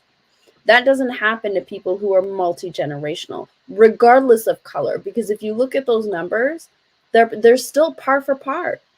First generation women who aren't able to find a husband, who attain a decent amount of wealth, who decide to have a child out of wedlock, they're still pound for pound, right? I think it's a behavior that's learned from one demographic because it gives the illusion that it's acceptable in that socioeconomic tax bracket. I'm not sure. I'm processing. I'm downloading. I got muted a lot, so I ain't got nothing to say. Who muted you? Nobody. Who? Louis muted you? Enas? Oh, she just hushed you up. Yeah, your directional symbols are wrong. I don't know. It's grown folks' album. Yep. More marriage. That's all. I'm here for that. People say it's dead though. I don't see how. I don't see how it could ever be dead. The interesting thing to me is that those who value it will do it. Those who see the benefit in it will do it. Those who don't won't. Well, here's the thing. And it pains me to say it. I honestly think it's going to be forced because I do believe women have the power, right, of persuasion on their side. So there's a lot of, I don't even want to call them simps. I'll say there's a lot of men that are undesirable to women now that they don't necessarily respect, that women are going to turn around and double back when they realize how dire the circumstances are about to get, right? We have 2 failed banks whose net worth or the worth of these banks have already surpassed the 2008 crisis by 200-something million. So we're about to go into a recession period like we've never seen before. People are going to lose their jobs. You already see it happening now. Layoff after layoff. They're going from Amazon, and everybody that contracts with them is just going to trickle on down. These admin jobs that unfortunately are held by mostly women, people are going to start getting laid off, and it's going to be like, hey, big head. And then we're going to see marriages fail even more because they were never based off substantive love or admiration for anyone. So and like I was saying, it pains me to say this, but I don't think these men should marry those women because I honestly think the type of modern woman we have now does not respect men, and men should not dedicate themselves to women who do not respect them. If they are marrying you simply because they need a lifeline, then unfortunately they're going to have to suffer alone. Like I'm not saying that to be an agent of chaos, but you did not respect me or think enough of me to want to work things out, to want to get to know me when you were on top, right? Don't double back and try to do it now. Don't double back. Are we saying majority? Like I don't know if I have an issue with the term okay, well, what does modern woman mean? Because I've heard somebody say it's a mindset. I heard somebody else say depending on what age range you were born in. And the reason I say that is because some of what you were saying, I think I would consider myself modern. I don't know, maybe not. But I respect my husband. I value marriage. You know what I'm saying? There are a lot of things that I value. Even though I am modern, my marriage may not look like somebody else's who would say, oh, it's a traditional. Like I remember we had the conversation before about submission, and I was saying my husband don't want submission, he want cooperation. Yeah. And you were saying, well, it's kind of this, the same thing. So my question, I guess my question is, what is considered a modern woman? Is it a specific definition? You're just like my wife who keeps trying to straddle the fence between traditional and modern. You're not a modern woman. You're modern adjacent. Maybe you might have a flair, a few things here but here's the issue that we have in society is where everybody's still trying to be cool with the gang, even though they're ideologically separate from them. All right. Well, I don't know, because a lot of stuff that you say that you're traditional, I don't necessarily when agree I say with traditional, happen in my marriage. you understand the value of marriage. You have spoken very eloquently and very passionately about your growth in marriage. Mm-hmm. Not only that, you want to be married, you see the value in it, you understand your role and have accepted your role in it. It was like you've literally talked about all of that growth. Mm-hmm. The modern woman sees marriage as something she can do with or without. I don't need it. Men are just convenience. If I wouldn't have, they literally they are habitually speaking outside of their nature. That's what the modern woman does. If men are not, remember, I said the need for a man is not erased, it's just delayed, it's pushed back. Women are taking longer to realize they have a need for a man, and the reason is because they make their own money. Great, you make money financially, so temporarily you don't have financial need for a man. You don't need a man to house you because maybe the government's doing it, so that need is delayed. But what women are smacking when they hit the wall, pun intended, when they hit the wall, they realize they have an emotional need for a man. And that is what is crushing most women today. So when they hit the wall and realize, like, oh man, I didn't need him for this, and that, but I'm not gonna air anybody out. But literally just got through talking to somebody for 2 hours, trying to get me to explain to her why she's so depressed. She was just so happy. She's doing so well at work. And it's because the modern woman tries to equate accomplishment with happiness. They aren't the same thing. There's no amount of degrees you can get that'll replace a man. And that's what they like more often than not, that's what they try to do. Okay. Super chats. Dang, he got quiet. Yeah, I don't fully agree. Okay. The real Pukisha 199. Monogamy was created by men. Enter Black Dragon. Monogamy is not found in a man's biology, and it never was. Monogamy is an attempt for a man to control his biological instincts to appease one woman's ego. Would you like to respond, Inaz? Only because that was like back-to-back comments, right? Mm-hmm. The men who impose that on other men are men who have the luxury of practicing it regardless. And so I think that's really important to factor in when making these statements. Okay. That's wild. What you just say, Inaz? It went over my head. The men who impose monogamy are the upper like highest most upper echelon of men, onto all of the men that fall below them on the hierarchy, right? Mm-hmm. They still have the luxury of practicing monogamy while looking down on others and shaming them for practicing monogamy, right? Practicing polygamy polygamy. That Sorry, yes, you're right. It's a form of like control, social control, really, to create a certain amount of chaos, because it kind of goes to like the baby deletion kind of aspect, where the people who are making these decisions for people who aren't able to make their own decisions are people who will always have access to it. There's a certain level that you can reach in society where the rules don't necessarily apply to you. And so when we're making these statements, I think that's really important to factor in, right?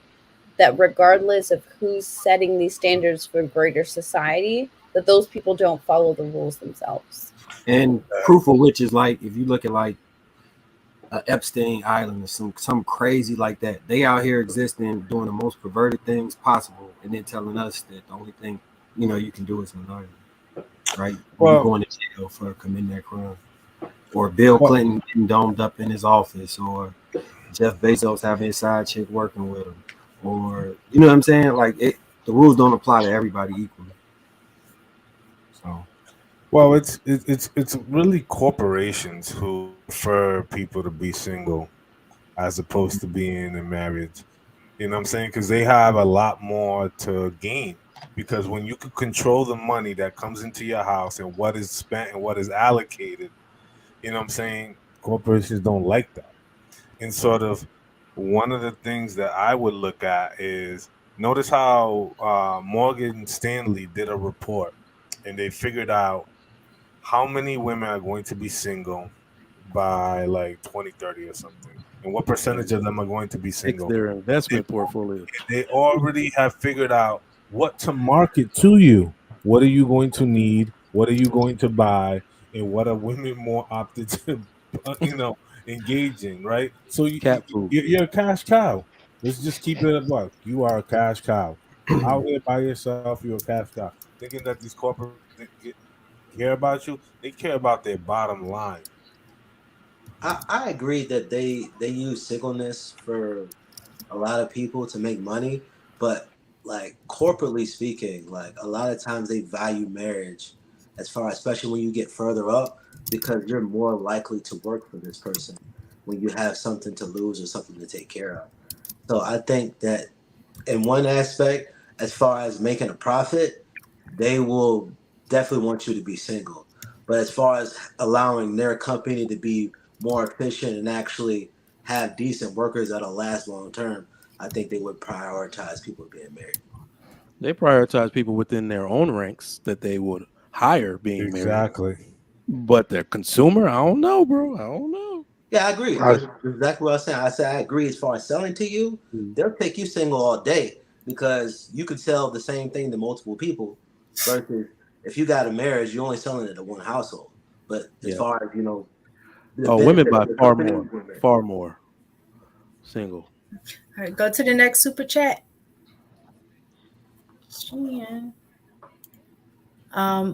Chad Poole 199. Monogamy was created by man, not God. Stop. Yeah. Well, it depends on who's your God. Like, Well, do y'all also know, like in Christianity, it's debatable as if adultery even applies to men? I'm not joking. I don't see how It's debatable. It does not mention. Adultery is basically sleeping with a married woman. That's really, I think, what it means. No. No, I said debatable, but read your scripture. It's debatable. Okay, so I have some scripture. would Would you like to read it? Well, let's get through the super chats first. Go ahead. Go to the next one. Speaking of scripture, I thought today was JJ Sunday. Carver 500. What type of currency is that? Is that a yen? What is it? I don't know. I just never saw that symbol before. Having multiple Western wives is a whole lot different than having multiple Eastern ones. Keep that in mind. Okay. We did make mention to that, didn't we? Oh, what? JT threw her phone at Lil Uzi. What? Okay. Marcus Evan, $5. Hello, everyone. Lewis is right and mistaken is wrong, sadly. I don't know what part you're talking about. I don't know what part. The whole night. I'm going to clarify right here. Let's see. I don't care. Marcus Evans, $5. So, fellas, mistaken is saying that women don't have control or the gatekeepers of sex now. Another way to avoid accountability. No, they do though. I think he's referring to the fact that I said that women want to have sex just as much as men. Maybe. I don't know. And is that with multiple men or just one partner? Depends on the woman. One partner. No, I'm just saying it depends on the woman. Stop capping now. I'm really not. I just got finished talking about modern women. I just think that's nasty. Modern women are having sex with multiple partners. We just got finished talking about how much. Oh, no. Yeah. You're right. What I mean is, those type of women usually come back and try to claim their virtue later once they realize it was the most valuable card they had to play. So it's really, at the end of the day, beneficial for those women to do that with crave sex from one man. Mm-hmm. It's not that they don't benefit from sex with multiple men. They never do. Never.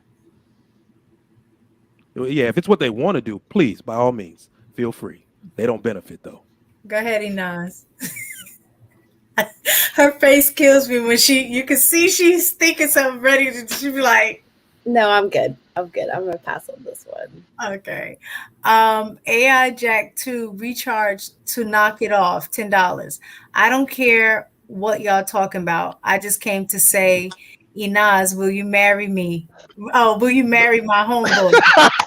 My man. You are super beautiful, and I'm not just saying that because Coach K is married and absent. Shout out to panel. Can I prove my point real quick, Mistaken? Can I prove my point real quick, Mistaken? About what? I don't know which point you're So proving. before you got married, what was your body count? I would never discuss that with you. I would only discuss that with my husband. Point proven. See? What? No girl is ever gonna if sexual liberation was supposed to make women more valuable, you'd be like 68. Like you said, not you, but you see what I'm saying? Like, yeah, nigga, 68. I'll be out here in these streets. Liberated with my husband. Like that's my thing. My thing I'm is just saying not the all average things. woman is not just gonna be out here putting on for the team. Like, yeah, I banged 98 niggas in 1 year. What? No, they're not about to do that. No. So we out here doing Putting it up Kobe Bryant numbers. to be fair, the younger generation is really out here like that. If we're honest, Yeah. They are. Enough. But remember, when I said when people say you can't spot a hoe, I say I disagree.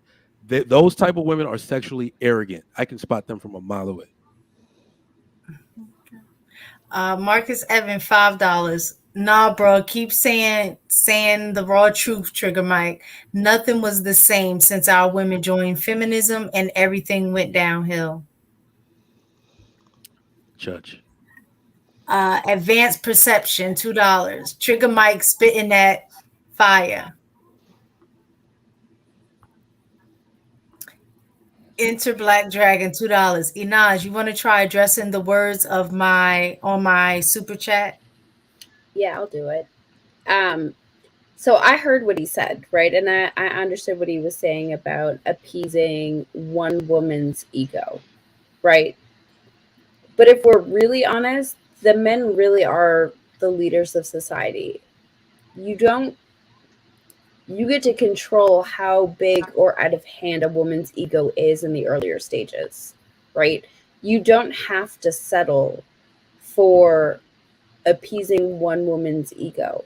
I think really what's happened in terms of like this hierarchy of the men on the top of the totem pole dictating how to maneuver or what defines manhood on the lower spectrums of the totem pole, you've allowed somebody else to define you and how you move, right?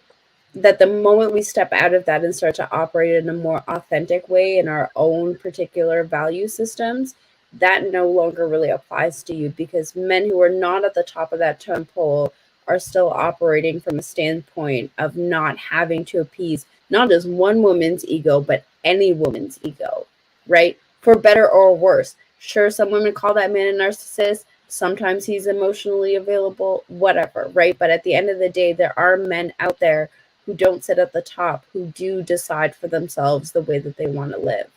So it really is a personal decision. And when you have multiple people making the same personal decision, you now build a community that's able to build together based off of shared values instead of dictated values. She said what she said. Okay, let's go to the rest of The soundboard right now would have been Kim and Handy. Shan would have muted it. AI Jack 2 recharge to knock it off, $10. Women How don't about we just call him Jack? How about we just say Jack? Okay. Women don't know what monogamy is. Women think that true monogamy is having relationship with multiple men and then settling with one. The actual definition of monogamy is one intimate partner, period. Marky Mark, what do you mean about me muting? I've never muted you once tonight. You tone police me though. You muted yourself. You're muting You're yourself. on mute. All right. Marcus Evans, $2. Inaz is the only one that gets it. I don't know. Shan been on it tonight. Thank you.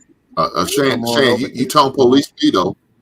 When did Come I on do over to the that? dark Well, side. Hank, let me just tell you about that fabulously manly alpha voice that you have there. You know, it's so strong. I was just trying to get a word in, but that masculine, just that powerhouse of yours, you know, I just had to get in there, just like, hey, can I just get up, you know, something in there? Just so manly. I understand. I agree with you. Boy, I hope your girl not watching it. My lady knows what she got. Yes, honey. She's gonna be wondering if See, somebody else got you though. Like, who is that? Who is so that? Marcus, I never once put you on mute.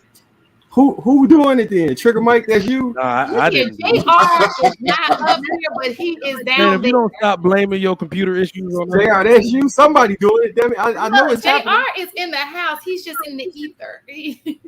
JR, stop muting me then. Whoever doing it, stop. yeah, that's messed up. You blame JR. He probably somewhere sitting down. He's like, shut up, nigga. Hey, JR's over sitting on there just for reserve, man. I swear, it is Sunday. I was not me. I have not muted anybody besides asking them, you know, verbally. I have not muted anybody tonight. Did you see something that said host muted your mic at the top? Yeah, it said that was JR. Oh, damn. No, it was me mistaking a Shan. But it wasn't me. My bet is on I know mistaken doesn't know how to do it. Mistaken ain't said nothing the whole time. It was mistaken. Nah, it wasn't mistaken. Let me just tell you this, Marcus. One thing about me is I fear God. If I tell you, I swear. I get to you. It was not me. I get to you. But again, JR is always floating. So he about to pop up like, what? I was sitting here. Her finger slipped on the mute button. You know how women always blame it on men. God damn. At this always moment. a man's fault. Well, you guys, I'm still trying to figure out how my garbage is gonna get to the front, please. Because now it's dark. Your hands. You got a flashlight, don't you? No. Where's your husband? You not back yet? You not back yet? He's come back tomorrow.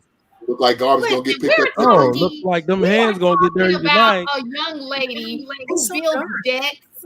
She puts up fences, and somehow she can't manage to take her trash from the back room to the front. I do it during the day when it's light. I'm scared of the dark. So you worry about the raccoon? That is a lie. I don't hang out with you late night. Garage? Don't let mistaken tell well, y'all come shit over here. out, Like you said, you were with me. If you come over here, we could take my trash to the front together. Who is we? Tell us, man. I can't Who even is grab we? right now. Not gonna happen. Who is this we? You speak French now? We. Call your husband. He'll give you the motivation. Yeah, I'll motivate you. Do you want? If my wife called me talk about I can't take out the scrap, take the goddamn trailer. Like that's what he's finishing his last day of his guys trip, so I'm gonna leave him alone. He's coming back tomorrow. Do not call him for that. Words I would never thought I'd hear in life. Well, let me ask y'all: do y'all think it's okay for either or to go on like guys trips or girls trips if you're married? No. Do you think polygamy is okay? No. Then for me, personal choice. No, let me rephrase that. Yes, I think it's okay for those who choose it. Is it okay for me? No. At least not at this stage in my life. That might change. I told y'all I'm open to it if I'm about to die. Well, no girls trip. I'm of the opinion that everybody needs to reset. And if you got married and you trust your person, then either you trust them completely or you don't. Period. Like that's what it comes down to. Either you trust them or you don't. And if you don't trust them, why the hell did you marry them? But as for my chick, hell no. I was like, where the hell is the shoe gonna drop? Wait, why though? Why would, if you trust, based on what you say, if you trusted them, why wouldn't you? I would say if you trust your partner, why wouldn't you be okay with them going on a guy's trip or a girl's trip? Because my partner is definitely not going to be a guy. Here's the traditional answer: it's okay for men. It's not okay for women. Sorry. Why? You seen the movie Taken, right? You seen the movie Taken, right? Uh-huh.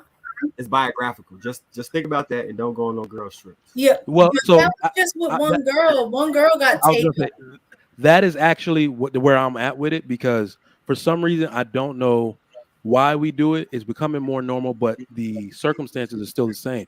It is very unsafe for a bunch of women. First off, it's very unsafe for a bunch of women to be out without men in especially foreign countries or other areas, right? And then the world looks weird when you see a bunch of married women by themselves. Like nowhere on earth do people be like, what the hell are they doing here? Oh, look at them going on a boat with dudes that are not their husband. Their husband ain't been, like, you see what I'm saying? So I don't know. You know that recent incident that happened in Mexico? If her boyfriend would have came, I doubt that would have happened to her. You know what I'm talking about? It's Shantina Robinson or something? Shaquela, yeah. They would have done her like that. Well, then, wasn't there an incident where the guys got shot? They were with the girls. The guys got killed. I think they was going to. Oh no, that was the lady going to get well, they got hemmed up by the cartel. They were drug There's nothing you dealers, could do in that yeah. She probably was But trying they thought they were a rival Caribbean gang. Like they they had dreads and stuff. So I don't know if people know this, like Costa Rica has like Caribbean people in it too, like black people in it. So they thought they were some of those dudes and ran up on them. Man, they was down there trying to buy fentanyl, man. We all know why he was down there. But go ahead, Inaz. So to the people who are open to polygamy, and we're gonna say polygyny, right? Is it cool if your co-wives take a trip, or is it just like other girlfriends that are not allowed to take? That's a good question. No, that's wives trip. Wives trip. Good question. It's a couples trip. Look, I really, in all honesty, I don't care if I'm gonna make you my wife. Real talk. If I'm gonna make you my wife, I'm gonna trust you either way, because keep in mind that I travel for work, and like I'm at work at least 8-9 hours a day. You could be doing damn near anything. So either I trust you or I don't. Like some guys aren't cool with it. I personally don't care. They could. I think they could. Yeah, I don't know if it's about trust. It's more about safety than anything. I was say if I was into that, I would plant a snitch in the group. Oh no, I plan on getting a $400,000 insurance policy. So I mean, well, one thing with women, I know, like guys say things about safety, and not to say that something can't happen. But what I was going to say is, women are trained to travel in groups as a safety measure anyway. Like we're accustomed to doing that because of safety. So, like, I'm not saying it that way. What I'm saying is, it's not going to work though. I think the world is starting to grow a little intolerant of all of this freedom that women have, simply because it's setting bad examples for the women in the culture wherever you're going. So I know in the Arabic country, they're about tired. They're about tired. So now they're starting to practice more feminism. Look at these women alone, but we can't ignore the fact that as the more independence and more freedom that women get, the more the violations and crime against them, the higher it gets. So those things are going up hand in hand. So more women are coming home in body bags and not coming home at all, right? As this goes up, I don't ever see the reason for a woman leisure trip without her husband once she's married. I don't see the reason. But see, this is where I tell you in terms of the difference between why I wasn't sure would I be considered modern or not. Because in our marriage, both of us go on trips. Like he's just gone for his guy's trip. I didn't go on my girl's trip this year because I wanted to go somewhere specific and they changed it. And then I said, never mind, I'd rather not go. And so him and I are, going to be renewing our vows in August. So I said, I'll just use that extra money to go towards that. I didn't know. So I'm going to bring it up again. So I'll bring up the vow thing we were talking about again in a few months. All right. Yeah. So yes, it will be our 20 year. Nice. So I'm excited about that. I'm going to change the wording around and send you some new vows to Will the be one I in sent you earlier. Seychelles. I will not be getting on my knees doing those that You vow damn that sure you will. said. I'm going to fly. I'll fly to the chalets myself. Let me before I forget, because Mike said he didn't think that those Bible verses were for men. So let's I do have them handy here. Oh, She brought she been receipts. back there looking it up. She brought No, receipts. they were already here. They were already here. I knew God needed to show up today. It's Sunday, so I had them on hand. You know? Let's Sugar hear it. Mike, can you look up the inverse of what she about to say? Sure. Man, You know, just I put her wouldn't fingers ready, lie bro. about the Bible. Now, would I? Interpretation is a real thing. Let me see now. Let me find it. I don't know which one is which because y'all know my eyes bad. Give me a second while I look and see which one. Damn, my phone did. Shit. Oh, sorry. Let's see if this is. I'm gonna do it real fast. You heard her, Hank, right? I was about to say something. You heard her. You heard her. Call her out. Okay, so here goes some stats. Can y'all see that? No, I can't. Go to the little. So if you go to the right dots on the side of your thing, and you can zoom it. Blow it up. That's what Trigger Mike said, though. It says whoever commits adultery with a woman is out of his mind. By doing so, he corrupts his own soul. Adultery is with a married woman, if I'm not mistaken, right? I said it. All right, go to the next one though. Remember, this is why we have pastors to interpret. But that's also You still on this? I can't see it. So. Never commit adultery is Exodus 20:14. Hebrews 13:4. Let marriage be kept honorable in every way, and the marriage bed undefiled. For God will judge those who commit sexual sins, especially those who commit adultery. So if you're supposed to be a virgin when you're married, that might be a sexual sin, and then adultery. So men sleeping with, which is what Trigger Mike was saying. I think it reinforces Trigger Mike's point. Let's look up adultery. I just thought that could be either or. Like if So it's that's adultery. the way no, that's what I thought my whole life. Okay. That's what I thought my whole life. When someone put it to me like that, and they were basically saying it's not that men can go out and do whatever they want, it's the expectations that men and the steps that they must take if they decide to be with other women. Like I've heard this really broken down a lot of ways. So that's why I said it's debatable. I didn't say it was right. I said debatable. So adultery didn't mean that it's just either a man or woman that is having a sexual relationship with somebody who's married. Right, but so you're saying it is not what I think, Mike. What you're saying is the general definition that we typically go by is that is a sexual relationship between a married person who isn't their spouse. Yep. But what you're saying is biblically, or that's being debatable, is that it's when the husband steps out. And you know how why that sound like a new age definition? The usage of the word spouse. I don't think traditionally when they were talking about this, they were using the word spouse, which was interchangeable. I think so understand that they added it. They added it in the New Testament. I think they added it in the New Testament. Okay, so real fast though, it says, "For God will judge those who commit sexual sins." Then there's a comma, and then especially. So sexual sins. So when we talk about sexual sins, you're also talking about fornication, which also includes lust. Meaning you can be lustful even with the eyes. You not even touch her, but because you have lust for her, you are committing a sin in the Bible. Yes. So that is period. It had nothing to do with adultery. It has something to do with sexual sin.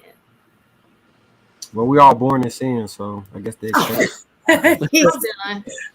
That's a Christian belief. Don't put that on everybody. Remember the Hebrews verse basically separates the two. It says commit sexual sins especially. So all sexual sins are egregious, but adultery is especially for real. Yeah. And it also piggybacks that that's one of the only sins that he gives you permission to leave the marriage for. Yep. Most sexual immorality. Yep. Fornication. So damn, I wish I could go back and ask this guy.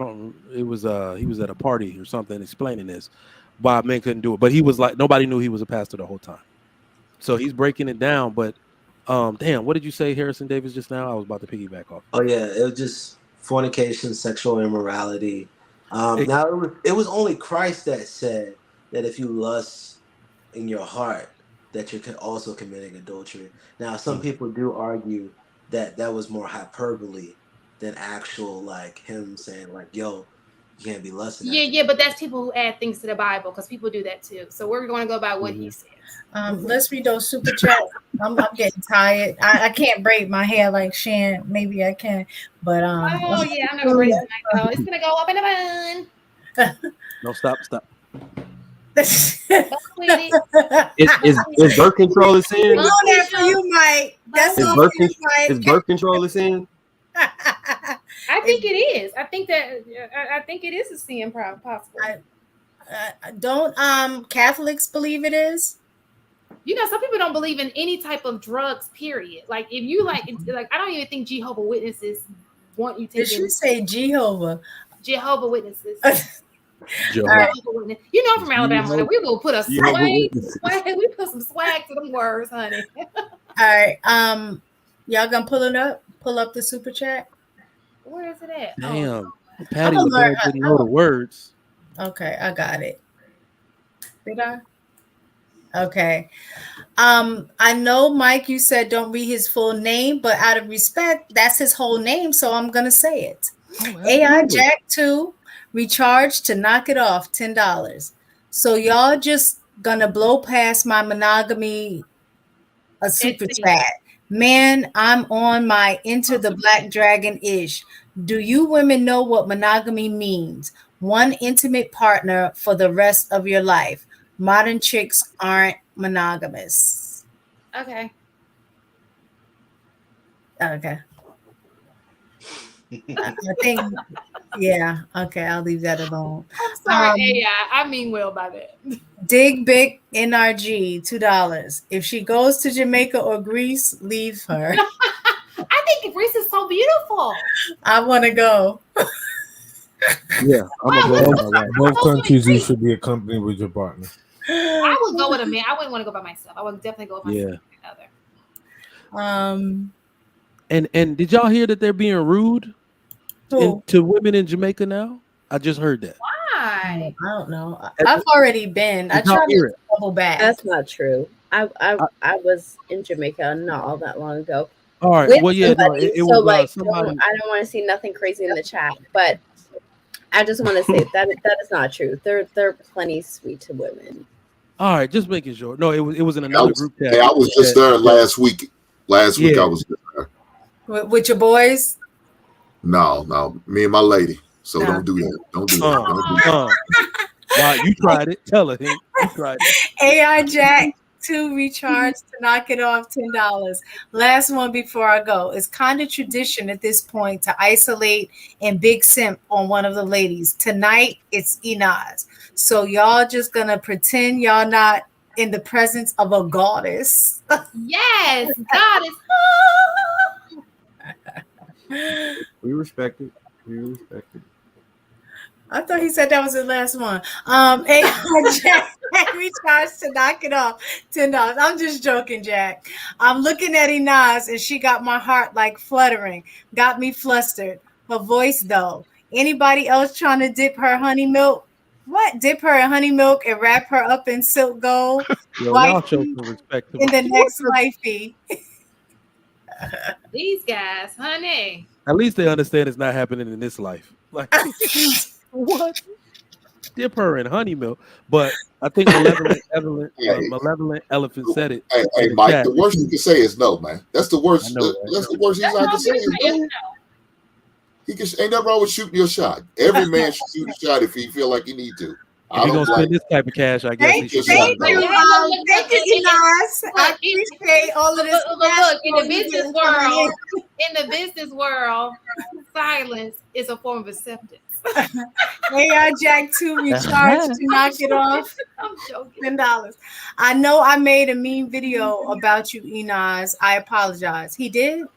I was in my feelings. I don't think you are damaged goods. Huh? You're perfect, and that hurts because us mortal men are not. Inaz, can I be your male BFF?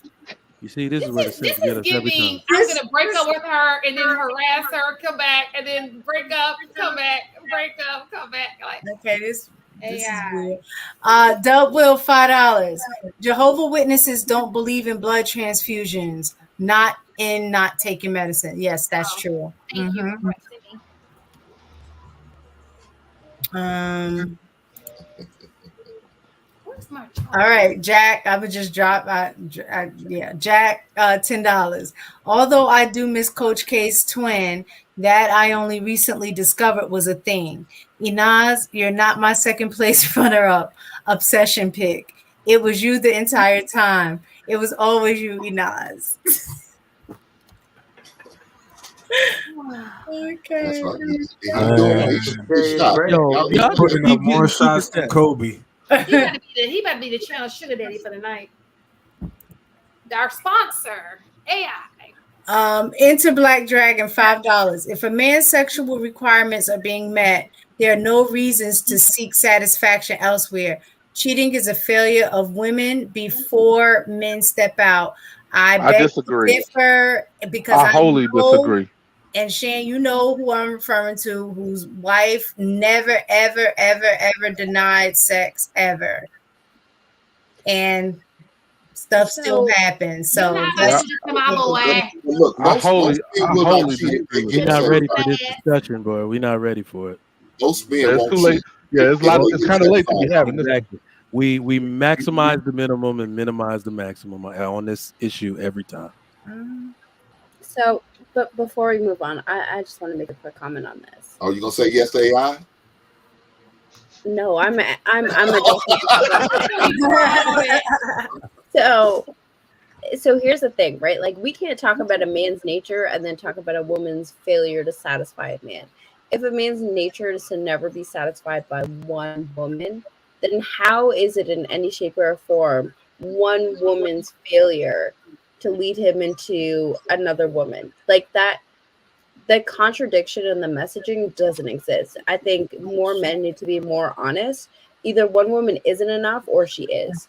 Because this idea of projecting, like Trigger Mike mentioned earlier about like women's like their own evaluation of themselves, their own self-worth. We can't have that conversation and blame women for something that inherently is not enough for one man. So either be honest that one woman isn't enough, and we can have a conversation moving forward with intellectual honesty, or deal with the fact that like there is something else missing. Like you can't put two and two together because it's just such a mess for women to try and navigate, which was my first point in the first place. Like, being a woman is so criticized from both ends that it's like walking through a field full of landmines at this point.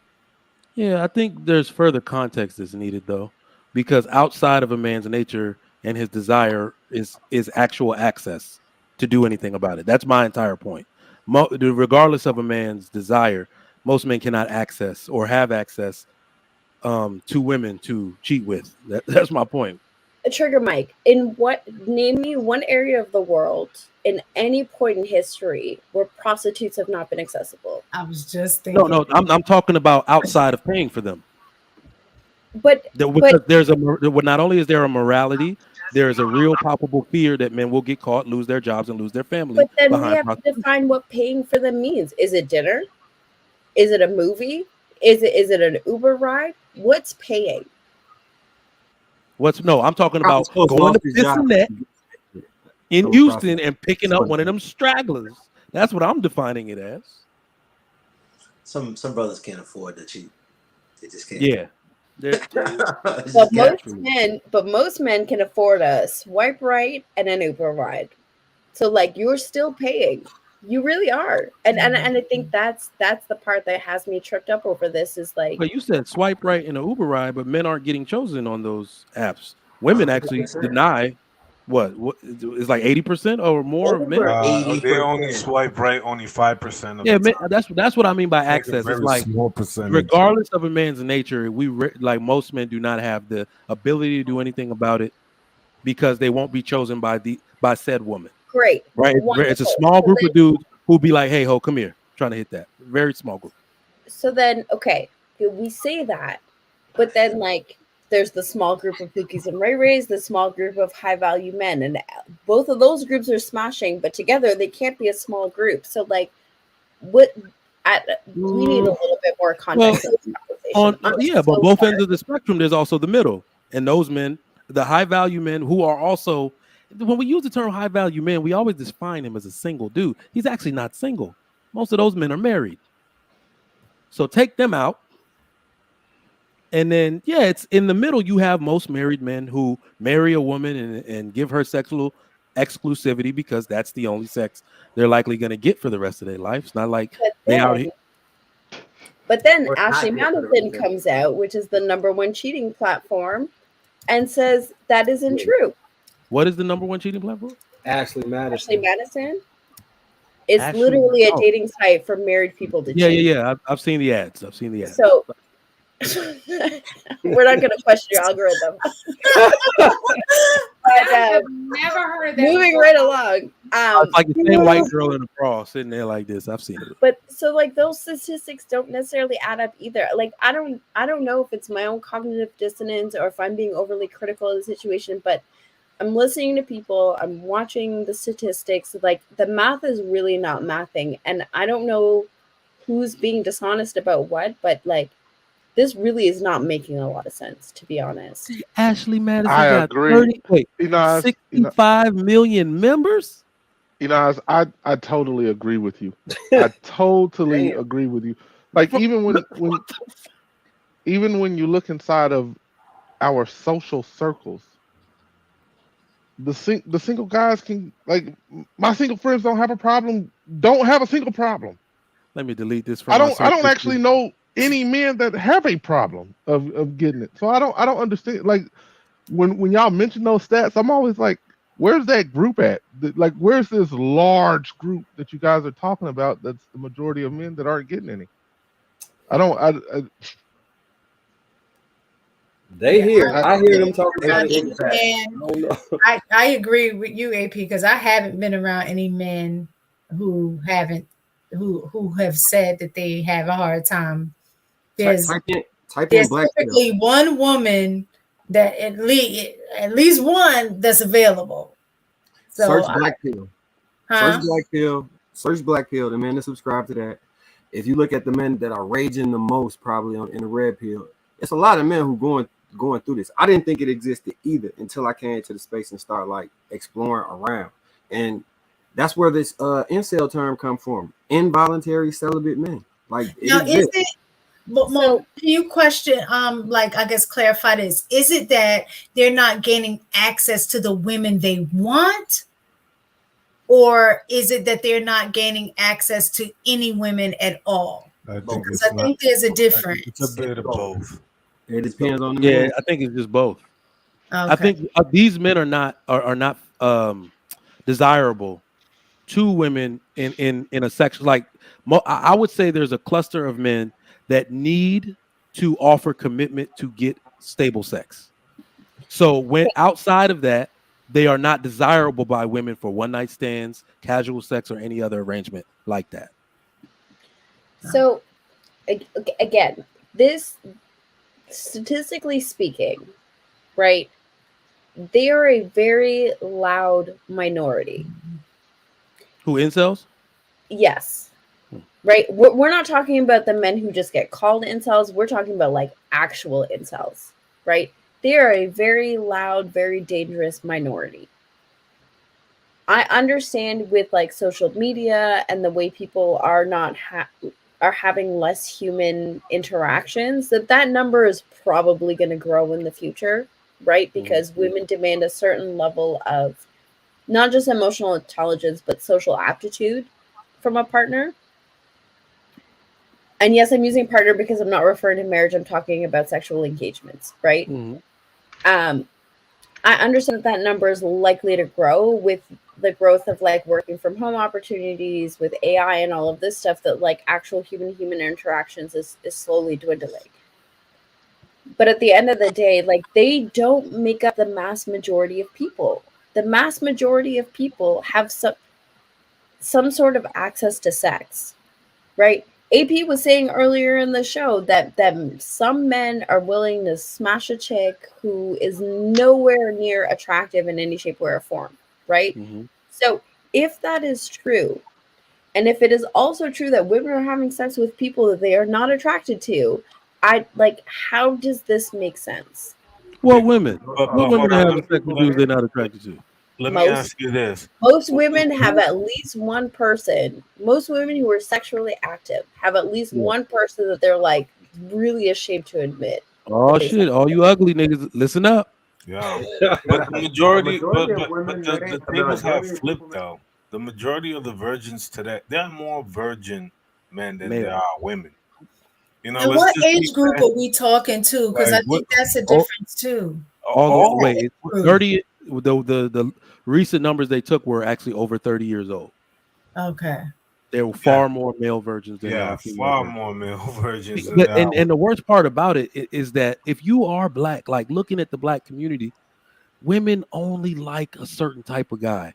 And if dudes don't have the ability to make himself that, like we know the type of guy they go for, that they all literally get salivate and their panties drip for. Like everybody knows that type of guy. That's why I'm like the dudes who are socially awkward, like you said, can't hold a conversation. They're automatically disqualified and they don't even try. It's like they don't even show up. A lot of men are sexually invisible to a lot of women. And Yes. But y'all just don't want to be honest about it. see, That's I'm the willing. thing about it. I'm a guy, and I'm willing to be honest about it. What is it? What is? Let's just call it. What's the percentage? Right? Give me any roundabout percentage, because I have questions. I just Ooh, really So, now the, that so is the most way, men are so reaching out of their league like we've talked no, about before, no, where no, we it's not talk even you about that. you're so you're a mistaken, four, you're a mistaken. four, but you want a 10. You've never been an ugly nigga in your life. You better hold on. You've Exactly. never been Thank one. you. So I've been They one my okay, whole cannot. life, wait, so wait, come on wait, now. wait, They wait. 40 about okay. Go ahead. 40%. I think 40% of the top men and the 40% of the top women are all having sex with each other. It's only the small 10% that has access in having their way with everybody. There is a bottom 50-60% that are getting no play. Dope. Okay, so Wait, wait, wait, wait. I'm a low ball it One real quick. second. Let's just say 25%. That would be 1 out of 6 of us would know at least one guy, one single guy who can't get any play. Any one of y'all know a guy like that? Yes. I don't. Because I don't. I legit don't. Yeah. Well, because well, hold on. We need to add a little bit more context to that Yeah. because you tend to congregate and be around a certain caliber of men who are cut from a Absolutely. different cloth. Those men that we're specifically talking about who meet this metric, you're not in community or proximity to those dudes. You're not You ever talking been to to those Comic dudes. Con? You'll see a lot of them. And there's Exactly. girls that participate in those as The well. That's spaces what I'm that trying Right. those to dudes go say. Yeah, You to, but the you're girls ever not been aren't at. having sex with you those ever been dudes to a at the Comic Con. cosplay? You'll see a lot of them. Yeah, the girls aren't No, having so sex I know with the exactly what guys you're at the talking Comic They Con. be about. putting And let on me just Star say, Wars outfits and shit. Yeah, yeah, you they ever seen do. them Wait, They too? do. Okay, wait. Let me just So say this real fast, real fast. I know exactly Hey, what Mike, you're like talking like where about. I get my action figures at, they full I of 'em. Yeah, actually yeah. listen. I actually there's a place here in Atlanta, and I went it on Mondays. They have it on the Beltline, and it's a line that's wrapped, and you're right there in the superhero outfits, absolutely. But it be women in them superhero outfits too, and they be holding each other's Yeah. hands, being all awkward together. Yeah. So they be getting women. It just don't They be don't like you know they like each that other, which is the good thing those about are their friends. Those are their homies. I'm telling you. wait, Those dudes be friend zone so hard. no. Yo, They Hang for on follow one real, each those second. other dudes get no everywhere. They give play. them money. No, They be no. holding their drink, but they don't let them hit. They don't let them Okay, hit. so You y'all my know best that friend, I had Jeremy. heard all this stuff. So here's the thing, right? It's like maybe traditionally that was true. I think with this new wave of what women are attracted to now, especially the younger ones, there's no way. With All right. like this whole like BTS culture, the comic culture, the softer looking guy culture, the increasing number of women who are specifically are targeting medium ugly dudes. Medium ugly. Yo, you coined this shit. We gotta. No, I'm you telling coined you, this. like the numbers don't add up. But what They about don't. ugly? Those men exist too, and They've they always attractive. existed. No, they've always existed. Like society has always factored those in. And I'm not, again, my point isn't that like incels do not exist. My point is the amount of men that we're seeing don't have access to sex that isn't through a paid professional, right? Is not as big as the way that these conversations are being made to sound. Like it can't be. There's no way. I But thought let me that ask too. you a Talk question. Let down me to ask you a question. 30%. Do you think that these men are coming out in mass to tell you that they're getting no play, and the ones who are paying for it are going to openly tell you, yes, every Saturday night I go down to the Piggly Wiggly and get my rocks off? That's not happening. So here's I think that's a good point, Louise.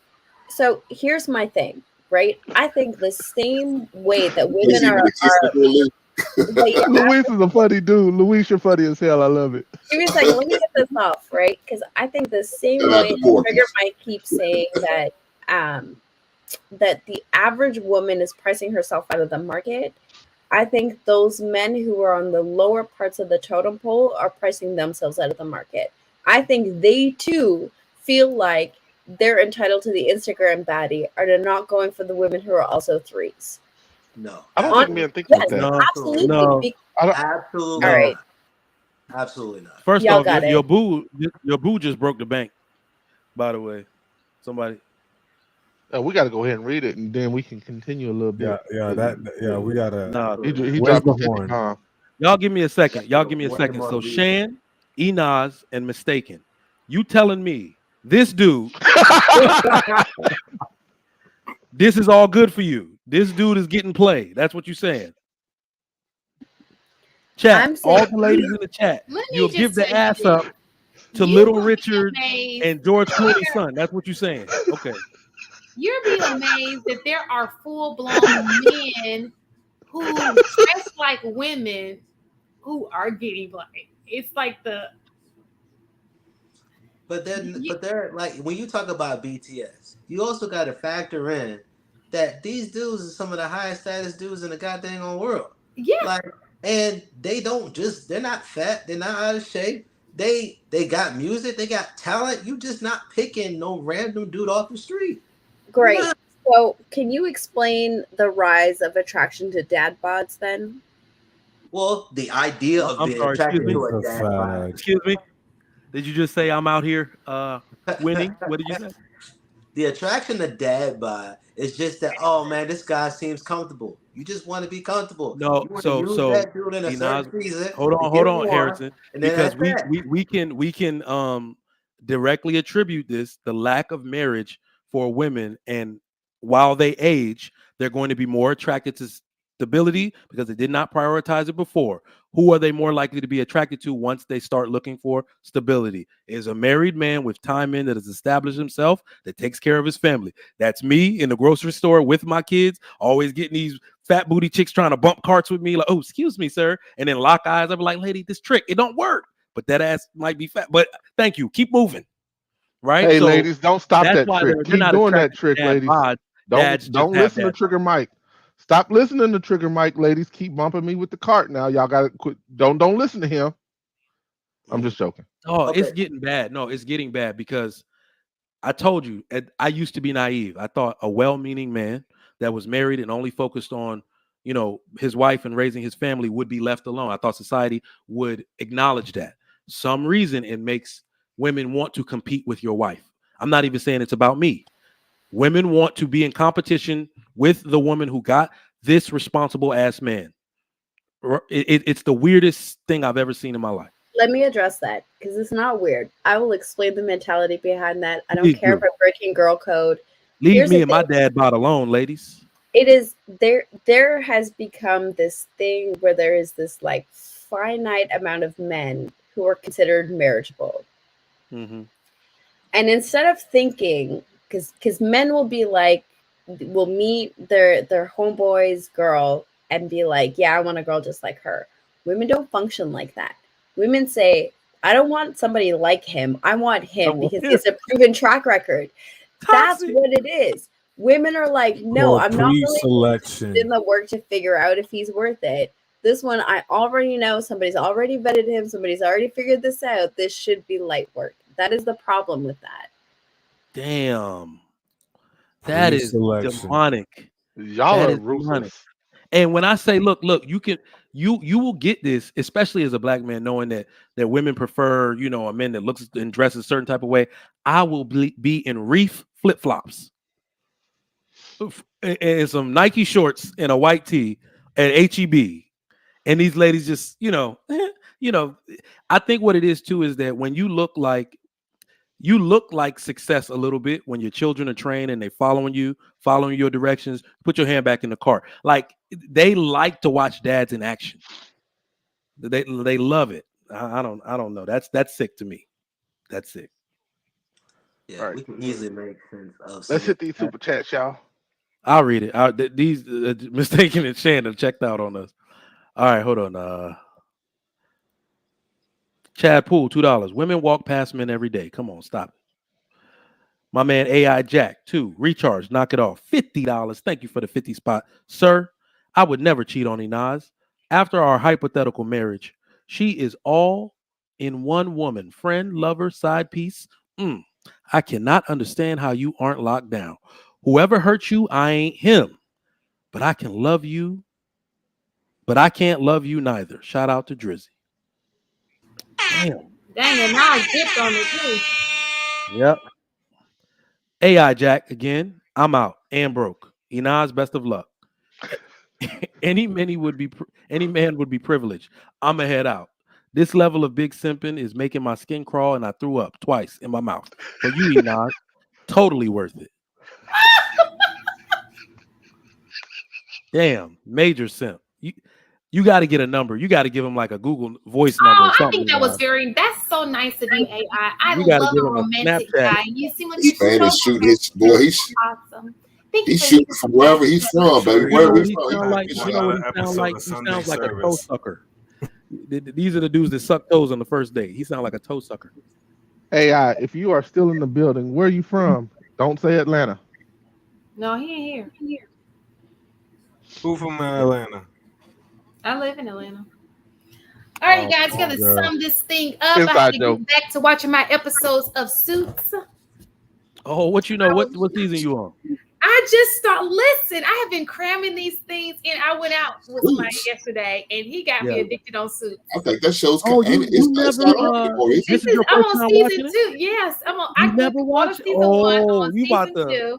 It's not even on anymore, is it? So that was my it went off like 2-3 years ago. But you're not watching it. Yeah, it was my favorite show for years. It was my favorite show. I would because I gotta binge all the old shows. Every few years, I do Suits, Breaking Bad, and Nip Tuck. I binge them all over again every few years. Well, Breaking Bad is probably the best one you name. It's the best show ever. What about The Wire? That's right. Look, this is actually funny. Black shows like that traumatize me, bro. They take me to a dark place. Say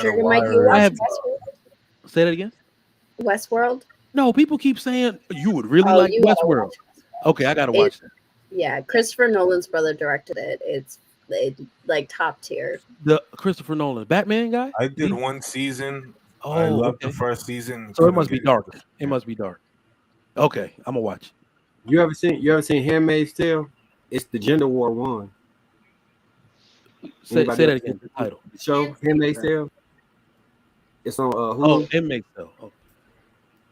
It's the gender war. I know you alive. Crowd trigger, Mike. That's the most anti-simping show alive. I gotta watch it. Yeah. Yeah, Malevolent Elephant is a lie. It has been ever so lovely to spend this Sunday night with you guys, and I do not want to go into Monday morning with you. So, with that being said, we're going to close up. Any final thoughts, young men and ladies? Be honest. Tell the truth to people. And honesty never hurt nobody. Well, Marry before you carry. And men, watch Marry where you before put your you seed. carry. I got a better one. Marry before you open your legs.